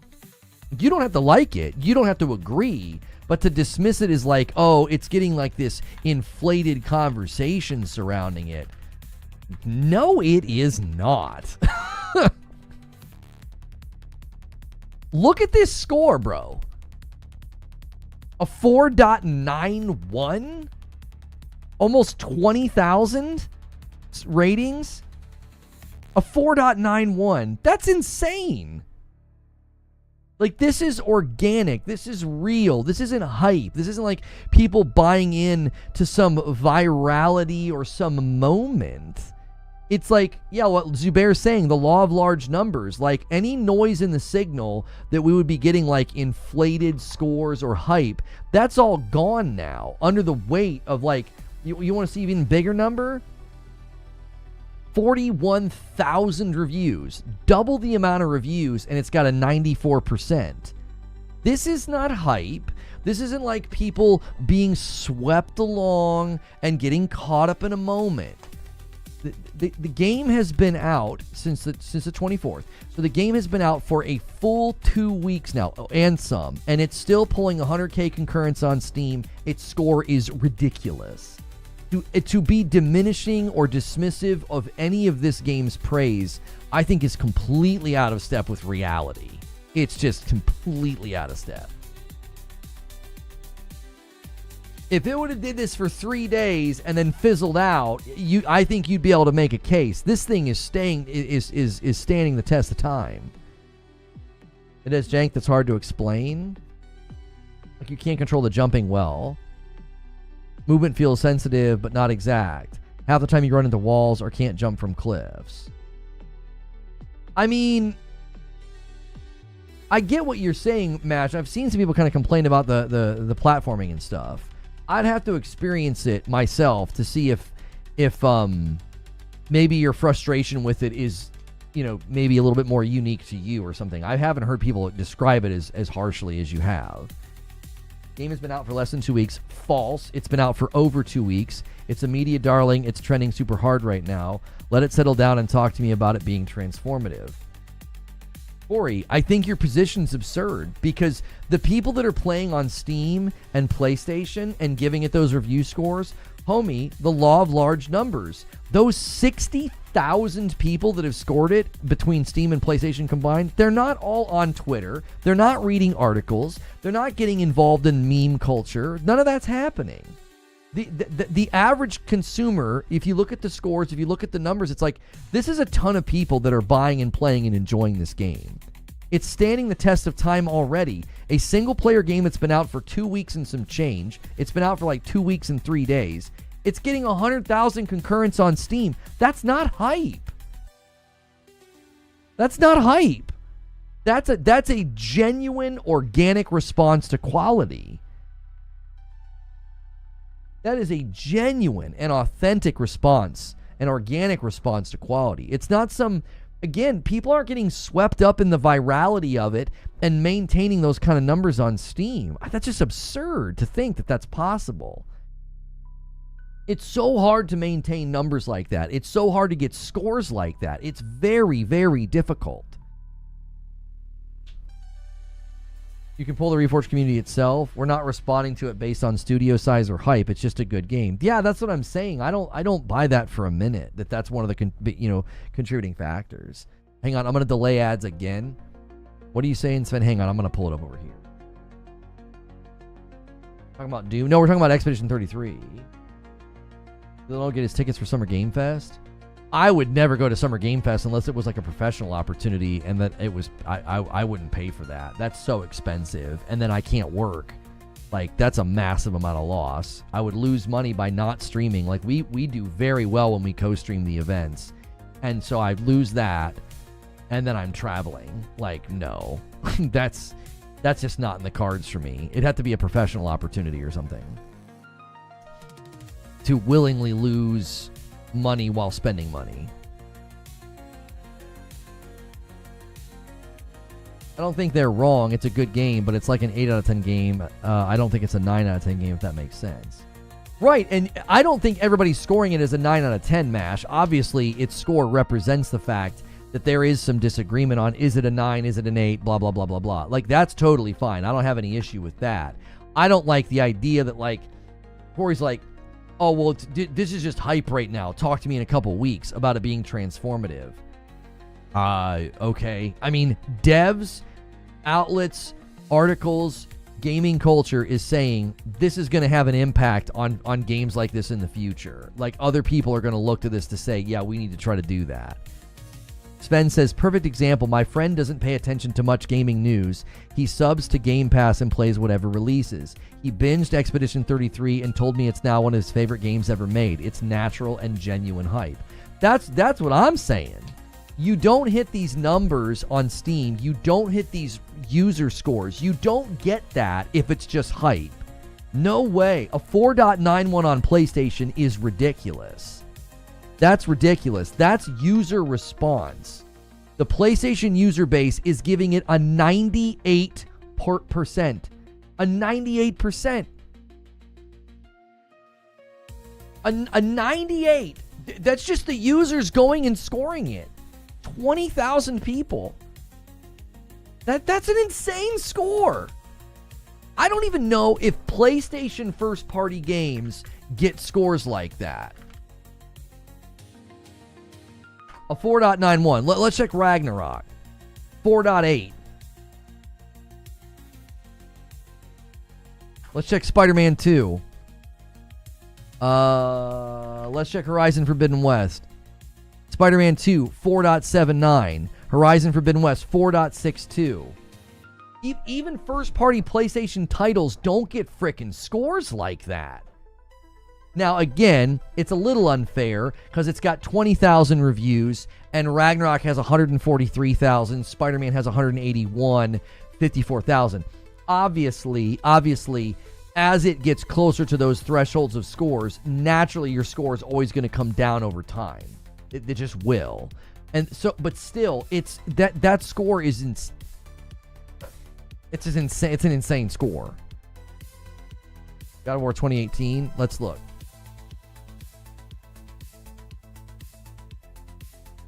God of War 2018, PlayStation Store. You want to see Spider-Man 1. God of War 4.75. 4.7 for Spider-Man 1. Again, you're talking about hundreds of thousands of scores, and the score naturally comes down. Once you have more people scoring, hundreds of thousands of scores, you're going to have people giving it 2s and 3s that are going to pull the score down. That's just the natural thing that happens. Even Expedition 33's score, the 4.91, it will naturally come down over time. It just will. But that's such a strong start of 4.91. At best, it'll slip into like the 4.85s, 86s, which is still insane. Don't forget that Expedition 33 came in 12th on the platform that doesn't buy games. Huh? What is this? PlayStation. What is this? Ranked by active users. Expedition 33 was in 12th place on Xbox. Well, but that's active users, Fuzzy. So Game Pass, it clearly got a bump from Game Pass, I would imagine. Because Xbox has less users that could even play that game, and it's higher in a user engagement on Xbox versus PlayStation. That's a Game Pass win right there. Steam, it's in 15th place for users in America. Canada not seeing it, or Mexico not seeing it.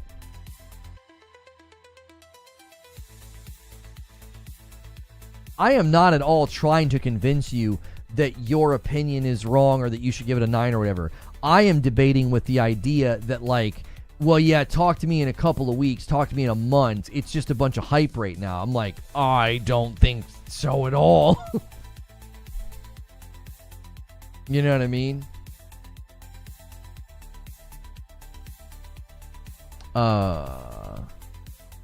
What did Barrier say? How do I see that? I wish I could click on the message to go up. The platforming is a super small portion of the game that's mostly limited to minigames, says Barrier. Dinging it because of that just feels like you're looking for something. Well, it could be, too, that MASH is in the thick of it right now. And then after a couple of hours, he might be like, okay, there's not that much platforming now, so maybe his frustration will calm down a little bit. I know what that's like. When you're in the thick of a game and you get stuck in its worst part, like when I'm playing as Naue in Assassin's Creed Shadows, and I keep getting stuck on stuff, that can be pretty dadgum frustrating, right? You're like, come on. Well, understandably, when I'm in the thick of it, I'm going to be probably the most mad about it. Like, most of my time in AC Shadows has not been that bad. But there have been times where, dadgummit, her parkour and her jumping down and getting down, oh my gosh, it'll make your blood boil. It'll make your blood boil. I felt like the gripes people have with Expedition 33 being jank movement is not fair because it's so few and far between. He could just be in the thick of it right now.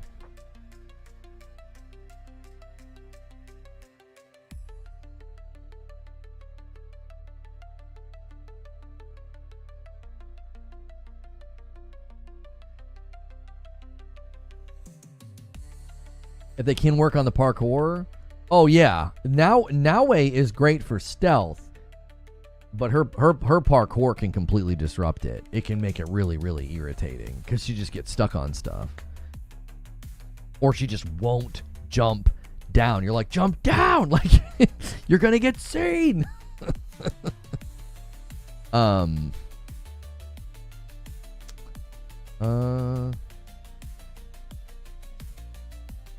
Hey.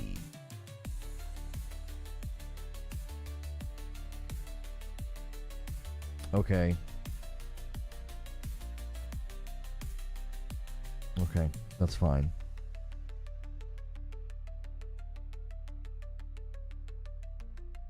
Okay.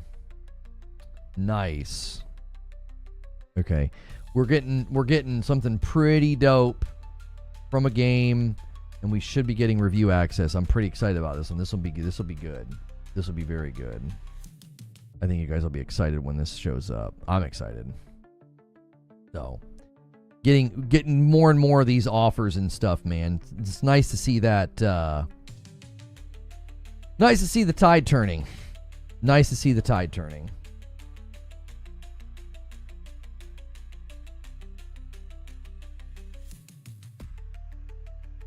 Is it Marathon?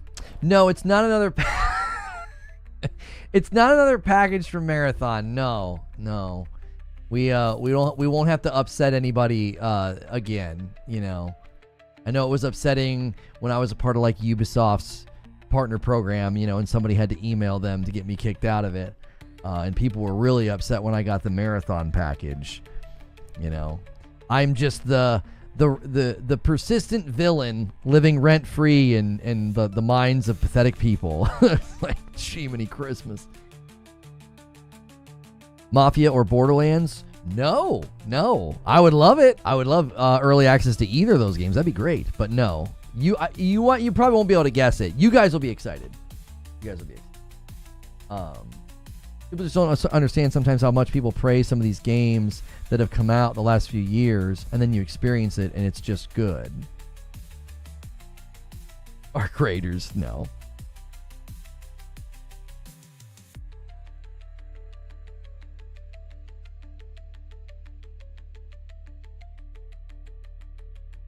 Oh, my neck is so tight. I must have slept funny. I didn't do anything yesterday that would have agitated it. I didn't. Being old, you sleep funny and your neck sore. It's just the way that it goes. Finally, Lono's back. The Grand Tour game. Yes. That was fun, dude. That was so fun. Stress? I don't think so. I've not felt stressed. Yeah, I've not felt stressed.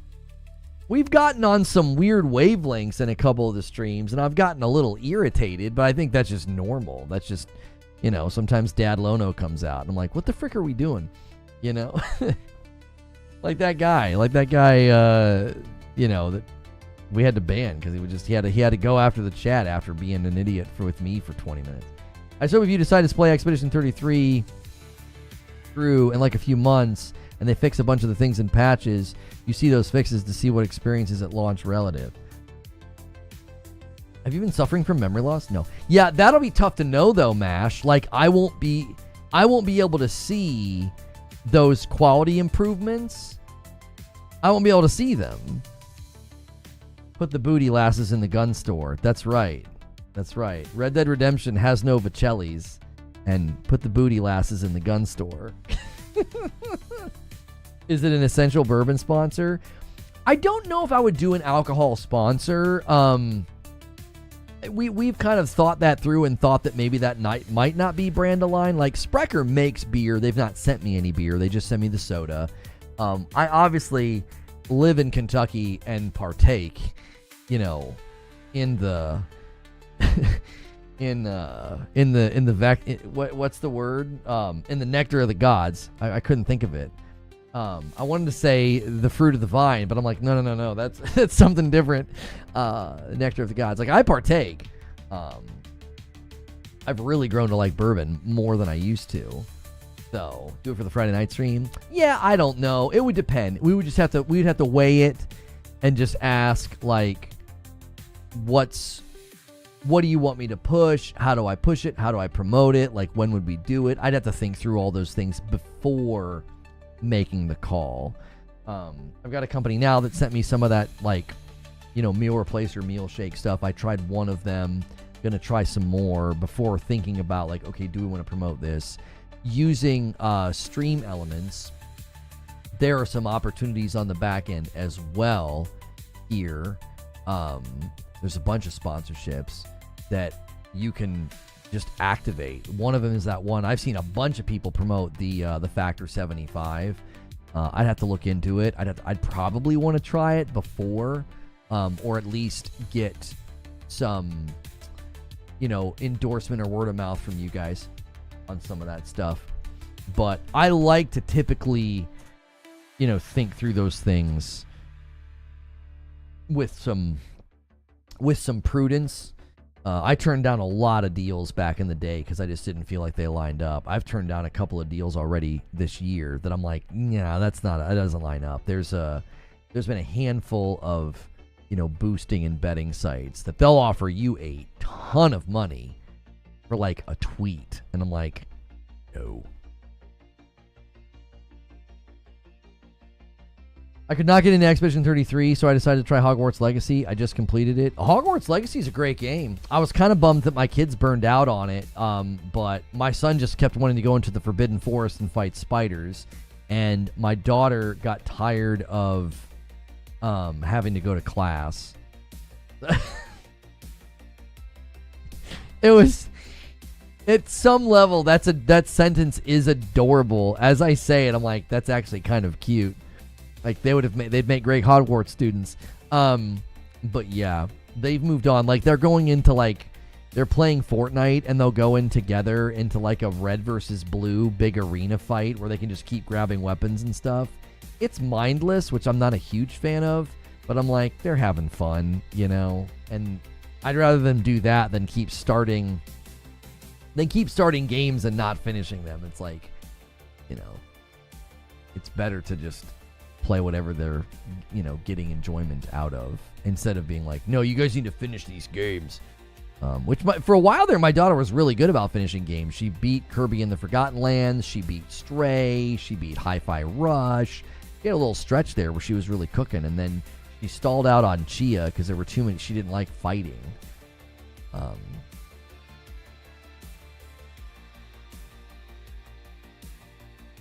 A question from Khalid says, I've not played any of the previous Borderlands games. Do you suggest playing any of them before the release of Borderlands 4? I actually kind of wouldn't. I actually kind of would not recommend you play any of them, because it's the type of game where if I told you to play the best one, which there's debate there, but a lot of people would probably just land on BL2, Borderlands 2. My worry is that's the kind of game where once you roll credits, you kind of need a break, and you wouldn't maybe want to jump right into BL4. Even the last one, definitely not the last one. BL3, no. Gosh, no. If you could play it for free, you could play BL3 for like 2 hours just to get familiar with it, so then maybe you could feel all of the improvements in BL4. But I mean it. It's the kind of game where like you don't want to be fresh out of a Borderlands game and jumping into Borderlands 4. You'll burn yourself out and you won't enjoy it. I think you're probably the best suited to just go in, new car smell, and play BL4. Enjoy all the things that they've improved. Better skill trees, the guns look amazing, the gun combos sound amazing, like the movement reminds me of Destiny. Like I think, judging from afar as a long-standing Borderlands fan, I think they made the best they've ever made with BL4 from what I've seen. When they took the time to slowly, not quick snippets, not quick clips, they slowly walk through. I mean, look at this.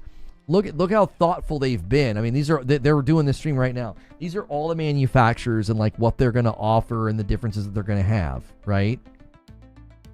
And so, and it looks like, yeah, these parts can show up. Hyperion, the Covenant or whatever they're called, and then Atlas. So these can just show up as parts. They're not going to show up as guns. So I love that. I think they made their best. I think they made their best Borderlands just looking at it from a distance. Where's that stream? That's just PAX. They're not showing anything new. I've had it sitting here and I've been talking about it, and you know what? I actually kind of want to listen to this part because they might actually have good info about how this system's going to work. To have specific license parts. They're just drops in the world, and the way they drop is on a tiered system. So from common all the way to legendary, there's different sets of behaviors you can get. Epic's having the most behaviors, and legendaries having one less behavior, but having their own unique behavior. And can every gun have a TDR part that lets you throw it? Every gun can have a TDR part that can be thrown. I love that. And most guns have something called an underbarrel. This is not something new to the series, but we're leaning into it pretty heavily in this game. Yeah, Can you give us some examples? Yeah, one of the favorite things from Borderlands 3 was adding underbarrels to a lot of our manufacturers. This time around, we're taking it up a notch. Vladoff, again, has like the micro rockets, but that technology has now been licensed by other manufacturers too, so that you can have versions of micro rockets, such as the Jacobs having a micro rocket knife that is attached to the underbarrel of their gun, and they can fire it and it does an exploding shot. This can be coupled with other licensed part behaviors like a TDR thing, so when you throw a Jacobs gun with an underbarrel Vladoff, it will have shooting micro rockets while flying in the air. That's just awesome. Yeah. Grant, let's go into enhancements. That's another thing. Like you're going to be kind of want to round up, specific manufacturers. I think at the beginning of this, he kind of low-key confirmed that legendaries will have random rolls. Artifacts in BL3, and we're calling them enhancements in BL4. They're a way to modify the playstyle. So if you really favor a manufacturer like Jacobs and you want to have that crit behavior that kind of ricochets the bullet, you can have that on another gun that has a Jacobs license part with the Jacobs enhancement, so that now a Torg with a Jacobs license part can now ricochet their sticky gyrojets on other targets. And our eagle-eyed community saw something that looks like set bonuses. There's airstrike there. What is that? Yeah, so for the first time ever, we're adding firmware, which is our end-game system, and it's one of our end-game systems to help boost the power of the gear. And as you can see in this screenshot, there's 3 parts to it, and if you can get all 3 parts, you get a big damage or utility increase. That sounds like gears, like sets to me. That sounds, yeah. Might be. Might be. Yeah. Previously, heavy weapons took up a gear slot, but this has been changed in BL4. How much variety will players find in this new system? Ordnance is our new revamped slot for grenades and heavy weapons. We no longer want players to kind of hold on to rocket ammo and wait till like one encounter and just pull out their big rocket launcher. Now players can use their heavy weapon, which is on the cooldown, and we can balance that accordingly so that big moments where they want to pull out a big laser beam or a rocket launcher or a chain gun, they can use it and mow down enemies and don't feel like they have to hoard that ammo or have to go find that ammo to go be able to use it. And in addition, we wanted to make sure that grenades kept their massive impact that they had in previous Borderlands games, but without being able to spam them constantly, so that we had to balance them down to be really low damage or something like that. So now you can literally throw nuclear bombs with different behaviors, because again, they can have licensed parts too. So you can have like an artillery grenade that summons like a giant nuclear bomb. So Also on cooldowns. Also on cooldowns. Yeah, so that's a big shift. Yes. Yeah, and this is another question from the community. How will shields and grenades work? So grenades I just explained, but shields we're also amping them up too. We're adding a new shield type called armor, and that's a more offensive-focused shield type. We wanted to promote that kind of offensive gameplay. So if you're running and gunning and jumping into combat, your armor shield has a chance of regenerating in combat, so that you can be more offensively focused. In this Borderlands game, Nick, brings more variety to the characters than ever before, our Vault Hunters. Yeah. What can we expect from those builds? I mean, it should be the most diverse builds we've ever seen. The skill trees are like 2 to 3 times, I think, anything we've ever done before. We have what's called like a trunk and then branches that let you specialize more than you've ever been able to do. And like, it's not only my goal that I want to have a Vault Hunter be able to have a unique build for every tree. I want them to be like unique per branch. I want you and your friend to have the same action skill and have meaningfully different builds. And there is more than enough in this game for you. So we could all have trouble, all 4 of us. Yeah. But they're all performing very completely different. That's so cool. Randy, these Vault Hunters, I know you love them. What can players expect? I mean, they're the best ones. we got the best. Look, I'll tell you, this is the simplest way I can talk about our Vault Hunters. My biggest customer is my wife. She loves Borderlands, and when we make her happy, it's a good day for me, and when we don't, it's not. There's usually one Vault Hunter where I'm like, this is definitely going to be Christie's Vault Hunter, and I put a huge amount of personal English on that character. This one's going to be challenging because there are at least 3 that have some variations in builds that are exactly right up the alley of what I know my wife loves, and that's just like a tilt on it. For my own choices, there's 2 that I'm probably just going to be flipping back and forth between. There's more. I think there's more for every player than there's ever been before because of the sophistication of the skill tree system that we've designed. That is easy to get into and easy to develop, but there's like layers and nuance and subtlety that as you craft that character towards your own playstyle, you're going to find that, oh, this is me and I feel at home and comfortable. And we have more optionality than we've ever had before. So it's awesome, but it's going to be a tricky choice to Oh get yeah. to it. Every time I will say I've watched Randy present stuff about Borderlands for a long time.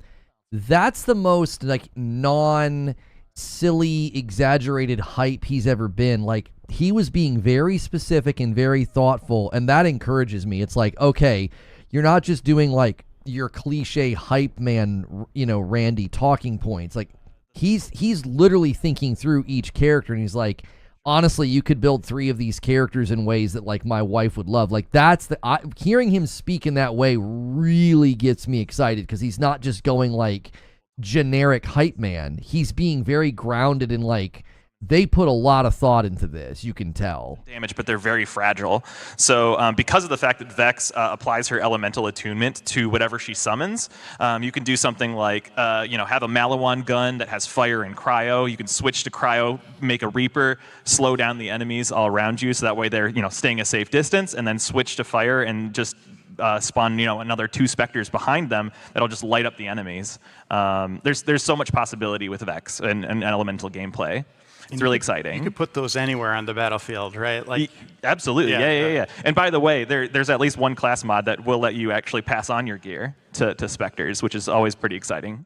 Yeah, I think he took the failure of the movie personal, and in the best way, he said, we're going to make the greatest Borderlands we've ever made. Like, I think Gearbox, I think the movie flopping is going to be this weird thing that benefits the gamers, because I think Gearbox took it very personal. Like, man, you guys effed that movie up, and I don't think it had anything to do with Randy or Gearbox. I think it was a very mishandled project, and I love that they seemingly are like answering back with the best Borderlands they've ever made. Feel a natural progression of like, oh, okay, I'm adding in more things to my gear, I'm adding more things to my gear, so that when they go and express themselves in the combat battlefield, they're not, just being mysteriously overwhelmed with so many things that are happening.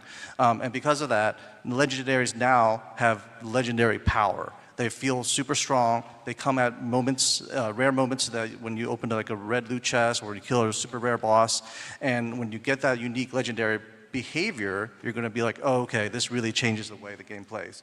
So we're reducing the amount of legendaries, but you're going to feel every single legendary when it drops. Yeah, legendaries are legendary. Let's in spoil every one. sense. Let's spoil one. Let's give the community one of them. What can we Yeah. expect? One of the legendaries that drops from one of the major bosses in the game is called Ruby's Grasp. And Ruby's Grasp is, if you've seen the State of Play showcase, there's a boss with lots of hands, and Ruby's Grasp is just one that just won't let enemies get away. So. By the way, did you clock the little... Yo, DP Sage, thanks for renewing your membership and getting us a little closer to the stretch goal. He says, another 30 FPS goal. If we hit it, you better keep it at 30 FPS the whole night. DP Sage, I can't turn it off in Revenge of the Savage Planet. It is a 30 FPS game. Madam and I played it for an entire evening, and it wasn't as bad as other games, but it is still pretty bad. Even Madam noticed it. So if you guys manage to hit the goal, you're running out of time, but you can still hit it. We'll play Revenge of the Savage Planet tonight. I've got two monitors, 2 perspectives. What does it mean to Borderlands 4? What have we done that's a little different this time? Co-op is a religion to us. Here's the thing. It's so awesome that Borderlands is freaking killer when you play alone. And we know a lot of people, they just want to do their own thing and don't want anybody else messing with them. And Borderlands 4 is an awesome solo game. But if you like co-op, it is best in class co-op by far. We have revamped the lobby system, so it's easier than ever to connect with people and easier than ever to get into a cooperative game. And it's drop in and drop out anytime you want. None of this play for 3 hours and then you can start co-op. No, just get in from the get. and people can drop in and drop out. And oh, here's a cool one. Massive world, right? No load times. There's no like dog legs or anything like binding people together. What happens if like I go running off 1,000,000 miles in one direction, my buddy goes off running? You can do that. You can do that. We don't care. Have at it. Have fun. Oh, but I want to get together again. Instant team fast travel. I can fast travel to any of my friends instantaneousally, no matter where they are. You see, listen to the way he's talking. They thought through all this stuff. No load times there either. It's just get into it. And look, here's the thing for me, you know, like I'm in the game. We're all working our asses off, and the game's gonna launch, and we're gonna be like working on patches and, you know, future downloadable content, and my wife's gonna be playing, and she's gonna be like level 20 by the time I even like, okay, can I play with you? Dynamic level scaling. My level 1 chump can jump in her game, and the game will handle it. Even if I want to be on hard and she's, you know, on harder because she's a better gamer than me, it's cool. And also instance loot. So when the loot drops, there's loot for me and there's loot for her, and everybody's cool. And that's just like the beginning of our commitment to best-in-class co-op. We're leading the charge there. Other game developers, like, do it, man. I love your games too, but frick, man, why are you promising co-op and then gimping out? Like, give it to us. You can do it. Co-op. Well, that's it for our okay. Q&A. You know, here's the thing, you guys. I'm looking at the clock. I want to give some stuff away. Do you mind if we switch modes for a minute? Okay. Yeah. Cool. I'm going to take over. Okay, so here's the thing. So I know you guys sometimes like when I do a magic trick. I'm not saying there won't be any magic, but because it might be. But you have to absolutely be convinced that this is fair, because I'm going to give something away, but I can't give something away to everybody. So, is there anybody today who it's their birthday? Anybody got a birthday, like literally today, that you would be able to prove it? If you have a birthday today, come on up here, come up and join me right here. If it is your birthday today, and Will might check your driver's license or something, so don't lie. If it's your birthday, come here. Because holy crap, you're spending your birthday with us. That's amazing. That's amazing. So let's get some birthday. There's some lines here on the floor right here. See these lines on the floor? Stand there. Let him have fun. Let him have fun. I'm really interested in what he meant by that, though. Like, if his wife is a level 20 and she's at a stage of the game where she's fighting level 20, like you coming in level 1, that doesn't seem like that would work. Having a birthday today, because one of you is going to get something cool. We don't know which one yet. We got to figure it out. Okay, so starting at the end, Will there's got a microphone. What's your name? My name is Andres. This is Andres, everybody. Hello. Andres, what do you do for a living? I'm an engineer. An engineer. All right. Making the world more convenient, easier to use the world. That's cool. All right, Andres. I think we respect engineers, right? All right, cool. All right, pass the mic. What's your name? Trevor. Trevor, what do you do, Trevor? Also an engineer. Do a lot of that. Sounds like a great co-op feature. Yeah, but if I'm at a point in the game where everything is a level 20 and dropping level 20 gear is supposed to be pretty hard, how does a brand new player with no skill points engage with that? Oh, making content for us. That's cool. I dig that. Pass the mic down. What's your name? I'm Chad. Chad, what do you do? I work at Progressive. I handle all your auto repairs. Auto insurance. All right. What's your name? I'm Neil. Neil. What do you do, Neil? I'm a technician and I help fix things, yeah. Fixes things technician. All right, one more. What's your name? Hi, I'm Rich. Hi, Rich. What do you do? I work in banking. A banker. Okay, it's up to you guys. All right. Engineer number 1. Engineer number 2. Streamer, creator, content person from YouTube, doing YouTube stuff. Okay. Insurance. Technician. And banker. Dude, I I think our insurance guy is the guy. Okay, can you come? Will's gonna take you backstage. The rest of you hang out because I got something for you guys too. But so like maybe hang out over here. Yeah, so here's what we're gonna do. We're gonna play a game. If you guys can just hang out over here, maybe somebody can. Yeah, I guess they would only get level 1 stuff, but here's the question, okay? If the enemies are level 1, bosses are level 1, and I'm outputting level 1 damage, wouldn't that make, I don't know, couldn't you bring them in and they would just like shred? I don't know. I'm interested to see how it works. We're gonna win a prize here. Now it could be any one of these loot chests, and you're gonna see that there's 100 loot chests. Because at the beginning of the game, all level 1 characters, all level 1 enemies, I'm sorry, they die relatively quickly. Why? Because it's the beginning. Nothing's going to take that long to kill. But you know what I'm saying? It seems like it'd be a very, very strange way to experience co-op. We're gonna see what's in one of these loot chests. I'm gonna use you guys to help me figure out which one of these loot chests are gonna open. We're gonna do it again, and one of them is gonna start with a number.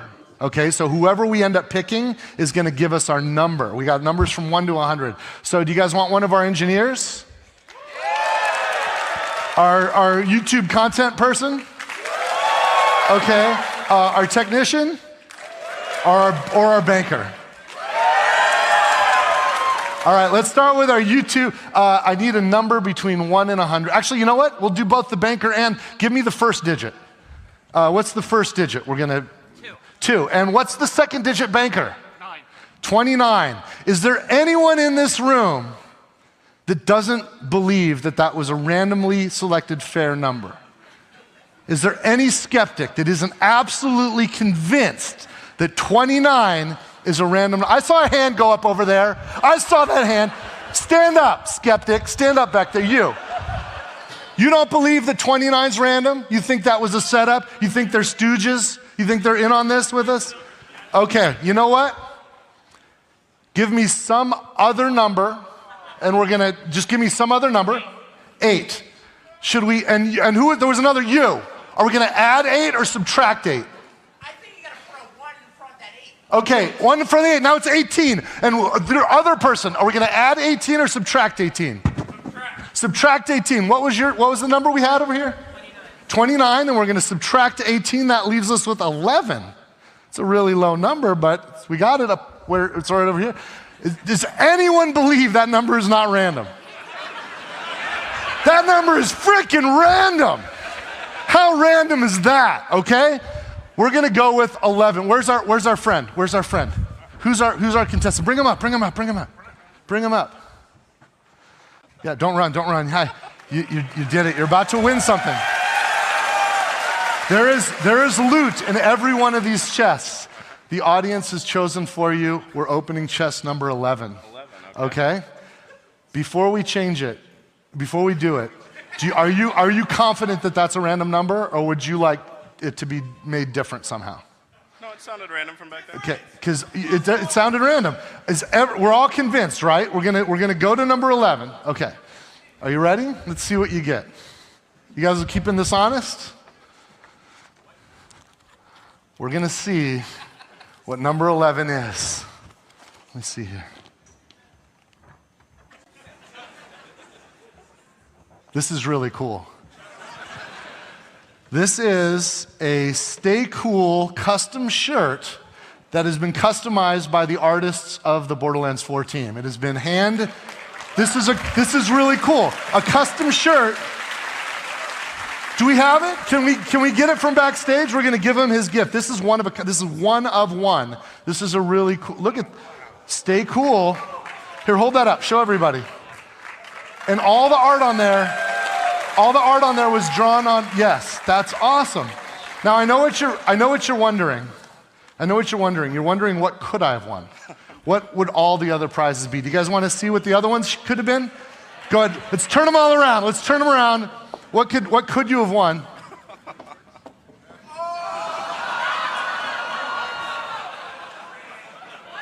Bro, they're all Borderlands 4. You could have won months early a copy of Borderlands 4. But this is better, right? Okay, that's pretty funny. This is better. Wait a minute, what's this? There's something on here. Here, can you hold this up? Hold this up.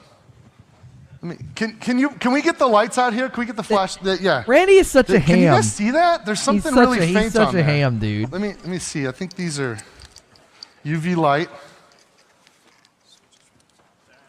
Oh, look, that looks like some code. A shift code? Is that a shift code? Do you know what that means? Whatever that is for everyone in the room. And for you. And you wear this, anyone who can see that, and this glows bright as day outside when you're in the sunlight, because sun has UV. So take a picture of that, write it down. This is the best shift code we've ever given out, you guys. So everybody grab it. This is like 75 golden keys in every single game. This is, I think there's like 25, is it right? Some more. Is there more? Yeah, 75 golden keys and diamond keys. There's like 25 diamond keys. This is insane, you guys. So everybody in the room gets the best and yes, so congratulations. Thank you. Happy birthday. Oh, and I got one more thing for you that we're gonna send you if you give us your and every one of you that has a birthday, we're gonna give you a collector's edition of Borderlands 4. That's dope. When it comes out. So please, Will, can you get all of their contact information? Get all of their happy birthday to you guys. Thanks a lot, cheers. Yes. And by the way, that was sort of a foreshadow. And thank you to our helpers here with the loot chests. This is a foreshadow of something we're gonna do it. We're gonna have a shirt or a hoodie or something that anyone can buy that'll show up on our store, and then it'll have a shift code on it, so that everyone can kind of be. Do you guys know how they did it? With shift codes of people, you're walking down the street, somebody goes, "I know what that is," and they'll get the loot that you're gonna give them from your shirt. So, that'll be out later. So awesome, you guys. Now we do have some time left, and there's some. We did it. And there were some questions from the world.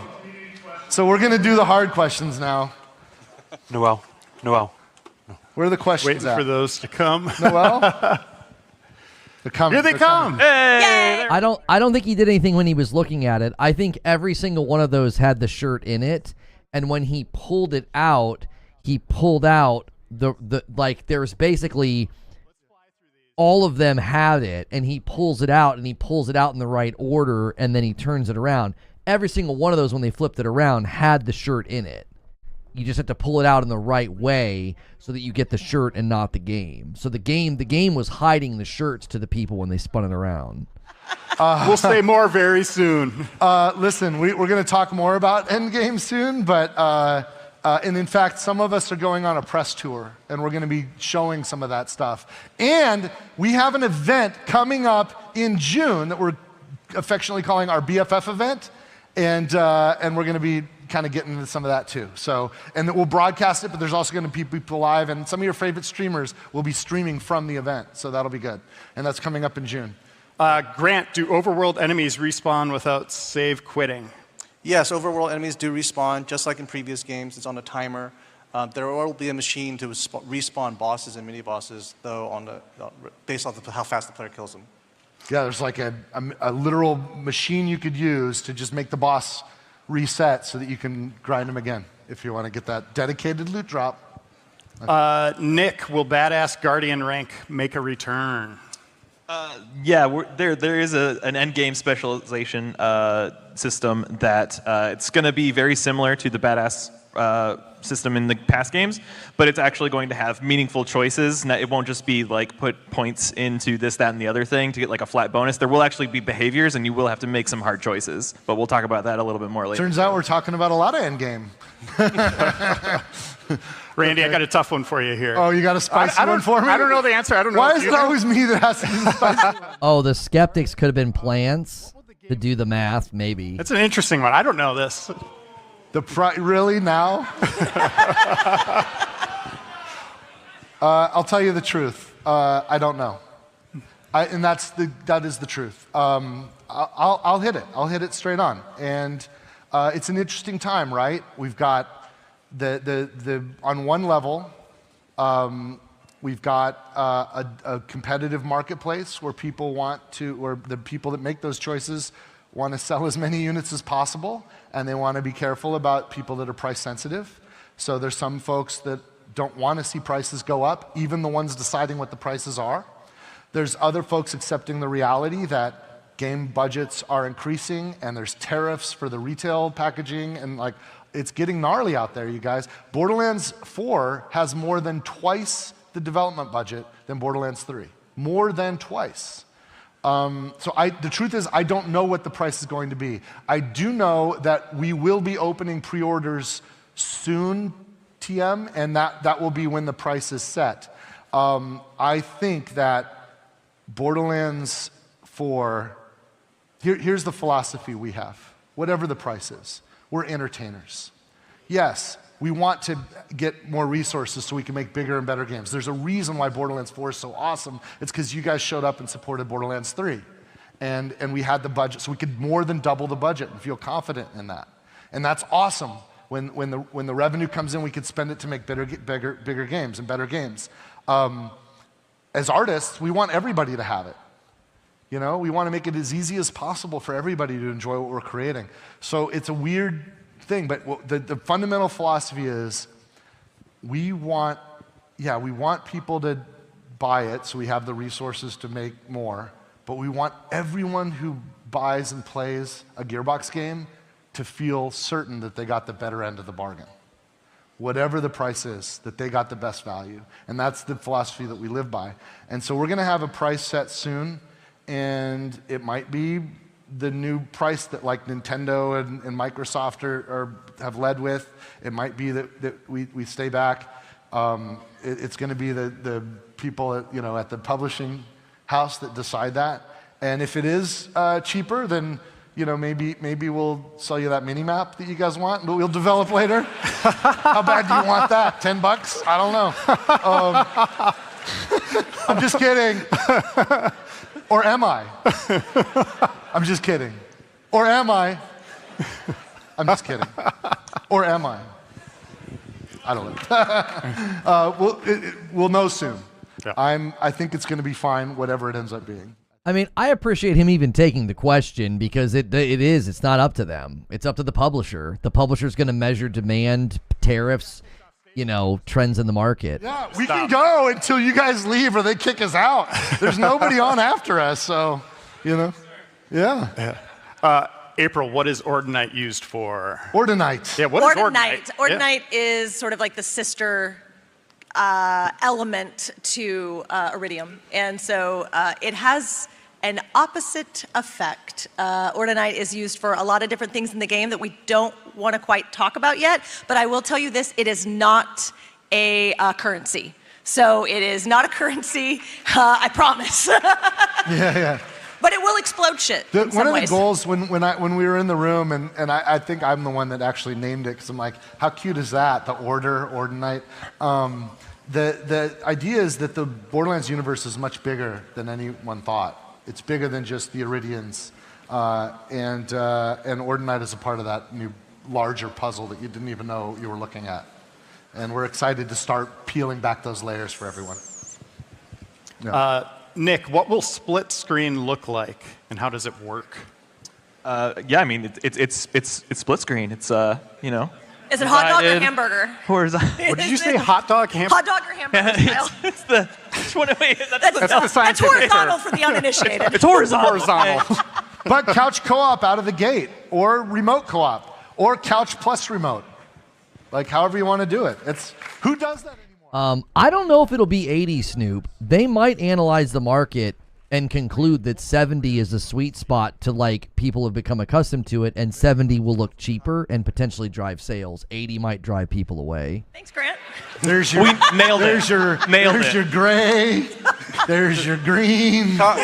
There's your blue. I don't like how you're saying that, by the way. There's your purple. And then there's orange. There's your orange.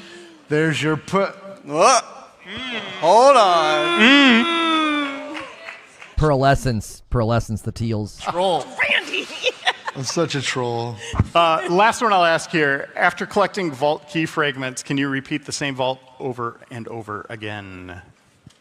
Yes, you can. Rerun your vaults. Yes, rerun your vaults. Awesome. There's spectacular loot hidden behind. You do have to start the entire game over. No, I'm kidding. I'm kidding.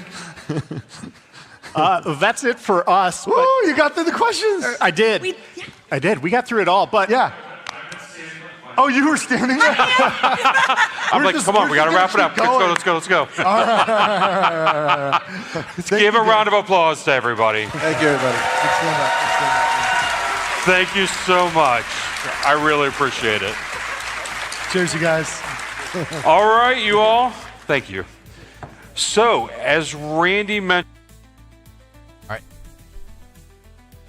That was cool. I'm glad we watched that. We probably could have watched the whole thing, but we heard most of the things that I was mostly interested in. Loot, legendary, stuff like that. Let me get this game ready, and then we're going to be playing with Hilly. Excuse me.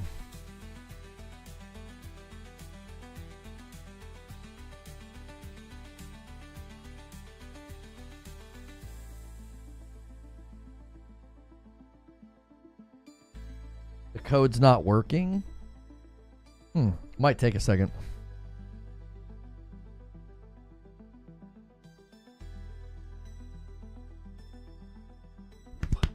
I'm encouraged. I really, really like the way he was talking about stuff. I felt like that was a version of Randy that is a wonderful combination of he's excited, okay? He is excited, but he's also being like just far more grounded. Like he's not doing this like weird overhype thing, you know? And I appreciate that. So, would you like to enable crossplay now? What are you going to be playing in Hilly? Let me just get him on the stage. Invite to speak. Buongiorno. I'll be playing on my computer. Yeah, are you going to be playing through Steam or through the Xbox thing? Through the Xbox thing. That's free, baby. That's free, baby. All right, I don't have to turn on cross save then. Cross save? Cross play? I'm going to boot up the one I started so we don't have to watch the opening cutscene again. Yeah, but I might have to, so I'm gonna boot mine up. I'm gonna try and get in the game with you now. Yeah, is that the idea? Before we go live. Well, I was going to send you an invite. You might be able to just hop in. I hope so. For this is another thing I don't like. Randy Pitchford will be able to sort it out for us. That's right. I can't watch. I can't watch them anymore. They just break me. I get like secondhand embarrassment. Something breaks in me. I'm like, what are you doing? I know it's all fun, but I'm like, oh, yeah, you're killing me. He's a bit of a ham. I sent an invite. What does that phrase mean in America? Because like a ham, like he's being cheesy, he's being corny, he's being kind of, he's hamming it up for the camera. Let me show you how you invite players. This is another oversight here. You hit invite, and you literally have to scroll all the way through your friends list. Like, and it's even glitching now because I've already done it. Yeah, it's like glitching.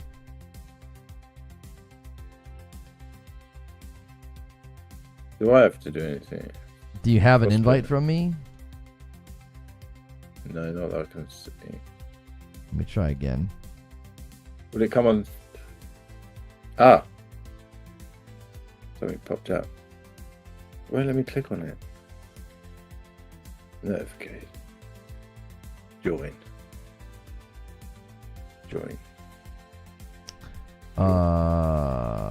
Allow access. Please stand by. There we go.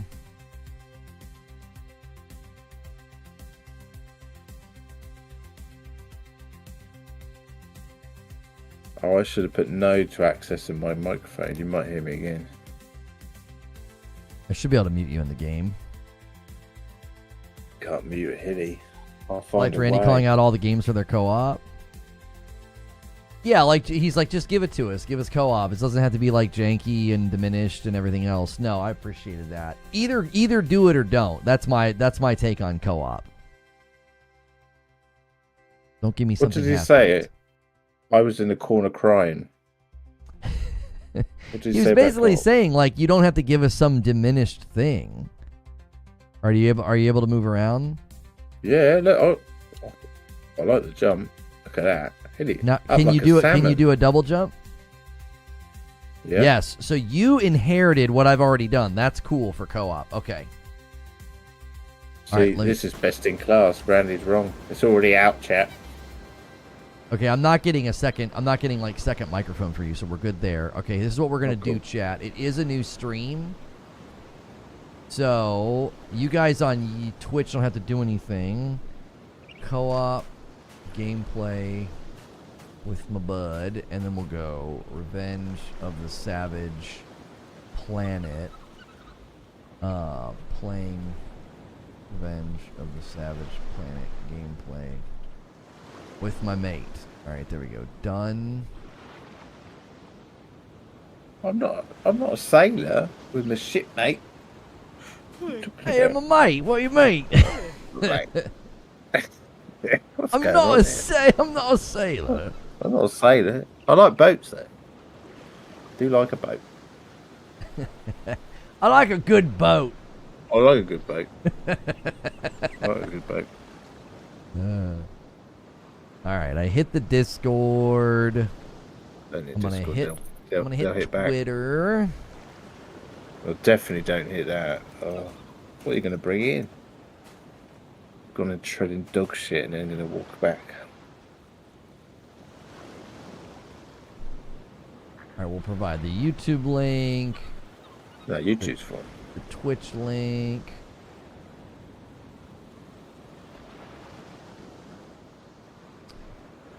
Give it the old thumbnail treatment there.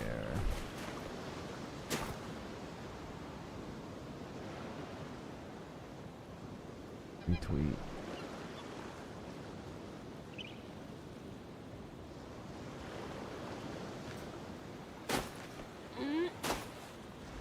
Okay, so you guys on YouTube have to help me out here. We are going to do this as a public stream.